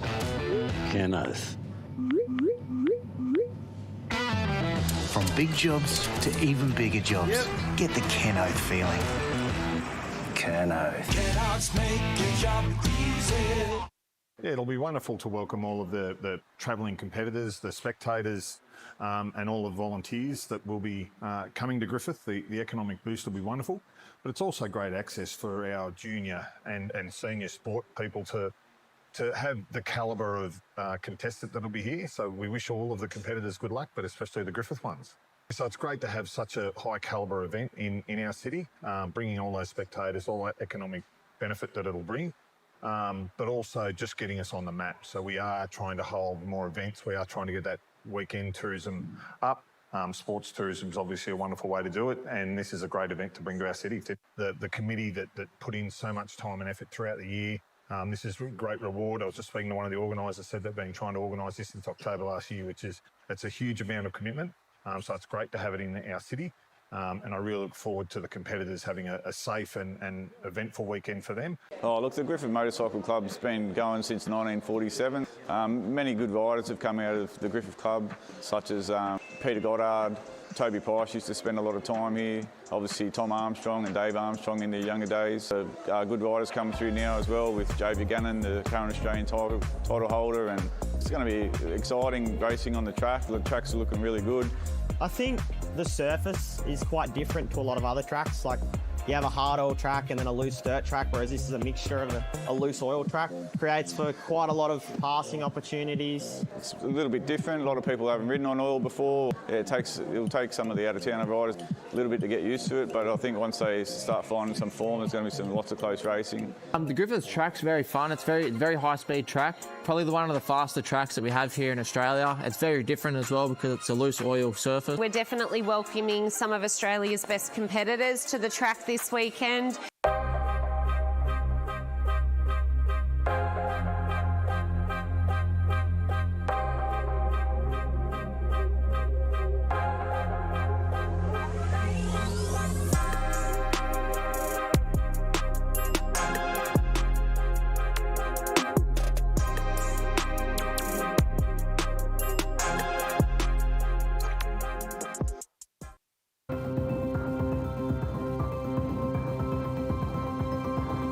The Westpac Rescue Helicopter is here for our community. And this holiday season, we will be ready to respond 24/7. Please stay safe, and thank you for your support. To donate or for more information, visit rescuehelicopter.com.au or call 1800 155 155. Welcome back to day number one of the Motorcycle New South Wales Dirt Track Championships, live from the Pines here in Griffith. And great to have your company, and a few more shout outs to people watching, sending the messages. We do appreciate you tuning in and giving us a shout out. So watching this brings back memories in the day of riding at Green Hills, that's at Kempsey, and Ballina and Coffs Harbour as well. So big shout out to, I don't know, it's just got a name here from, they haven't actually given their name. So also a shout out to my little sister, Millie Elphick, from Big Brother, watching from Brisbane. So is that the show Big Brother, or? Yeah. Oh, no, it's actually Millie's big brother, yeah. So big shout out to Big Bro, Millie's Big Bro, tuning in. And also another message that says, let's go Reese. So, Reese? Reese, let's have a look. Come on, look that up. Who? Reese? We'll find a Reese. Reese. Somewhere. Reese, is the peanut butter cup things? No, that's Reese's. Reese. Sure. I've heard Reese. MX. Haven't we said Reese before? Of course we have. Yeah, we've said it. Yeah, good old Reese. Yeah. Reese. All right, you find Reese. What do you mean? You were looking through. Yeah, I am too. See play for. It's Reese. This is exciting radio. Yeah, that's Reese Irvin. Irvin, it is too. Of course, how could we forget number 400, Reese Irvin? Yeah, so let's go, Reese. Yeah, let's go. So thanks for the messages. Keep sending them, and we'll try and read them out for you on air if you want to give someone a shout out. And yes, we mentioned earlier, Joe, the actual club began in 1947, or that's the first records of it. When the actual club was formed, but there were two motorcycle clubs in this area originally prior to that 1947 period, and one of them was the Southwest Motorcycle Club, and then the Griffith Motorcycle Club, and they were running events on different tracks in the area. Not exactly what happened about why the two clubs came together, that's a little bit unclear, but that was how the Griffith Motorcycle Sports Club was actually formed. And some of the early founders of that club, and they're obviously well remembered through life memberships, etc. Were Walter Davies. Maury Harriman was the secretary at the time, Alec Noble, Bert Yates, Connie Shields, Johnny Shields, Bill Holton and Fred Cole were some of the people that were instrumental in getting this club off and running. And then, as I said, 1947 was the first records of the club activities. In 1958, quite a few years later, the land that we've been showing you through our drone shots, which is where the Pines is currently situated, was actually leased from the Wade Shire, as it was called then, and the track leased the ground from that council. Then we moved into the 60s, and in 1961 was the first year that the club was actually constituted. They created their own constitution, and the club became an official motorcycle club. And in the following year, in 1962, the club actually approached the Junee Motorcycle Club for some financial support to construct a safety fence for the circuit. And the club also received assistance by way of a $400 loan at that time to start getting the infrastructure around the Pine circuit. And it's one of the things that clubs really strive hard for, to ensure that their facility, like the one that we're seeing on our great drone shots today, keeping the facility alive and running and up to the standards that are required to conduct championship events. You know, Motorcycling New South Wales, affiliated with Motorcycling Australia, have rules and regulations that they have to ensure the safety of everybody, safety of riders, safety of officials, safety of spectators. And it's a tough call for clubs to be able to continue to maintain their venues. And again, great work by this club to be able to maintain this venue in such great order. That's a little bit of the history of where the club started and how it's grown. The club was the actual circuit was officially opened in 1963 by the then Shire President Farrell, and the short circuit. It was called short circuit in those days, as opposed to dirt track as it is these days. Short circuit racing for solo motorcycles, for sidecars, and for TQ cars, called three-quarter, like TQ for three-quarter midgets, now called Formula 500s, all began racing here at the Pine. Can't say midgets anymore, can you?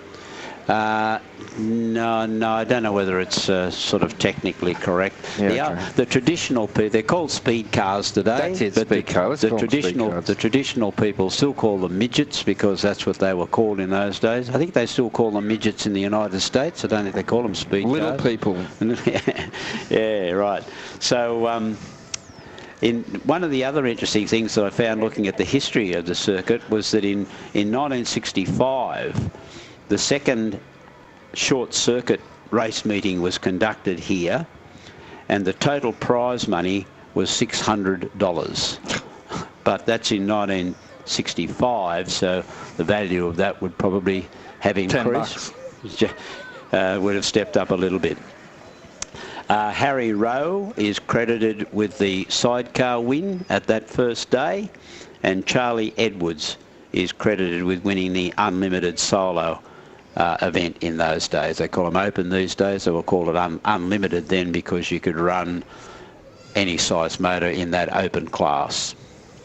So that's right. A little bit of history about the Pine circuit here at Griffith. Yeah, just wanted to mention that unfortunately we lost a very hard-working, person that has been synonymous with motorcycling over 7 decades or so 70 years.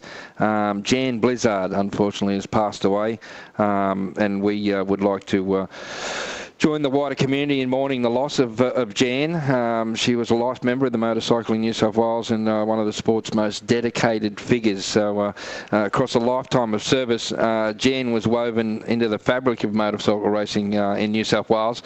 She gave up so much of her time and energy as an official, and I think she was involved in incredible service of 60 years with the St George Motorcycle Club. So our condolences go out to Jan's family, and we acknowledge the passing of such an icon of racing, dirt track racing. From our family, the Allen family.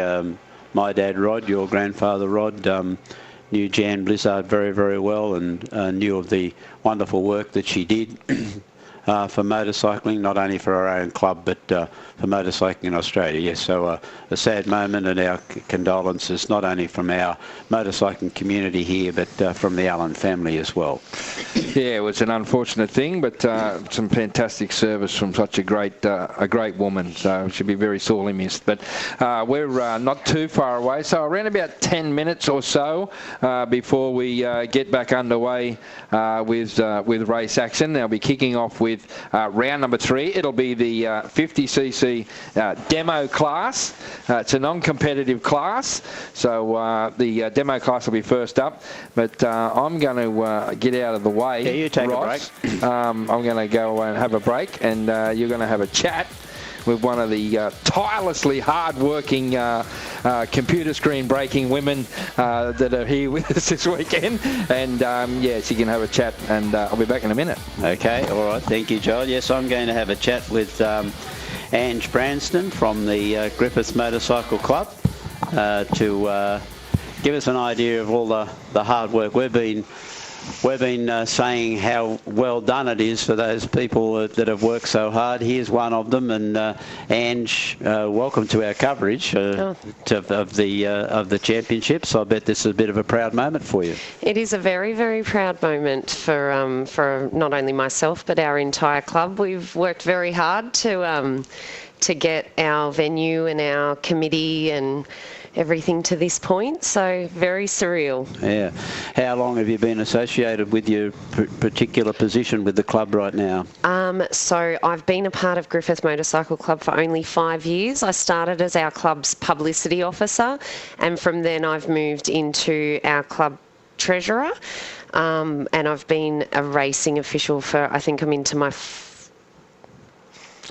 coming to the end of my 5th year, I think, as a racing official as well. Yeah, we spoke earlier, Joel and I, about the involvement of women in the sport, and they always have been. We know they've always been there, but there's certainly now a real concentration to ensure that people, that the women in the community still remain part of motorcycling, or any sport for that example. And the federal government, for example, on their Play Our Way program at the moment, are making available to sporting groups a lot of money to encourage women into the sport, and that's great to hear that pathway that you've come through, getting involved in the club in some way and then growing your interest through that. How are you finding the role of race secretary here for the championship?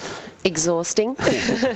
No, it's been a very hard slog. There's a lot of work being the race sec that goes on behind the scenes, but to get to this point today, see the bikes on track, see the race meeting going smoothly, well, what I believe to be smoothly, is very, very rewarding. Okay, and that means that whole team has to come under, control from somebody. Presidents, secretaries, treasurers, whoever they may be, but everybody plays their role in the part that they are that they're serving. What about the support from the community?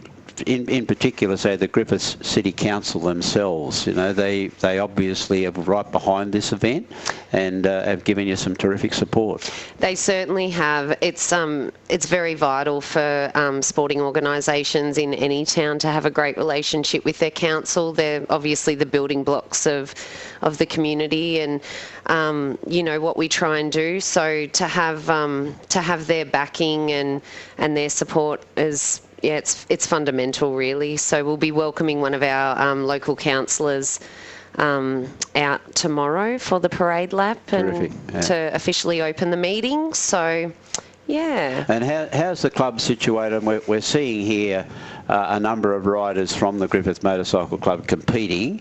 How are the numbers within the club, both junior and senior ranks?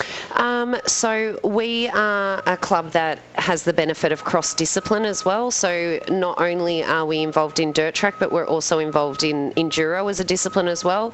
Across that, we currently have approximately 300 financial members. So we're a club that's very rich in support. And it's the members that make it happen and make it worthwhile. So. And being able to provide two disciplines for the one venue is also a great thing, because I think as we learn that the various costs that are associated with motorcycles, getting to events and so on, it becomes difficult for the interest of members to continue. And when you can provide, say, two disciplines here, that's also a great feather in your cap. Yeah, definitely. It just broadens the market. It broadens the support that we can gain from the community and our members, and it means that we can provide a service essentially to more than one niche group of people. So. And we have been telling everybody about the fact that the Flat Track Nationals are coming up in October. That's another great event that you'd be looking forward to. Definitely. So last year saw us host our first. Last year was the first year that Griffith was hosting an AFTN event at the venue, and it was absolutely phenomenal. So hopefully we can keep the momentum going. We had our spectators hill absolutely banked. There was approximately 1,000 spectators through the gate for that event. Terrific. So hopefully we are in a situation where we can get the same momentum and support again for that event this year, and welcome Australia's top riders back out here again to play with us. We might have to give you a break to get back to your start, because it looks as if they've hit the starting grid or getting set to get into round 3. Congratulations to you personally and to the club for putting on such a great venue and a great event. Let's hope that everything continues to run nice and smooth for you. Definitely. Thank you for your time. And I just want to give a shout out to the boys on the finish line from the Leeton Motorcycle Club. They're doing an absolute stellar job. Yeah, they are. Great job. Okay, thanks, Ange. No worries. Let you get on with the role that you're playing here across this event. Awesome. We're really enjoying listening to your commentary as well. So. Thank you. All right, we'll be getting underway very shortly with round 3 of our championships here, then the New South Wales Dirt Track Championships presented by Davies Motorcycles, day 1 of the championships, and ready to move into round 3 of the championship events today. They do start off with the 50cc demo event, which is non-competitive. These are the ones that come out, the youngsters that come out on the little 50cc bikes. They come out in 2 groups. So there'll be 2 events here officially on the card, event 53 and event 54.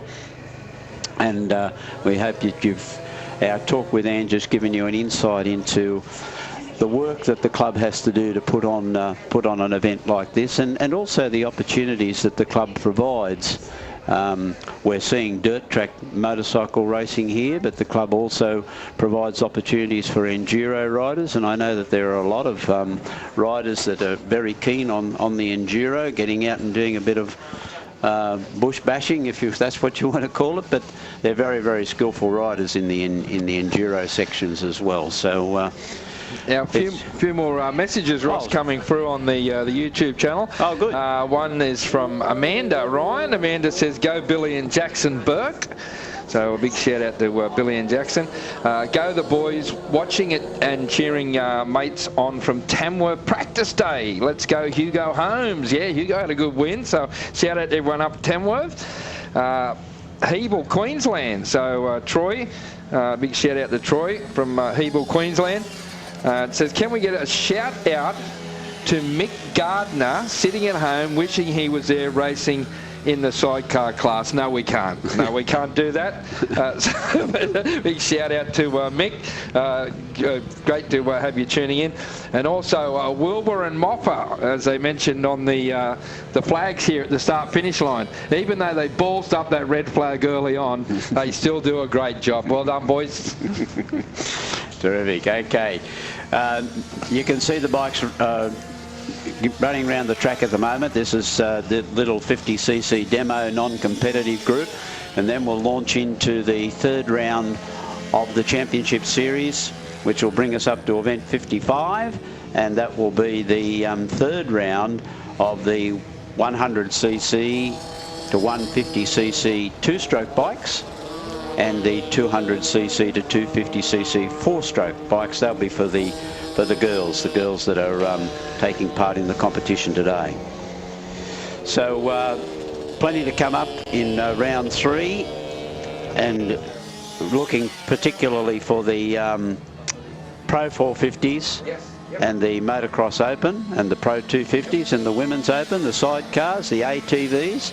They'll all be coming up in the third round of our competition, the afternoon section of our program. We've had some work done on the track during the break, and it's looking in some pretty good order to take us through to for the remainder of the afternoon.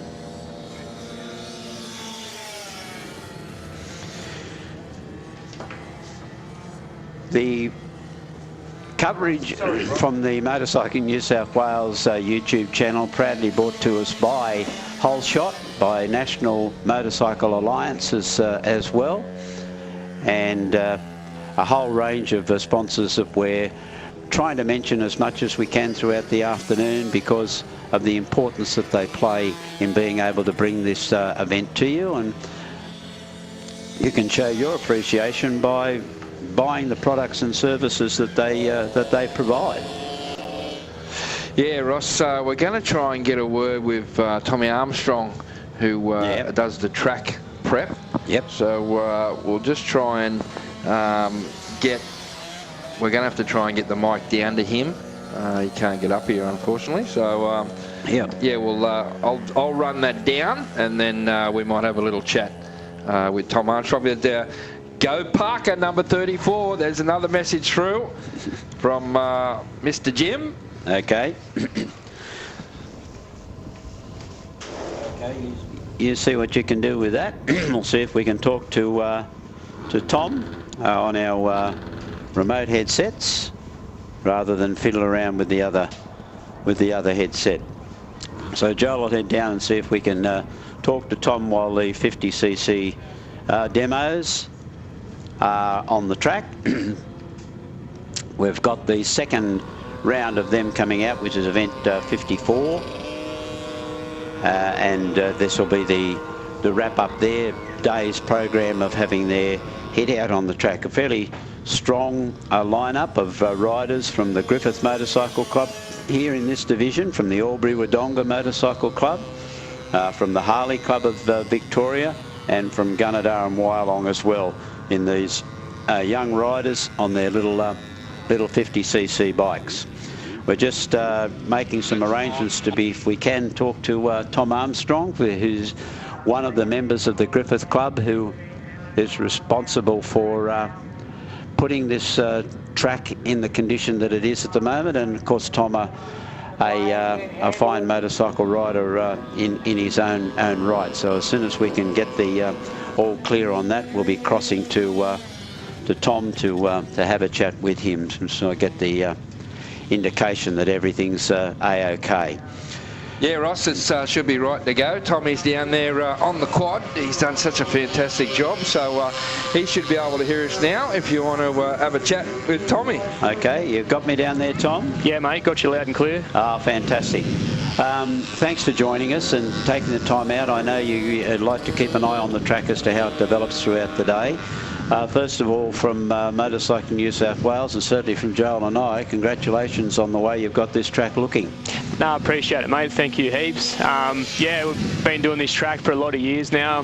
My old man used to do it when I used to race up here, and he's handed the reins over, and yeah, I've sort of taken on a fair bit of it up here, and yeah, got a good couple of boys that help me get it done at the moment while I'm injured, so yeah, it's great.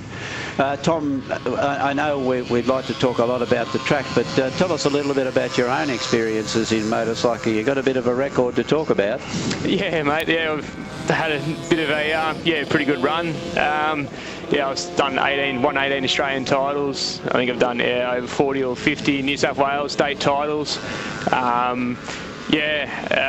Been to America and raced in the AMA flat track. Had some success and won a national over there, and then I spent a bit of time racing speedway. But yeah, we got back on the bike after 13 years, and I entered in the Australian Flat Track Nationals, and we had a pretty good start. I won the first 2 rounds last year, and went on to hold the points lead right up to Gunnedah with a 110-point lead right up to the last round, and we're looking pretty good to take it out. And unfortunately, I had a really unfortunate crash in the first race, and it's put me out and give me a pretty bad injury that we're trying to get on top of now, which has done a bit of damage to my spinal cord. So at the moment, we're on the mend.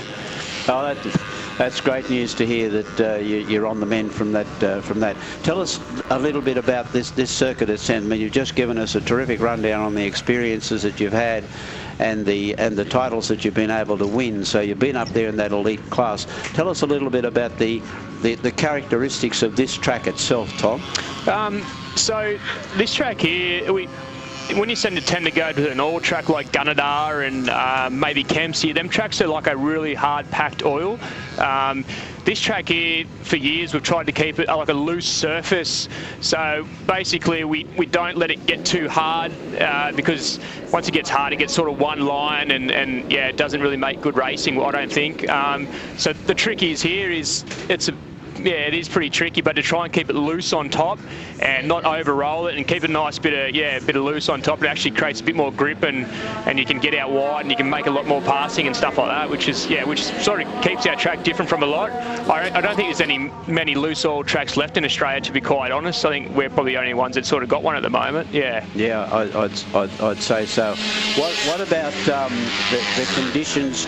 Obviously, then do change a little bit more than say the hard packed oil surfaces of Gunnedah and Kempsey. You've got conditions that change more throughout the day. What do you keep your eye on as the racing progresses?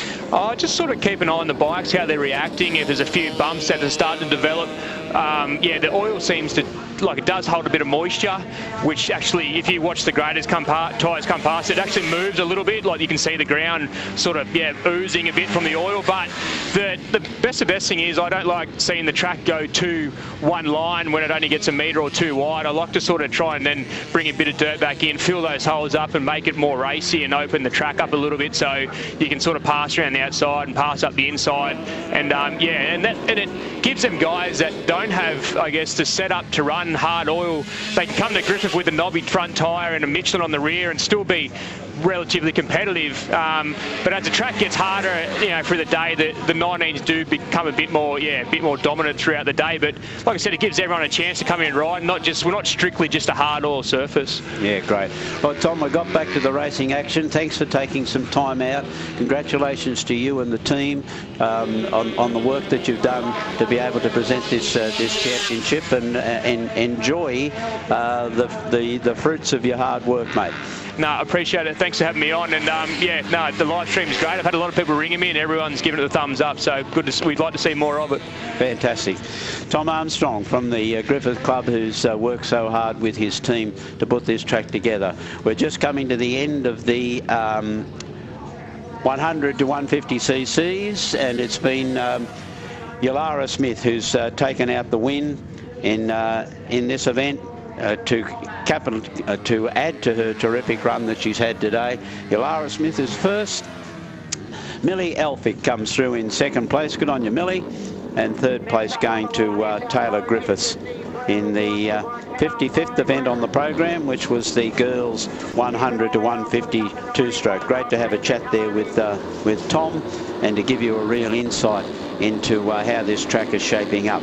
So back to the action of round 3. For Kennards Hire, we're looking at the Pro 250 event, which is event 56 on the card, and they pass us for the very first time. Yeah, good start there, Ross, from Jaden Roberts on the 223. He's bounced out of the gates very quickly, and he leads the field. He's giving chase is Cooper Carney on bike number 91. He's right on his hammer, looking to try and find a way through. On the race leader, this is a Pro 250s, what is by Kennards Hire, and some good racing out on track with Roberts leading from getting closer now. Cooper Carney looking to try and find a way around to try and get into that race lead if he can, but he's got some work to do because Roberts, once he gets a bit of clear track in front of him, very hard to run down, and he goes into the bottom corner once again and will come past with still a couple of laps left to run. Race leader is the 223 of Jaden Roberts, being chased by Cooper Carney on bike 91 in second place. Back in third spot is Riley Biddle. Jaden Smith is behind him on the 7, and Paige Owen rounding out the top 5 riders. But they'll only have one to go from here as they come into the bottom turn and see the last lap board hung out for race leader Jaden Roberts on the 223. Cooper Carney from the Temora Motorcycle Club giving chase, but just can't get him, and made a big mistake there as they came out of the turn, and that's thrown away any chance he had at maybe even snatching a win away as they come down now. Out of the bottom turn for the very last time, the checkered flag waves, and it waves for race winner Jaden Roberts on the 223. Cooper Carney in second on the 91. Biddle on the 37 was next across the line ahead of Smith. Paige Owen rounds out the top 5 on the 86, and a good race win to Jaden Roberts. Eric Malloy was there, Katana Robertson, Robbie Flule, Smith, Luke Hazel, and Bronte Snow. Good to see Bronte back up again after a heavy fall early on. Yeah, great. It just goes to show the resilience of some of these riders. You have a fall, but you get back up and you go again. And well done, Bronte, to be able to get back into the race action. Right, that was event 56, and we now move to event 57 on our program for the first day of racing, and that's the third round of the 65cc two-strokers from the 9s to 13 years age group. And the rider that's been impressive in the first 2 rounds has been Brodie Ford on the 107. Other prominent riders have been Cooper Quinn. Yeah, he's out there in front at the moment, Ross. Okay. Cooper Quinn on the 82. He's got a great start. He's being chased now very strongly, but he's got good control of this one early on, but there's going to be riders that are going to come quickly at him from back behind. Ford was one of the other riders that was up there early, and he is now looking to try and put the inside pass, and it's Ford on the 107 looking to take the race lead away from Cooper Quinn, and Quinn is doing a good job though holding that off, but there's a lot of pressure coming. Look at Ford though, one tiny mistake and Ford will be there ready to pounce on him. Looks for the inside line out of that corner into the bottom sweeper, but there was no room through there, and Quinn holding on to a slim lead on bike number 82 comes down with still a couple to go. Ford chasing hard in second spot. Crew Tulloch is right up there as well. He's not out of the mix either in third placing. Oh, Quinn got in trouble, had a look over the shoulder. He knows he made the mistake. Ford got closer to him as they came out of that part of the track. He almost lost the back end as they went down into that bottom turn. They'll see the last lap board go out this time round. Race leader Cooper Quinn on bike 82, but here comes Brodie Ford on the 107. Has he got something up his sleeve to try and grab this race lead away from Quinn, who's had the lead for the majority of the race? Oh, in trouble again there out of that part of the track. The back end of the bike is moving around on him, and there's Ford has a look on the outside and goes through into the race lead. Super pass from Brodie Ford right in the dying stages of the race. He comes to the checkered flag, and how about that? Quinn on the outside. Oh, Ford says, "You little beauty," waves the finger across Dawson pumps the air as he gets to checkered flag. Cooper Quinn second. Crew Tulloch was third, followed by Isaac Cross. And what a super finish that was, right down to the wire. It came down to that final turn, and it was a great ride from Brodie Ford to take the victory. Yeah, well, the competition's just going to get more and more intense as the program goes on, and as you saw there, a very, very exciting race in the 9s to 13 65cc two-stroke for Leichhardt Rural. ATV Opens coming up, event 58 and 59, 2 heats of the ATV Open, and we've seen the Griffiths brother go really well, Matthew Griffiths and Joshua Griffiths.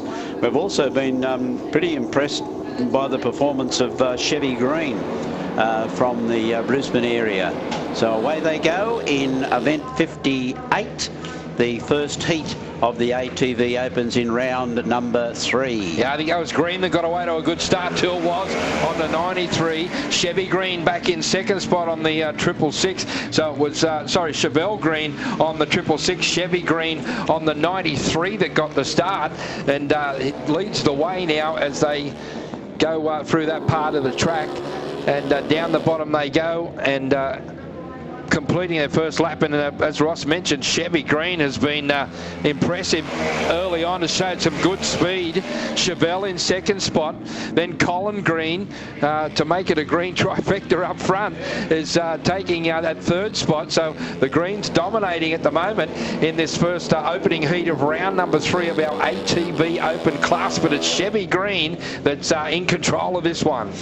And it seems to me that with that little bit of track preparation and having a look at some of the times on our timing board, that things might even be getting faster as the day progresses, and riders getting much more used to the track and getting their machines set up so that it's going to be handling the track a heck of a lot better.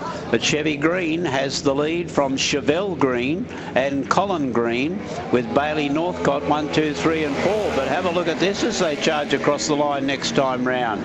Chevy Green, Chevelle Green, Colin Green. Nothing between them. In fact, the riders behind the leader are actually travelling faster, so they're going to start putting the pressure right on the leader. Yeah, certainly starting to bunch up now. Chevelle having a real look at Chevy Green, the race leader. Checkered flags out though, and it's going to be Chevy Green on bike 93 ahead of Chevelle, followed by Colin Green in third spot, and the 54 of Bailey Northcott will come across the line in fourth place. So a good race there between the Greens as they all battle it out. And we'll see the race between the Griffiths coming up next. Yes. We saw the Greens there, and the two Griffiths boys will be out in this one. It'll be interesting to see the battle between Matthew and Joshua Griffiths for the second heat and round 3 of our ATV Open. As the gates drop down, we're underway for Darlington Point Excavation and Transport. Yeah, Josh got away to a good start too. Matty trying to hound him on the inside as they come past for the first time. But Josh,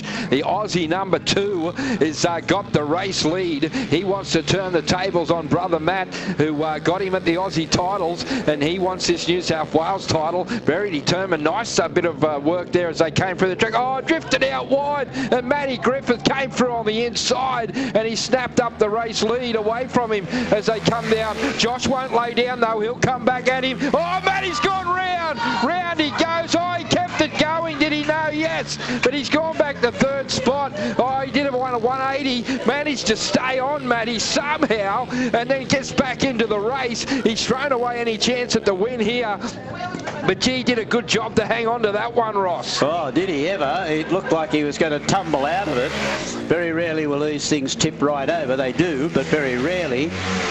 He was lucky to actually not get tossed off by himself. But again, it's pointing out that some of the riders and even the sidecars we've been noticing coming in really hot here. They come in real quick and suddenly realise the corner's on them, and they've got to make some pretty quick changes into their riding technique. Yeah, one to go for for Josh Griffith, the race leader on bike 66. He leads away. Here comes Matty. Can he get past Travis Northcott and into second spot? That'll be good for points for him if he can. But he's got half a lap to try and do it. He's right up the back on the white machine, number 1. Up to the back of Northcott he goes. Has a bit of a look on the outside. Will he switch to the inside in this final turn? Here's your race winner, Josh Griffith, who greets a checkered flag. Good ride for second from Travis Northcott to hold out Matty Griffith in third spot, who clicks the GoPro off as he goes around and comes across the line, but he won't be too disappointed with that. They do have a repechage and a final, so if you do miss out, you can get through on the repechage. But a good win there for Josh in heat number 2 of the ATV Open, round number 3, as we move to the 100cc to 152 stroke. And the 4 starters in this one: Nikolai Owen, Maverick Fleur-Smith, Yalara Smith, who had a great ride last time, Hayden Duggan, and it looks like it's Duggan, the race leader. Fleur-Smith has tucked into second spot. Oh, down goes Owen, heavy as the front end washed away, and Owen absolutely filthy with himself as he lost the front end of that one going into the turn, and he drops at that third spot and he goes right back to the tail. But the battle's on up front, Ross, between Hayden Duggan on the 143 and Maverick Fleur-Smith on bike 43. But once again, with that fall, we're pointing out that riders are getting a lot of speed down this main straightaway, and then all of a sudden that corner's coming up pretty quickly on them, and they're having to make changes, and they're washing out pretty quickly because they realise, hang on a minute, I've got in here a bit too quick. So race leader Hayden Duggan having a good session in day 1. Stays out in front. Second place being held by Maverick Fleur-Smith. Third place to Yalara Smith. And then the fallen rider still continuing. That's Nikolai Owen. Still continuing? Or yep. Did he go? Yeah, no, still coming. Still running. So this is the 100 to 150cc 2-strokers. Getting around the track pretty quickly, 25-second laps. And here's Hayden Duggan now coming under some pressure from Maverick Fleur-Smith, who's certainly improved throughout the day. Yeah, Maverick, the Tamworth rider, just looking to try and come through on the inside there of Duggan, who left that inside line way open as they come into the bottom turn for the last time. Duggan, the race leader. Can Fleur-Smith find a way through on the inside? Duggan tries to keep it a bit tighter this time. It's a race to the line. Fleur-Smith on the inside. No! Oh, Duggan just held on by about a knobbly as they came across the line. Great racing from those two. The Duggan takes the win ahead of Maverick Fleur-Smith in second. Good ride again from Yalara Smith on bike number 8 to pick up third spot.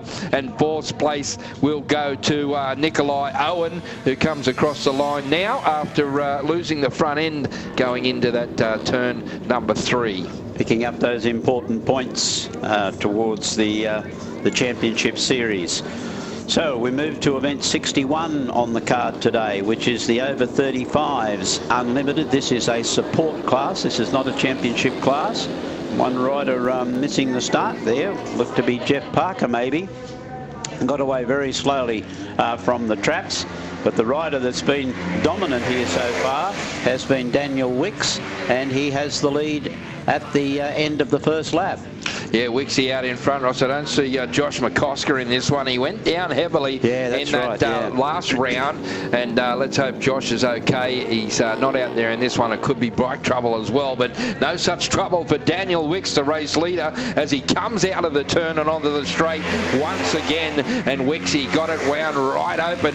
He likes to slide and throw the bike around a lot, Wixie. That back end, you'll see he gets it out, and through that change of direction, back left again, and right, and then they'll go. He'll go left again, but he's got good bike control, Daniel Wicks. And as Ross mentioned earlier, once he's out clear in front, he's almost impossible to get past Daniel Wicks. He just gets the race pace on, the determination, and makes it tough for anyone to get around. Now Neil Girdle is the best of the other riders, followed by Gary Routman on bike number 93, Matthew Heron on the HF Parker, and Luke Hazel on the 212 make up the field. We're clearly with our eye on Daniel Wicks at the moment on screen, clearly seeing that the pace is picking right up coming down this main straight. They're certainly doing some quick times there, and you'll see Daniel Wicks almost slide into the corner rather than sit up straight. By sitting up straight, if you haven't got that little bit of throttle control that you need, then you're going to probably wash that front end out on you.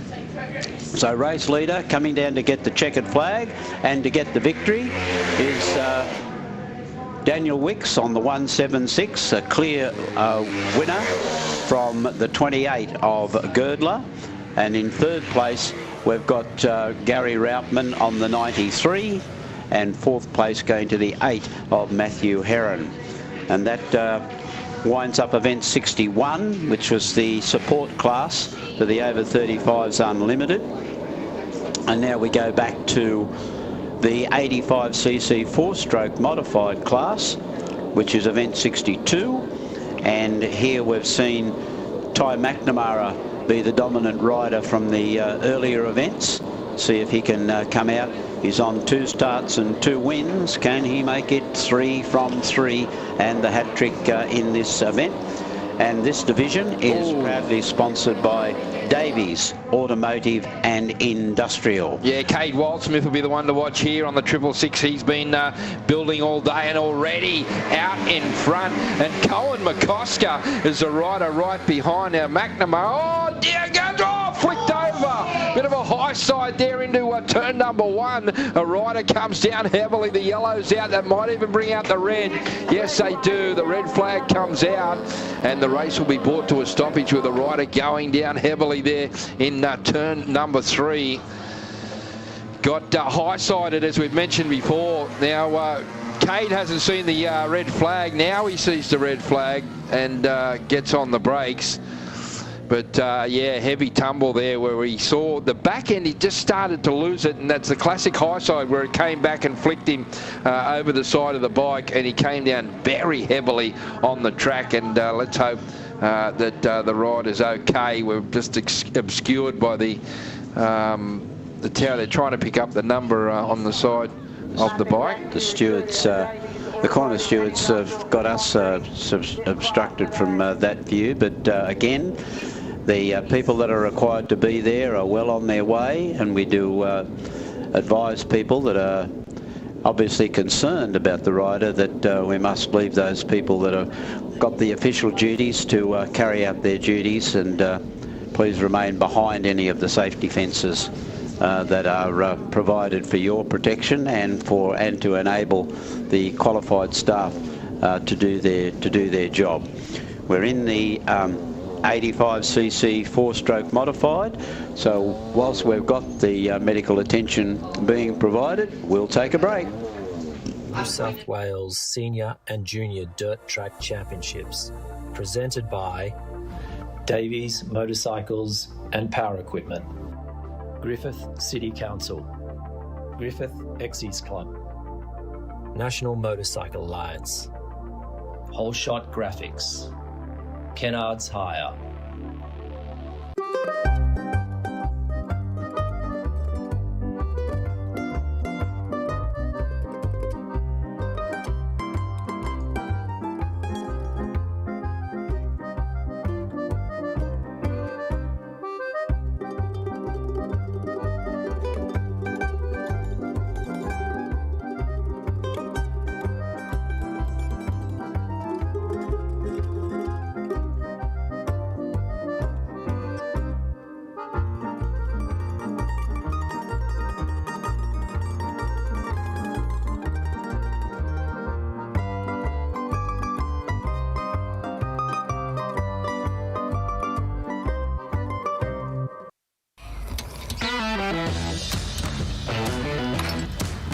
Looks good, eh? Ken Earth. What was that, love? I said, Ken Earth. All done, girls. Happy? Ken Oath, all right. From big jobs to even bigger jobs, get the Ken Oath feeling. Kellogg's make your job easy.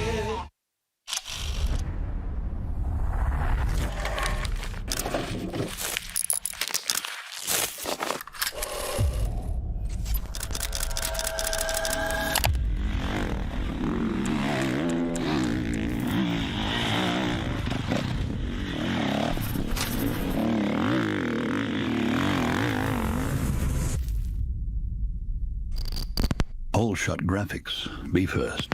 Be original. Yeah, it'll be wonderful to welcome all of the travelling competitors, the spectators, and all the volunteers that will be coming to Griffith. The economic boost will be wonderful, but it's also great access for our junior and senior sport people to have the calibre of contestant that'll be here. So we wish all of the competitors good luck, but especially the Griffith ones. So it's great to have such a high calibre event in our city, bringing all those spectators, all that economic benefit that it'll bring, but also just getting us on the map. So we are trying to hold more events. We are trying to get that weekend tourism up. Sports tourism is obviously a wonderful way to do it, and this is a great event to bring to our city.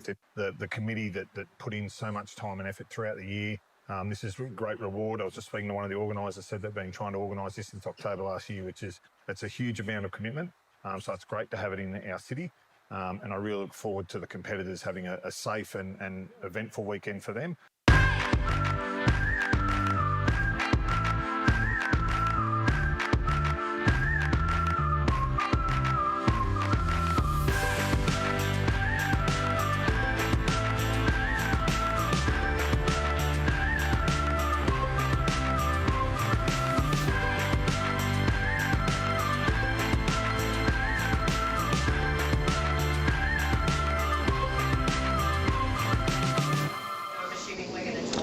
Welcome back to day number one, the New South Wales Dirt Track Championships here at the Pines in Griffith. A bit of a tumble there for Brennis Johnson on bike number 23. Brennis is okay. That's his second fall for today, Rod. Poor bugger. He hasn't had much luck, and around about the same spot too, same part of the track. So I'm just noticing since that last break that we had that I keep pointing out they're going really fast down this main straight, and it's catching some of them out. They're not set to get into that corner because they're going so fast. We had Billy Ryan, one of the officials came up, said clocked at 134 kilometres an hour down the straight. So that's almost as fast as you got to the canteen. And when you're travelling that fast, that corner comes up on you really quick. And it does. Unless you got yourself set up, and you noticed Wix's style was to kind of slide into the corner, almost like a slider, as opposed to sitting up straight on the motocrosses. So away we go again. Restart to the 85cc four-stroke modified, and we've got Ty McNamara. I think that is out in front again on the 7 bike.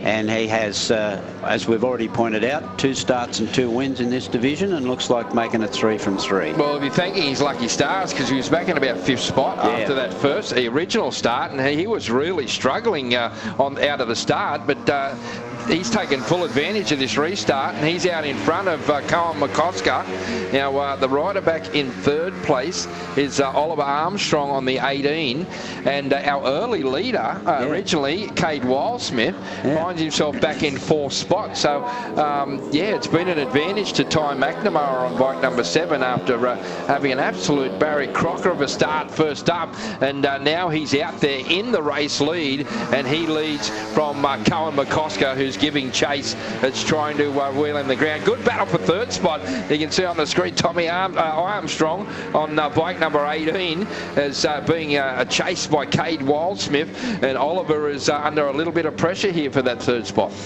Interesting now to see Ty McNamara settling into a little bit more steadier times on the race circuit, although Cohen McCosker is travelling as far as the time clock's showing in an equal speed to him, but he doesn't seem to be making up much ground on Ty McNamara. So McNamara with half a lap to go in this 3rd round of the 85cc four-stroke modifieds is going to come down and keep an unbeaten record in track. He's going to make it 3 from 3, a strong win to Ty McNamara. Yeah, McNamara grabs the checkered flag from the restart. Cohen McCosker picks up 2nd spot. 3rd, Cade Wildsmith wins that battle over Oliver Armstrong. Hux Davies on the 414 was next, followed by Luke Hayes. The bike behind Davies was Hudson Rappin. Louis Kotzer on the 282, and unfortunately for Brennis, he was the rider that came down heavily in turn number 3. All right, we move forward to event number 63, which is the Pro Open Women. This is the third round of competition for them. And the gates dropped and they're well underway, with this division being supported by Complete Traffic Solutions and Frogmate Proprietary Limited, two of the local businesses here in the Griffith area. Paige Owen got away to a great start this time. Laurie Gow has had the 2 starts, 2 wins, but Paige is determined to try and grab a pincher win away from her. This is going to be an interesting finish to this one. Paige Owen has the early race leader from the ACT Motorcycle Club. Oh, got untidy. The back end opened the door on the inside, and Laurie Gow said, I'll come through, thank you, and grab the race lead away. Paige Owen trying to fight back, but that's going to be a tough assignment now for Paige Owen, because once Laurie Gow gets some clear track, she's very, very tough to reel in, and you can see already now that she's gotten to that race lead, she's starting to open up quite an advantage on Paige Owen, who's back in second spot. Then Katana Robinson's back there as well at the tail of the field, and Romy Flewell-Smith on the 5.22 finds herself up in third spot. So, yeah, chance there for Paige Owen, but unfortunately coming out of the turn, she just got a little wide. There's Bronte Snow on the 8.87. Great to see Bronte from the Gunnedah Club. She had a real heavy tumble early on, but she's bounced back, jumped back on the bike, and she's out there riding again. So well done, Bronte, to be in the race action. There's Laurie Gow, though, Ross, with 1 lap to go, as well in control of this one. Yeah, you summed it up pretty well, Joel. Once she gets into the lead, she takes complete control of the race, sets herself into a nice little groove, stays consistent, stays smooth on the bike, and that certainly puts her in good stead to be able to maintain her advantage well out in front. There's no doubt about the fact that at this point of time, she's going to make it 3 from 3, which she does. So Laurie Gow on the 33 is first. Second place goes to the 88 of Paige Owen, and third place to the 5.22 of Romy Flewell-Smith. So that wraps up the top 4 for the third round of the Pro Open Women. And the last rider coming through is Bronte. Well done, Bronte, to keep going and show some determination to grab those points. So we move to event 64, the third round of the 85cc 2-stroker or the 150cc 4-stroker. This is again for the girls, and they are in the age group of 11 to 16. And Yalara Smith, as we've pointed out, has been the dominant rider here, 3 starts and 3 wins, and already in just half a lap she has established another very handy break. 3 riders in this division. The leader, Yalara Smith, on the 15 from the local Griffith Motorcycle Club. The 15 of Taylor Griffiths, also from the local club from Griffith, and the 715 of Millie Elphick from the Albury Wodonga Motorcycle Club. I think someone gave a bit of a shout out to Millie earlier today, didn't they? Well, my memory serves me correctly. Yes, I think it was. They did, yep. It might have been Big Brother from oh yeah, it might have been too. Queensland. Yeah, Sister Millie, a Big Brother watching from Brizzy. Yeah, good idea. Good stuff. And keep the messages coming through on we'll our get through a couple of those YouTube channel. soon. We'll start to get us through as many as we can, and also try and focus on the racing on screen. And we're seeing Yalara Smith on screen at the moment, dominating this this division of the 85cc 2-strokers and 150cc 4-strokers, going through the change of direction section of the course, and she'll come around to get 1 lap to go. Following this race, we'll be back into the sidecar division, and that should be very interesting to see how well they're going to handle this first corner. Yalara Smith, as you can see, setting herself nicely to get into that corner, not having any real problems there. And she's getting around in 26-second laps, so she's motoring along pretty quickly, and is going to come down and take a pretty strong win here at the finish flag in event 64 on the card. The win clearly goes to Yalara Smith on the number 8. Second place is going to go to Taylor Griffiths. She should hang on to that spot and crosses the finish line now. And Taylor Griffiths on the 15 is second, and Millie Elphick on the 715 is third. That division brought to us by FA Freighters. Well, Joel Askew has messaged through, and he says, bring on the sidecars, pull your finger out, Jim, and get the win. So here we go, Joel. They're ready to go, and Jimmy jobbling on the inside, got away to a great start, but Matt Davies and Wayne O'Mealy, those guys are just super quick. That bike is really fast as they come out of past the stripe for the first time, and they have the race lead. Jim Jobbling and Brodie Trembath, they really give them a hurry up early on in that previous round, but at the moment they just seem to have too much pace in the bike. Matt Davies and Wayne O'Mealy, they're really quick, that machine, and it just bounces out of the gate so super fast, and you can see just already the gap that he's opened up on Jobbling and Trembath back in second spot. It's around about a 1.5 second gap, so yeah, it's really super quick, and it's going to be very hard for these other guys to try and reel in this current Aussie champs, Matt Davies and Wayne O'Mealy. They're getting around in about 25-second laps, so it goes to show that they, as Joel's pointed out, they are quick on this bike. They've got it super set up, handling it. They're going in, as you can hear as they roar past us here in the back straight, very, very quick. And gee whiz, he's continuing to just increase this gap. It's probably out to about 4 or 5 seconds now. I think he might be starting to lay down a real marker here and say, righto boys, I'm going to be unbeatable here today, and probably deserves so. He's the current Australian champion, so he's got a reputation to live up to. The Jobblings, Jim Jobbling's hanging on to second spot with Brodie Trembath, his passenger. But it's a big gap back to that second place. Yeah, it is a big gap back. The boys are trying everything they can to reel in the front runners, but it's checkered flag time, and another win to make it 3 from 3. Matt Davies and Wayne O'Mealy on bike 4-1-4 take the win. The 195 of Jim Jobbling and Brodie Trembath pick up second place. Then we go back to Kurt Langbeck and Lionel Cornwall, who are next across the line, ahead of Bo Brearley and Luke Johnson. And then a good battle back behind them, but that was won by Brett Davies and Dakota Lockie, ahead of Shane Davies and Simon Smith. That was round number 3 of the sidecars, and that's just going to make it tough for the others. It's on a point score basis, the sidecars. Only the 5 rounds, 3 done and dusted, and 3 wins to Matt Davies and Wayne O'Mealy. Something really drastic is going to have to happen for those guys to not finish on top. Absolutely. And that division, the sidecar division, brought to us by Burns Welding and Fabrication. Name for a welding joint, Burns. Yeah. Third degree burns. Oh dear. Keep your glasses on. ATVs, these are the support class for the junior groups, the 9s to 13s or the 12s to 16s. 2 starters here, both from the Maryborough Motorcyclist Club. The 63, Cooper Garland, and 17, Holly Northcott. Holly Northcott has won both races so far and is making it the strong possibility of 3 from 3.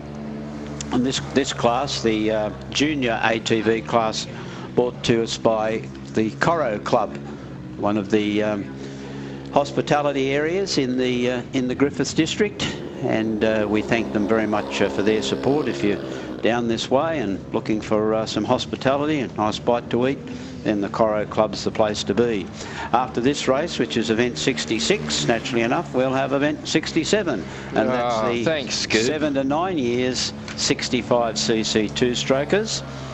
And they'll be run over 2 heats of competition. And then we'll be back into one of the senior classes, the Motocross Open, which will also be run across 2 heats. But right now, we're catching the action of the juniors on the ATVs. We'll have a quick little shout out to some of the people that have sent in. Yep. Also, Mr. Jim, Go Parker, number 34 in the 50cc. He says he's a third-generation flat tracker from Ramsey in Victoria. So that's Parker Davies from the Harley Club of Victoria in our 50cc demos. Yeah. So, big thank you very much for that information. That's quite interesting. Also, Tim says, Go Lara. Tim doesn't say where they're from. All right. Or TM. Also, track always looks good down there. So a big shout out to the track crew. Let's go Jimbo, Jim Jobling. Yeah. Another one saying let's go Jobbo and Broads. Bring on the Akubra Classic in a few weeks, especially if the Queensland boys all turn up. So nice stuff. Yeah, yes, keep those messages coming through as we're underway in event 67, which is the first heat in the third round of the 65cc two-strokers. This is for the age group of 7 to 9 years, brought to us by Individual Hair Care, and it's a great even start between Oscar Barella on the 431, and the other rider chasing hard and strong is I've missed it as they went past us the first time. But we'll pick that up as they come by this time. Yeah. It's JVR. Javier Gannon. Javier. Now I've got his name right. Yes, you've got it right. First time today. Can we let off some celebratory fireworks or something?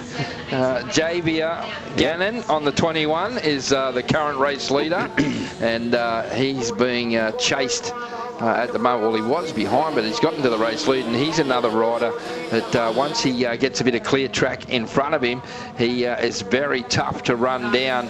Now, that job's tasked to Oscar Barella on the 431. That's Hux Davies back in third placing on the 414. But it's all Javier at the moment. He's leading the way. Not going away, though, in second spot is Oscar Barella on the 431. But staying in touch with him, trying to, get up there and make a dive, but he's running out of laps with only one lap left to run. Yeah, Gannon certainly started to settle into a really good groove in this division.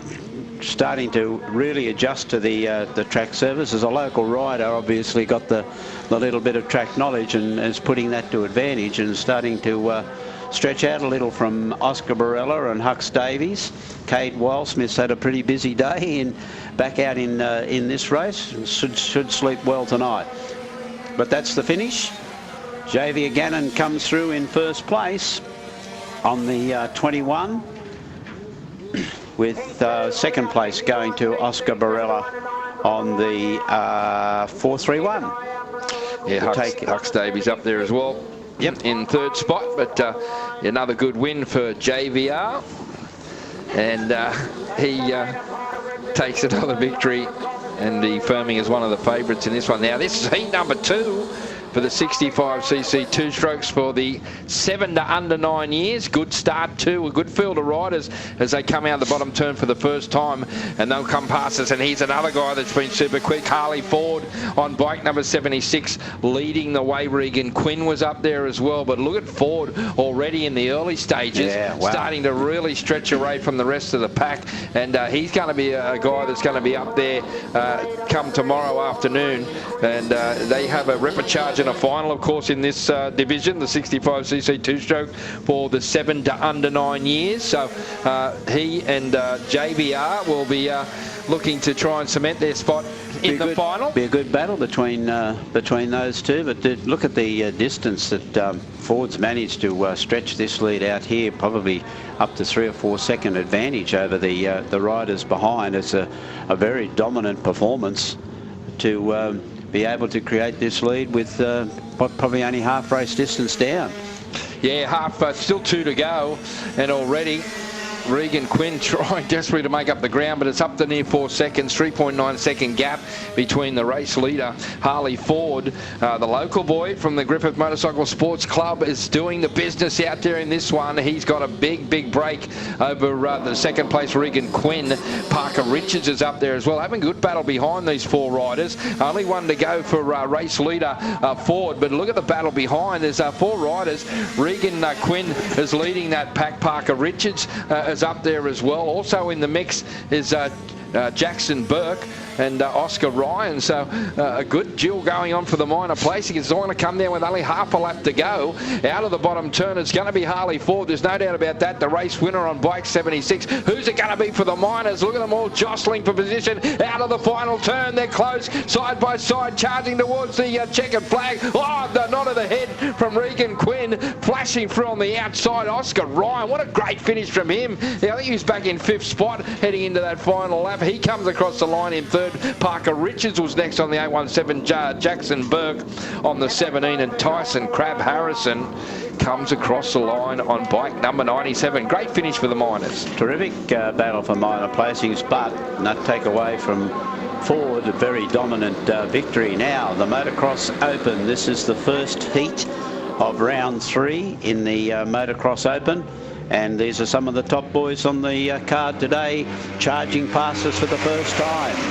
Yeah, Jordan Dowell, the race leader, giving chase very strongly as Tyler Davies right behind. He knows how important it is not to try and let Dowell get too much of a head start, but he's another guy that's a good front runner as well. Once he has got clear track, he makes it very difficult with the lines that he takes to get around him as they come out of the bottom turn once again. And it's Jordan Dowell, the race leader. At 2nd spot is the 415 of Tyler Davies. Then we go back to 3rd placing.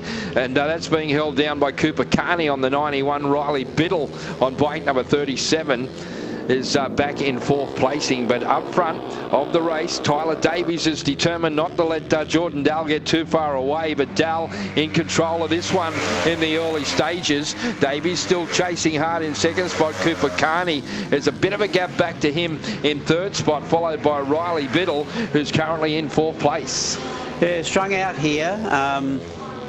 And no real challenges for position, so riders have got a great opportunity here to settle themselves into some rhythm and start sorting out lines that they might need to take later on in the day. Jordan Dowell leads clearly from Tyler Davies, Cooper Carney, Riley Biddle, 1, 2, 3 and 4, with Jordan Dowell clocking in about 23.5 seconds per lap, so he's settled into a really good steady groove in this one, and will come down and comfortably take a checkered flag that's been well deserved. Yeah, good win from Jordan Dowell in the MX Open, opening first heat of round number 3. Davies in 2nd on the 415. 3rd place goes to Cooper Carney. Then Riley Biddle on the 37. Then we go back to Matt DeMamiel on bike number 20. And one of the last riders to greet the checkered flag, Eric Malloy on bike 104. So starters already on the grid for event 70, the Motocross Open heat number 2 in round 3. And away they go, the traps drop, and here's that important stage in a 5-round series, round number 3. Important to keep those points building up towards the chance to get into the final.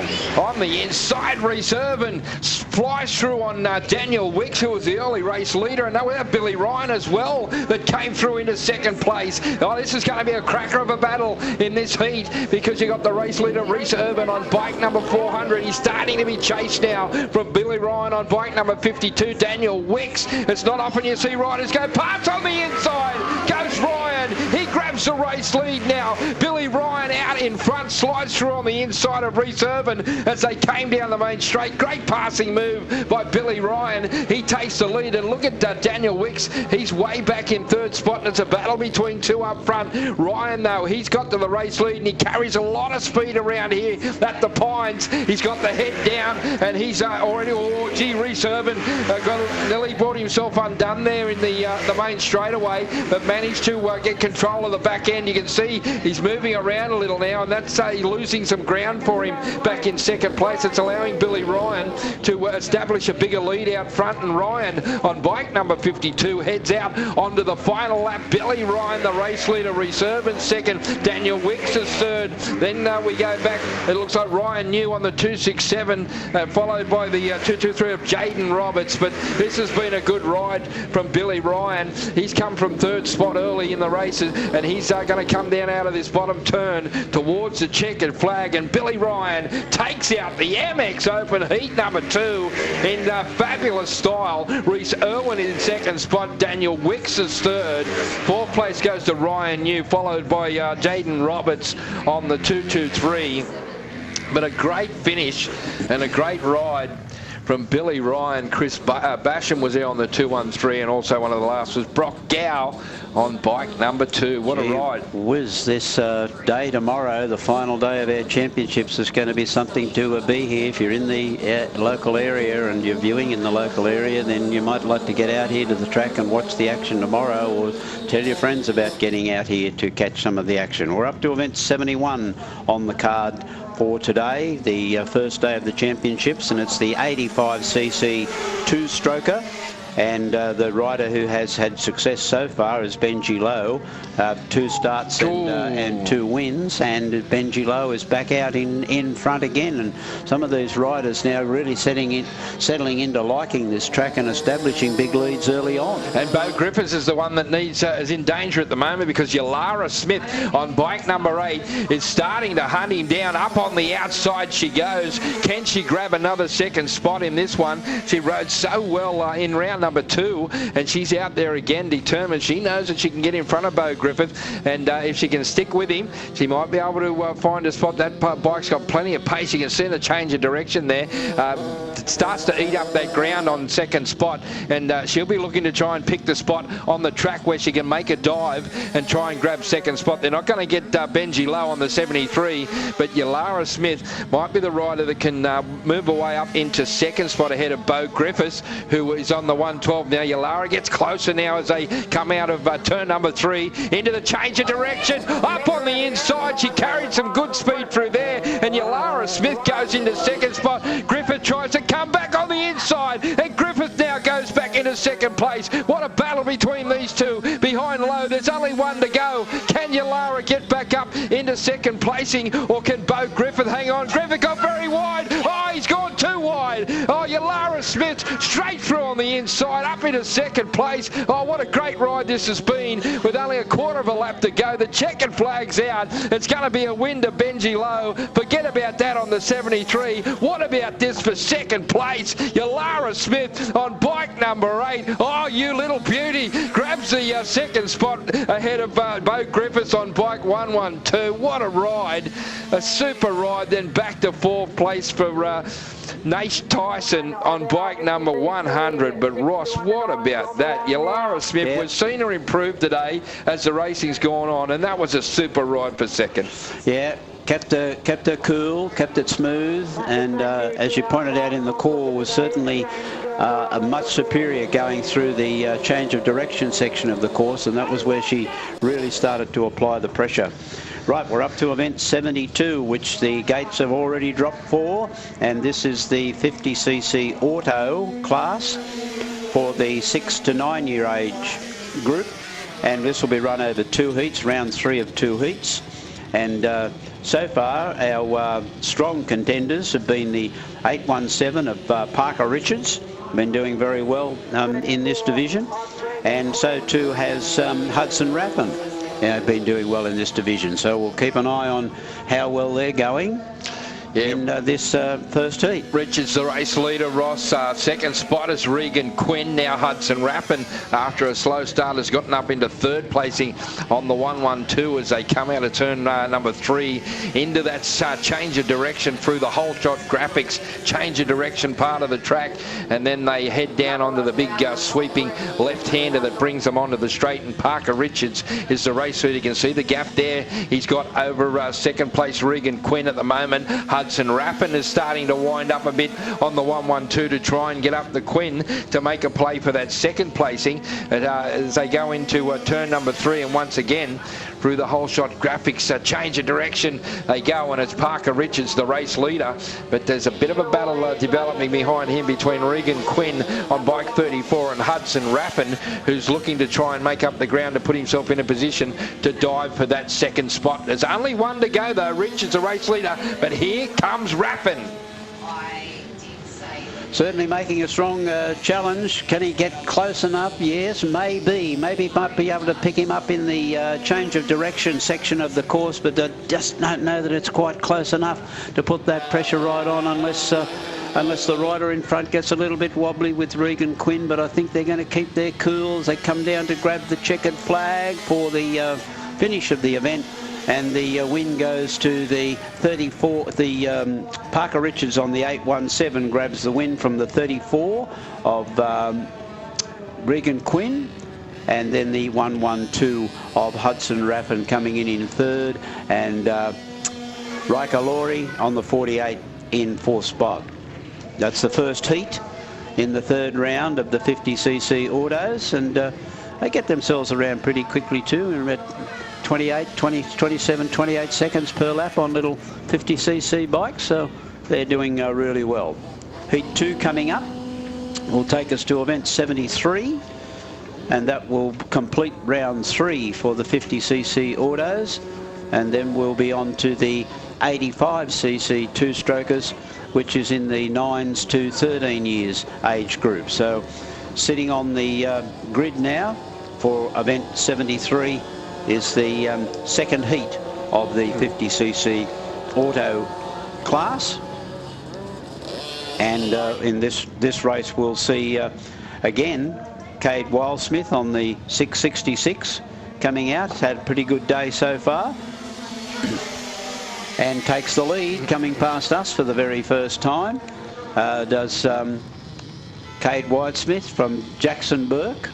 Yeah, Wildsmith out in front, Ross, and he went round the outside of Burke very quickly on the 17, but Burke's starting to come back at him now. Jackson trying to get that lead back away from Wildsmith, who got it very early on coming down this main straightaway, but Wildsmith, he's a tough competitor, and he's out there in front on bike 666. Now he's starting to stretch that lead a little bit over the 17 of Jackson Burke in second place. Now back to third place, I think that might have been Tyson Crab Harrison on bike number 97. But he's a long way back and away from these top two riders, and still trying to keep in touch. Jackson Burke in the orange machine there, you can see number 17. He's trying to stick in with the race leader, but he's starting to get away a little now, Cade Wildsmith, and he's starting to open up a nice little break. Still 2 laps to go. Wildsmith in control of this one. Second spot's being held down by Jackson Burke, and then Tyson Crab Harrison all the way from Blacktown Junior Minibike Club is back in third placing on the podium at the moment, but with only 1.5 laps left to run. It's certainly in control is Wildsmith on bike number 666 as he comes down onto the straight. He sees the board and he knows there's only 1 lap left to go. Jackson Burke in second on the 17. Tyson Crab Harrison is holding down third spot. Kobe Gannon on the 11, followed by Zane Roche, and Tyson Quinn is the field out on the track. But into the final corner, there's your race leader, bike 666, goes into the left-hander, and he'll head up now towards the checkered flag, and he'll take the victory.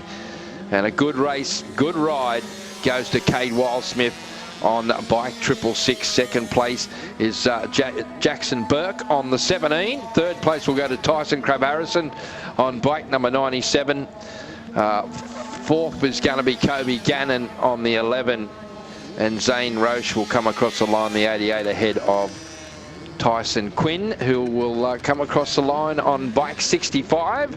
And that was the second heat of the 50cc auto, 6 to under 9 years, brought to us by James Girdler Electrical. Big thanks to the team at James Girdler Electrical for their support of this class this weekend. Move to 2 heats now, event 74 and event 75, 2 heats of the 85cc two-strokes. This is for the age division from 9 to 13 years. So far, our winners on the card have been Jai French in the opening round of the day for this division. Another winner has been Cooper Quinn, been going quite strongly this section. And Crew Tulloch from the Brisbane area, from the Mike Hatches Junior Motorcycle Club, has been going very strongly too. So this division and the two heats will be interesting to see who can clock up the points to keep themselves right in the chance of making it directly to the final. Yeah, Jai French, the race leader, he got away to a great start, and he leads the field on bike 26, Ty McNamara in second place on the 7. Then back behind him is Jack N. He's trying to get up to this top group of riders as they come across the line. Chad Armstrong was there on the 117, Tommy Dwyer as well, and Cohen McCosker is a bit of a shock back at the tail of the field.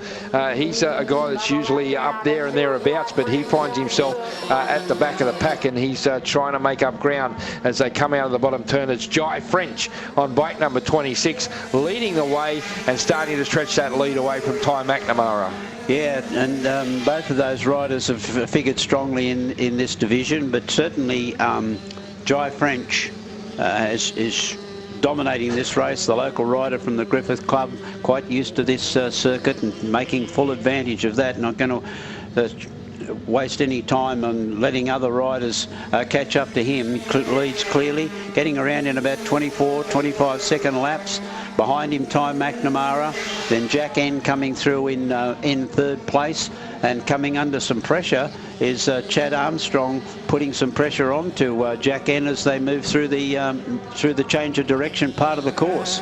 Yeah, Armstrong looking to try and get up into that podium third, but he's running out of time. It's checkered flag time, and the victory goes to Jai French on bike number 26. Good battle for the minor placings.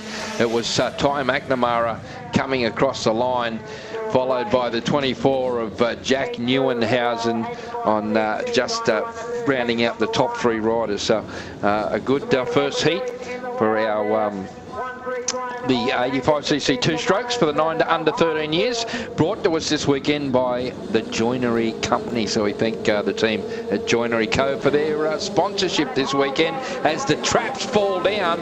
And yeah, just the 3 rounds today, so we're getting close to the final races of the day, and then the rest will be run tomorrow, as someone was asking online. So 3 rounds today, and this is heat number 2, and it's Cooper Quinn on bike number 82 that got away to the best of the start from the Northern Rivers Junior Motorcycle Club. He's out in front, but he's got a big pack behind. There's Crew Tulloch, I see, back in third placing. He's looking to try and make a move up towards the front of the pack, and Brodie Ford, I think it might be in second. This is going to be a great finish. Oh, Quinn has a look over the shoulder. He sees Ford trying to come through on the inside. Tulloch back in third placing on bike number 57 as they go into out of turn number 3 into the whole shot graphics change of direction part of the track, and now is Tulloch having a dig on the inside of Ford. So nothing between these top 3 riders as they come into the bottom turn for the second time. Race leader is the 82 of Cooper Quinn, but look out!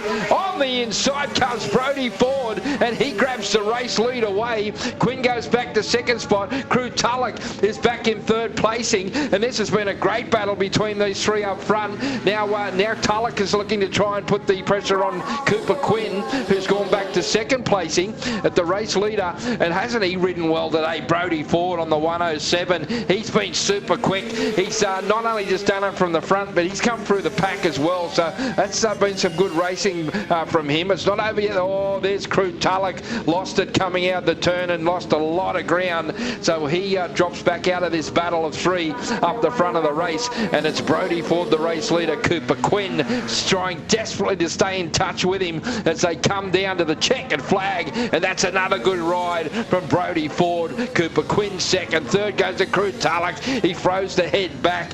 Damn it all, he says to himself as he comes across the line ahead of Angus Passon, Isaac Cross on the 774, and Louis Kotzer on bike 282.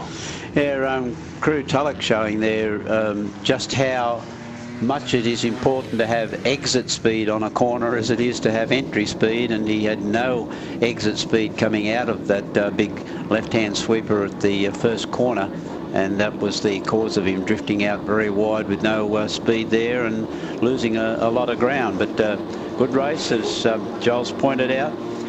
Brody Ford in very, very good form as away they go in event 76. This is the third round of the 200cc to 250cc four-strokers. Taj Edwards, Ross, got a great start. He blasts his way through on the inside to take up the running away from Nate Jager on bike number 8, who got away to go, rider down there in that first, that turn number 3. He's up and on his feet, hobbling around. I think he's going to get the bike up and going again. The yellow flag's out. I don't think it's going to be a red. He's trying desperately. There's Taj Edwards, the race leader, coming up to that fallen rider. You can see on the outside the yellow's out, and there's a rider going past in third spot. The yellow, now the red comes out. Oh, gee, I think that's a bit of luck. I think that might have been Fleur Smith that passed coming out of that corner with the yellow. Good pick, and went around into third placing. So automatically, Ross, we saw at Riders Briefing, I think that's an automatically 2-place deduction if that happens. So you drop back 2 spots. Could be, yes, but luckily the red flag's come out for a restart. We'll leave that to the officials as to what happens there, but yes, it was pointed out clearly at rider briefing that the rules of yellow flag racing are that you are not to pass riders in those in that circumstance, and also it was pointed out that under the yellow flag, riders who receive any sort of attention from officials or flag marshals will be excluded. They must make an attempt to get up on their own, but that rider certainly got up to the feet, and then with a bit of a hobble was having too much trouble picking the bike up on their own. So looks like I'd say it might be a leg injury there, so we'll have a little bit more medical surface come back onto the track. We are currently in the opening laps of the 76th event today, the 200 to 250cc four-strokers, brought to us by Lawrence Excavation and Earthworks. And then we've got one more race to go to complete round 3, which is the third round and the 2 heats of the third round of the Pro 450. So we'll take a short break and be back. New South Wales Senior and Junior Dirt Track Championships, presented by Davies Motorcycles and Power Equipment, Griffith City Council, Griffith Exes Club, National Motorcycle Alliance, Whole Shot Graphics, Kennard's Hire.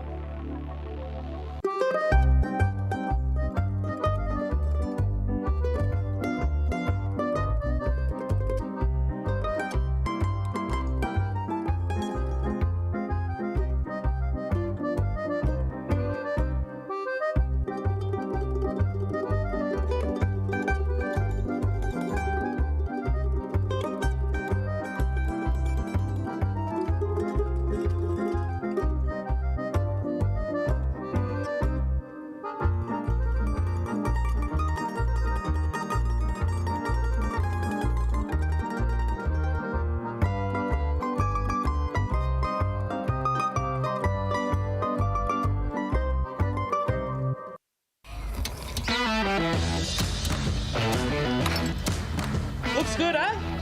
Ken Earth. What was that, love? I said Ken Earth. Well done, girls. Happy? Ken Oath, all right. From big jobs to even bigger jobs, get the Ken Oath feeling. Kellogg's make your job easy.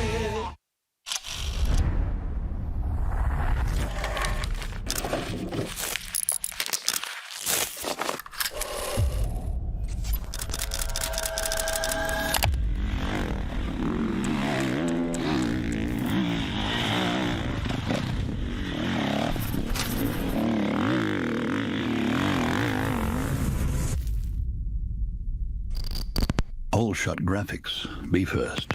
Be original. Yeah, it'll be wonderful to welcome all of the travelling competitors, the spectators, and all the volunteers that will be coming to Griffith. The economic boost will be wonderful, but it's also great access for our junior and senior sport people to to have the calibre of contestant that'll be here. So we wish all of the competitors good luck, but especially the Griffith ones. So it's great to have such a high calibre event in our city, bringing all those spectators, all that economic benefit that it'll bring, but also just getting us on the map. So we are trying to hold more events. We are trying to get that weekend tourism up. Sports tourism is obviously a wonderful way to do it, and this is a great event to bring to our city. The committee that put in so much time and effort throughout the year, this is a great reward. I was just speaking to one of the organisers, said they've been trying to organise this since October last year, that's a huge amount of commitment. So it's great to have it in our city, and I really look forward to the competitors having a safe and eventful weekend for them. Oh, look, the Griffith Motorcycle Club's been going since 1947. Many good riders have come out of the Griffith Club, such as Peter Goddard, Toby Price used to spend a lot of time here. Obviously Tom Armstrong and Dave Armstrong in their younger days. Good riders coming through now as well, with Joe Buchanan, the current Australian title holder, and it's going to be exciting racing on the track. The tracks are looking really good. I think the surface is quite different to a lot of other tracks. Like, you have a hard oil track and then a loose dirt track, whereas this is a mixture of a loose oil track. Creates for quite a lot of passing opportunities. It's a little bit different. A lot of people haven't ridden on oil before. Yeah, it'll take some of the out-of-town riders a little bit to get used to it, but I think once they start finding some form, there's going to be lots of close racing. The Griffith track's very fun. It's very high-speed track. Probably one of the faster tracks that we have here in Australia. It's very different as well because it's a loose oil surface. We're definitely welcoming some of Australia's best competitors to the track this weekend.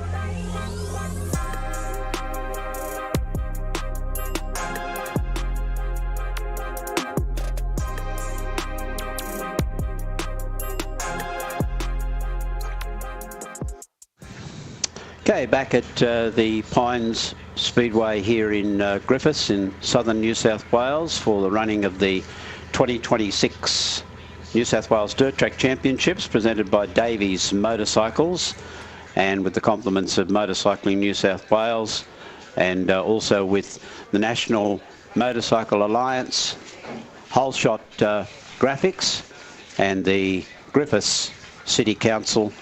We bring you this live stream coverage of the event, making it the second year in a row that we've done it. The Motorcycling New South Wales decided last year in 2025 to have the first ever live stream coverage of the dirt track, a state dirt track championship, and due to the success of that coverage, have decided to continue again in 2026. And it's been a great day of racing so far. The rider on the circuit still being treated at this point of time, but apparently is sitting up and quite conscious.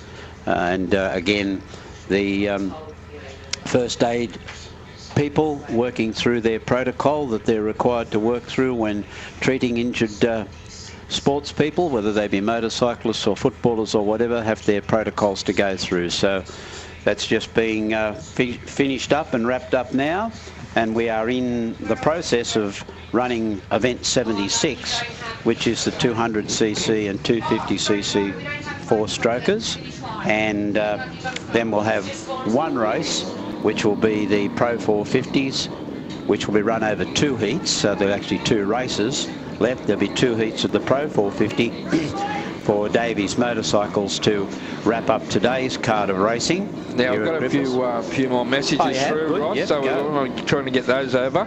Yep. Go Rider 444, love Zia from Brizzy, and that's Michael Foscarini is in the 50cc demo class. So, yep. Yeah, thank you very much for that shout out.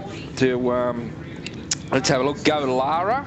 There's another message through on the thing. The track looks good. Try and let us know where you're from when you're sending us a message. Makes it more interesting for us and more interesting to our viewers to let you know where you're calling some from. Kind words from KTM Dirt Bikes. Awesome live stream. This should be done at the Australian Flat Track National Rounds. Would be awesome. So big thank you, Wesley Barnes.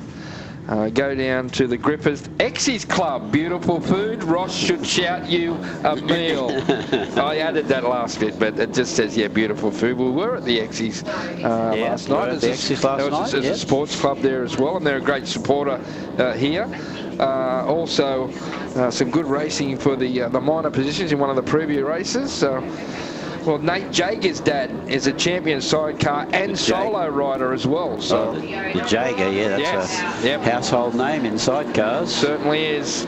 Okay, the gates are down. They're underway in the rerun of event 76, the 200 250cc four-strokers.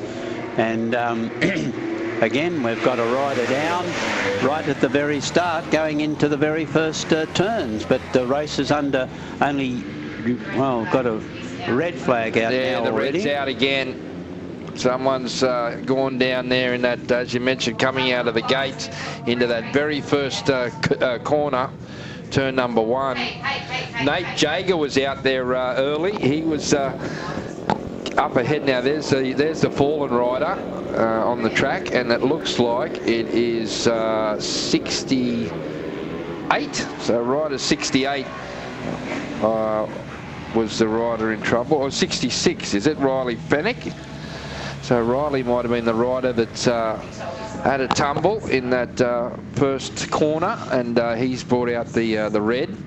And so we'll have another. There he is up on his feet.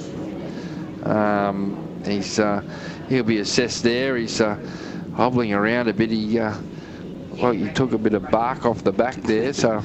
Yeah, let's hope that he's okay. Anyhow, we've got those people that have in those positions that have got those responsibilities, and they're there on track doing their job. And again, I remind people that really don't have any involvement in an incident like that to stay well clear, to allow those people the opportunity to perform their duties and to perform them efficiently. So just looking at tomorrow's card, which is the final day of the championships here. The gates, if you're wanting to come out and be bright and early and have a look around, say, the pit area and have a look and see how the riders are preparing and getting themselves ready for the day, the gates will actually open at 7:30 tomorrow morning. Then scrutineering of any of the bikes that might have been damaged in today's, like a fall, they have to be re-scrutineered again. At 9 o'clock, the riders will have their briefing for the final day. And then following the rider briefing, we'll be able to move into the Grand Parade, the parade lap, which is a traditional part of championship events in Motorcycling New South Wales, where they bring out all of the competitors on the day, the solo riders, the seniors and the junior solo riders, the sidecars, the ATVs. They all come out for a Grand Parade lap and line up for the official opening, which will be conducted by a representative of the Griffith City Council. And then we move into the final round of competition, round 4. We've got 2 rounds to go tomorrow, have we? Some classes will have the 2 rounds, Ross. Right, other classes will then have a round and a repecharge, a repecharge and a final. So, it's a little bit different for certain classes. Make up of the program tomorrow, and the champions for 2026 in New South Wales of the dirt track class will be decided. So please join us again tomorrow. If you've had some people that have missed out on today's live stream coverage, then please let them know to tune in. We'll be covering the full day tomorrow here at the Pines at Griffith in southwestern New South Wales. But right now we go back to the second rerun of the 250 the 200 to 250 four-strokers, and we'll see if we can safely get through this one. Yeah, third time asking for this one, Ross. The traps go down on their way. Looked like Jager got away to a good start. Taj Edwards was up there as well early, but that might be Nate Jager that got away to grab the race lead as they come down past us for the first time. It is Edwards right in behind though. Duggan there as well. Where's Fleur Smith? He's back at about 5th spot. Up there is Hugo Holmes too on bike number 5. This is a cracker of a race. It's going to go right down to the wire. Jager, the race leader. Can he hang on? He's going to come under all sorts of pressure from Taj Edwards in second spot. He'll be looking to try and pick his spot to get through and grab the race lead away. Jager, down across the stripe he goes. Second spot is Taj Edwards. Back in third, Hayden Duggan. Holmes now has a look on the inside of Duggan, and he goes, slices his way through up into third placing. So there's a couple of battles going on now. Can the 5 of Hugo Holmes get up to the race leaders and put the pressure on them? But at the moment it's Jager. Still a couple of laps left to run. Can Edwards somehow find a way through to this race lead? He's sitting there waiting, just biding his time, waiting for that tiny little mistake from Jager. He hasn't made it yet, and Jager's got some good lines going through the change of direction part of the track. Here's Edwards now, has a bit of a look on the inside, but there was no room to get through there, and Jager hanging on. 1 lap left to go. Taj Edwards, he's going to throw everything with the kitchen sink, and Jager in this final lap. Into the turn 3 they go, into the change of direction, whole shot part of the track as they come through. Jager hanging on to a slim lead. Taj Edwards, can he make a dive on the inside? No, he switches to the outside. Will he duck back into the inside? No, I think that's it. Jager's got him covered. Great riding, Nate Jager. Has a look over the shoulder and grabs a checkered flag. Edwards in second place. Holmes comes across the line in third. Fleur Smith just flashed up ahead of Hayden Duggan in fifth placing as the 2 riders up front show some great sportsmanship to acknowledge one another for some great racing between those 2. Ross, what a finish. Yeah, terrific event. After a few mishaps to get it underway, but once they settled down and the nerves settled down a little bit, it turned into a terrific race.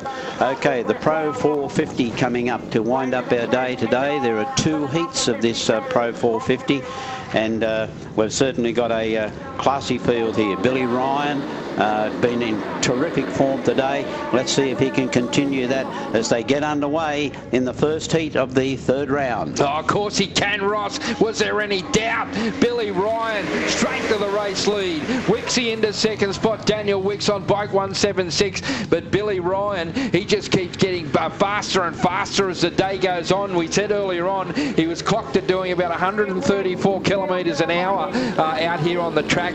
And what a super surface has been today already. This is the second last heat of the day. Track's held up beautifully, and Billy Ryan, he's just out for a Saturday afternoon cruise out the front. He looks like he's doing it effortlessly on bike number 52. Wicks is back in second place. I think he might be happy to sit there as well, because I think he knows he's not going to get close enough to Billy to make a dive at the race lead, because Billy Ryan is well in control of this one with 2 laps to go. Heat number 1 of the Pro 450s brought to us by Davies Motorcycles, fantastic sponsor this weekend. And back in third place on the track is Neil Girdler, but they're pretty much stretched out, those top 3, as they go through the whole shot graphics change of direction part of the track. Into turn number 1 they go, and Billy Ryan, the race leader, he'll see the last lap board held out, and he realises only 1 to go. Second spot is Daniel Wicks. Third place is Girdler. Then we go back to Reese Irvin, who finds himself back in 4th placing, just ahead of the 223 of Jaden Roberts, but it's all been Billy Ryan out in front. Into the bottom corner he goes for the very last time. The checkered flag will wave. The Pro 450 round number 3 heat 1 winner Billy Ryan takes the victory on bike 52. The 176 of Daniel Wicks is next. Girdler across the line in third place, followed by Reese Irvin on bike number 4100. The 223 of Jaden Roberts was next. Cooper Carney was back behind them. Chris Basham on the 213, and Gary Routman on bike number 93. But geez, been impressive today, Ross. Oh yes, yeah, he's in super form. Obviously loves this circuit and is making every post a winner, to use that experience that he's got on this track, and he's certainly showing that he's going to be one of the hot favourites for the New South Wales title tomorrow. We're now into heat number 2 of round 3 of the Pro 450s as they flash past us for the first time. Yeah, Jordan Dowell in this one. He's out early very quickly, and he's gone to the race lead on bike number 42. Now giving chase in second place. It looks like it's Davies, I think it is, Tyler Davies on the 415 in the red outfit. He's easy to pick in the white helmet as they come down to complete another lap, but it's all Jordan Dowell at the moment. He's in control of this one now. Back in third placing is 117 of David Armstrong, Ryan New, followed by Riley Biddle and Brock Gow on bike number 2. He makes up the field of 6 riders in this second and final heat, final race for the day. It'll wrap up round number 3 of racing as they come down to complete another lap with 2 to go. And Jordan Dowell, he is out in front. He got a good lead over Tyler Davies from the Wirelong Motorsports Club in second placing. Now getting a little bit tighter for third spot on the track as they come through the change of direction part of the track. David Armstrong, the local guy on the 117, coming under pressure from Ryan New, but there's 1 to go for Jordan Dowell, the race leader on bike number 42. He heads off. Look at this little battle between New and also David Armstrong. Armstrong hanging on to a slim third place podium at the moment. Ryan New's all over the back of him here, looking to try and get through up into third spot, but I don't know whether he's going to get close enough as they come into that final turn. But here's your race winner. It's Jordan Dowell on bike 42. Second place is going to go to Davies on the 415. Close for third, but David Armstrong hangs on the 117, just ahead of Ryan New on the 267. Riley Biddle was next, followed by bike number 2, the Coffs Harbour motorcycle rider Brock Gow. Well, great finish to a great day's racing. Our coverage, we hope you've enjoyed. Thank you very much for sending us your chats and your comments throughout the day. We've enjoyed those because we like to know where people are viewing us from. So join us again tomorrow for the final day of the Motorcycling New South Wales Dirt Track Championships for 2026, presented by Davies Motorcycles and supported by the Griffith City Council and the Griffith Ex-Servicemen's Club. Full day of, well, not a full day of racing tomorrow, but the final day of racing tomorrow to decide who's going to be the champions for 2026. Been a relatively trouble-free day. Yes, we've had some falls, but fortunately no serious injuries out of any of those falls. The track's been in great order.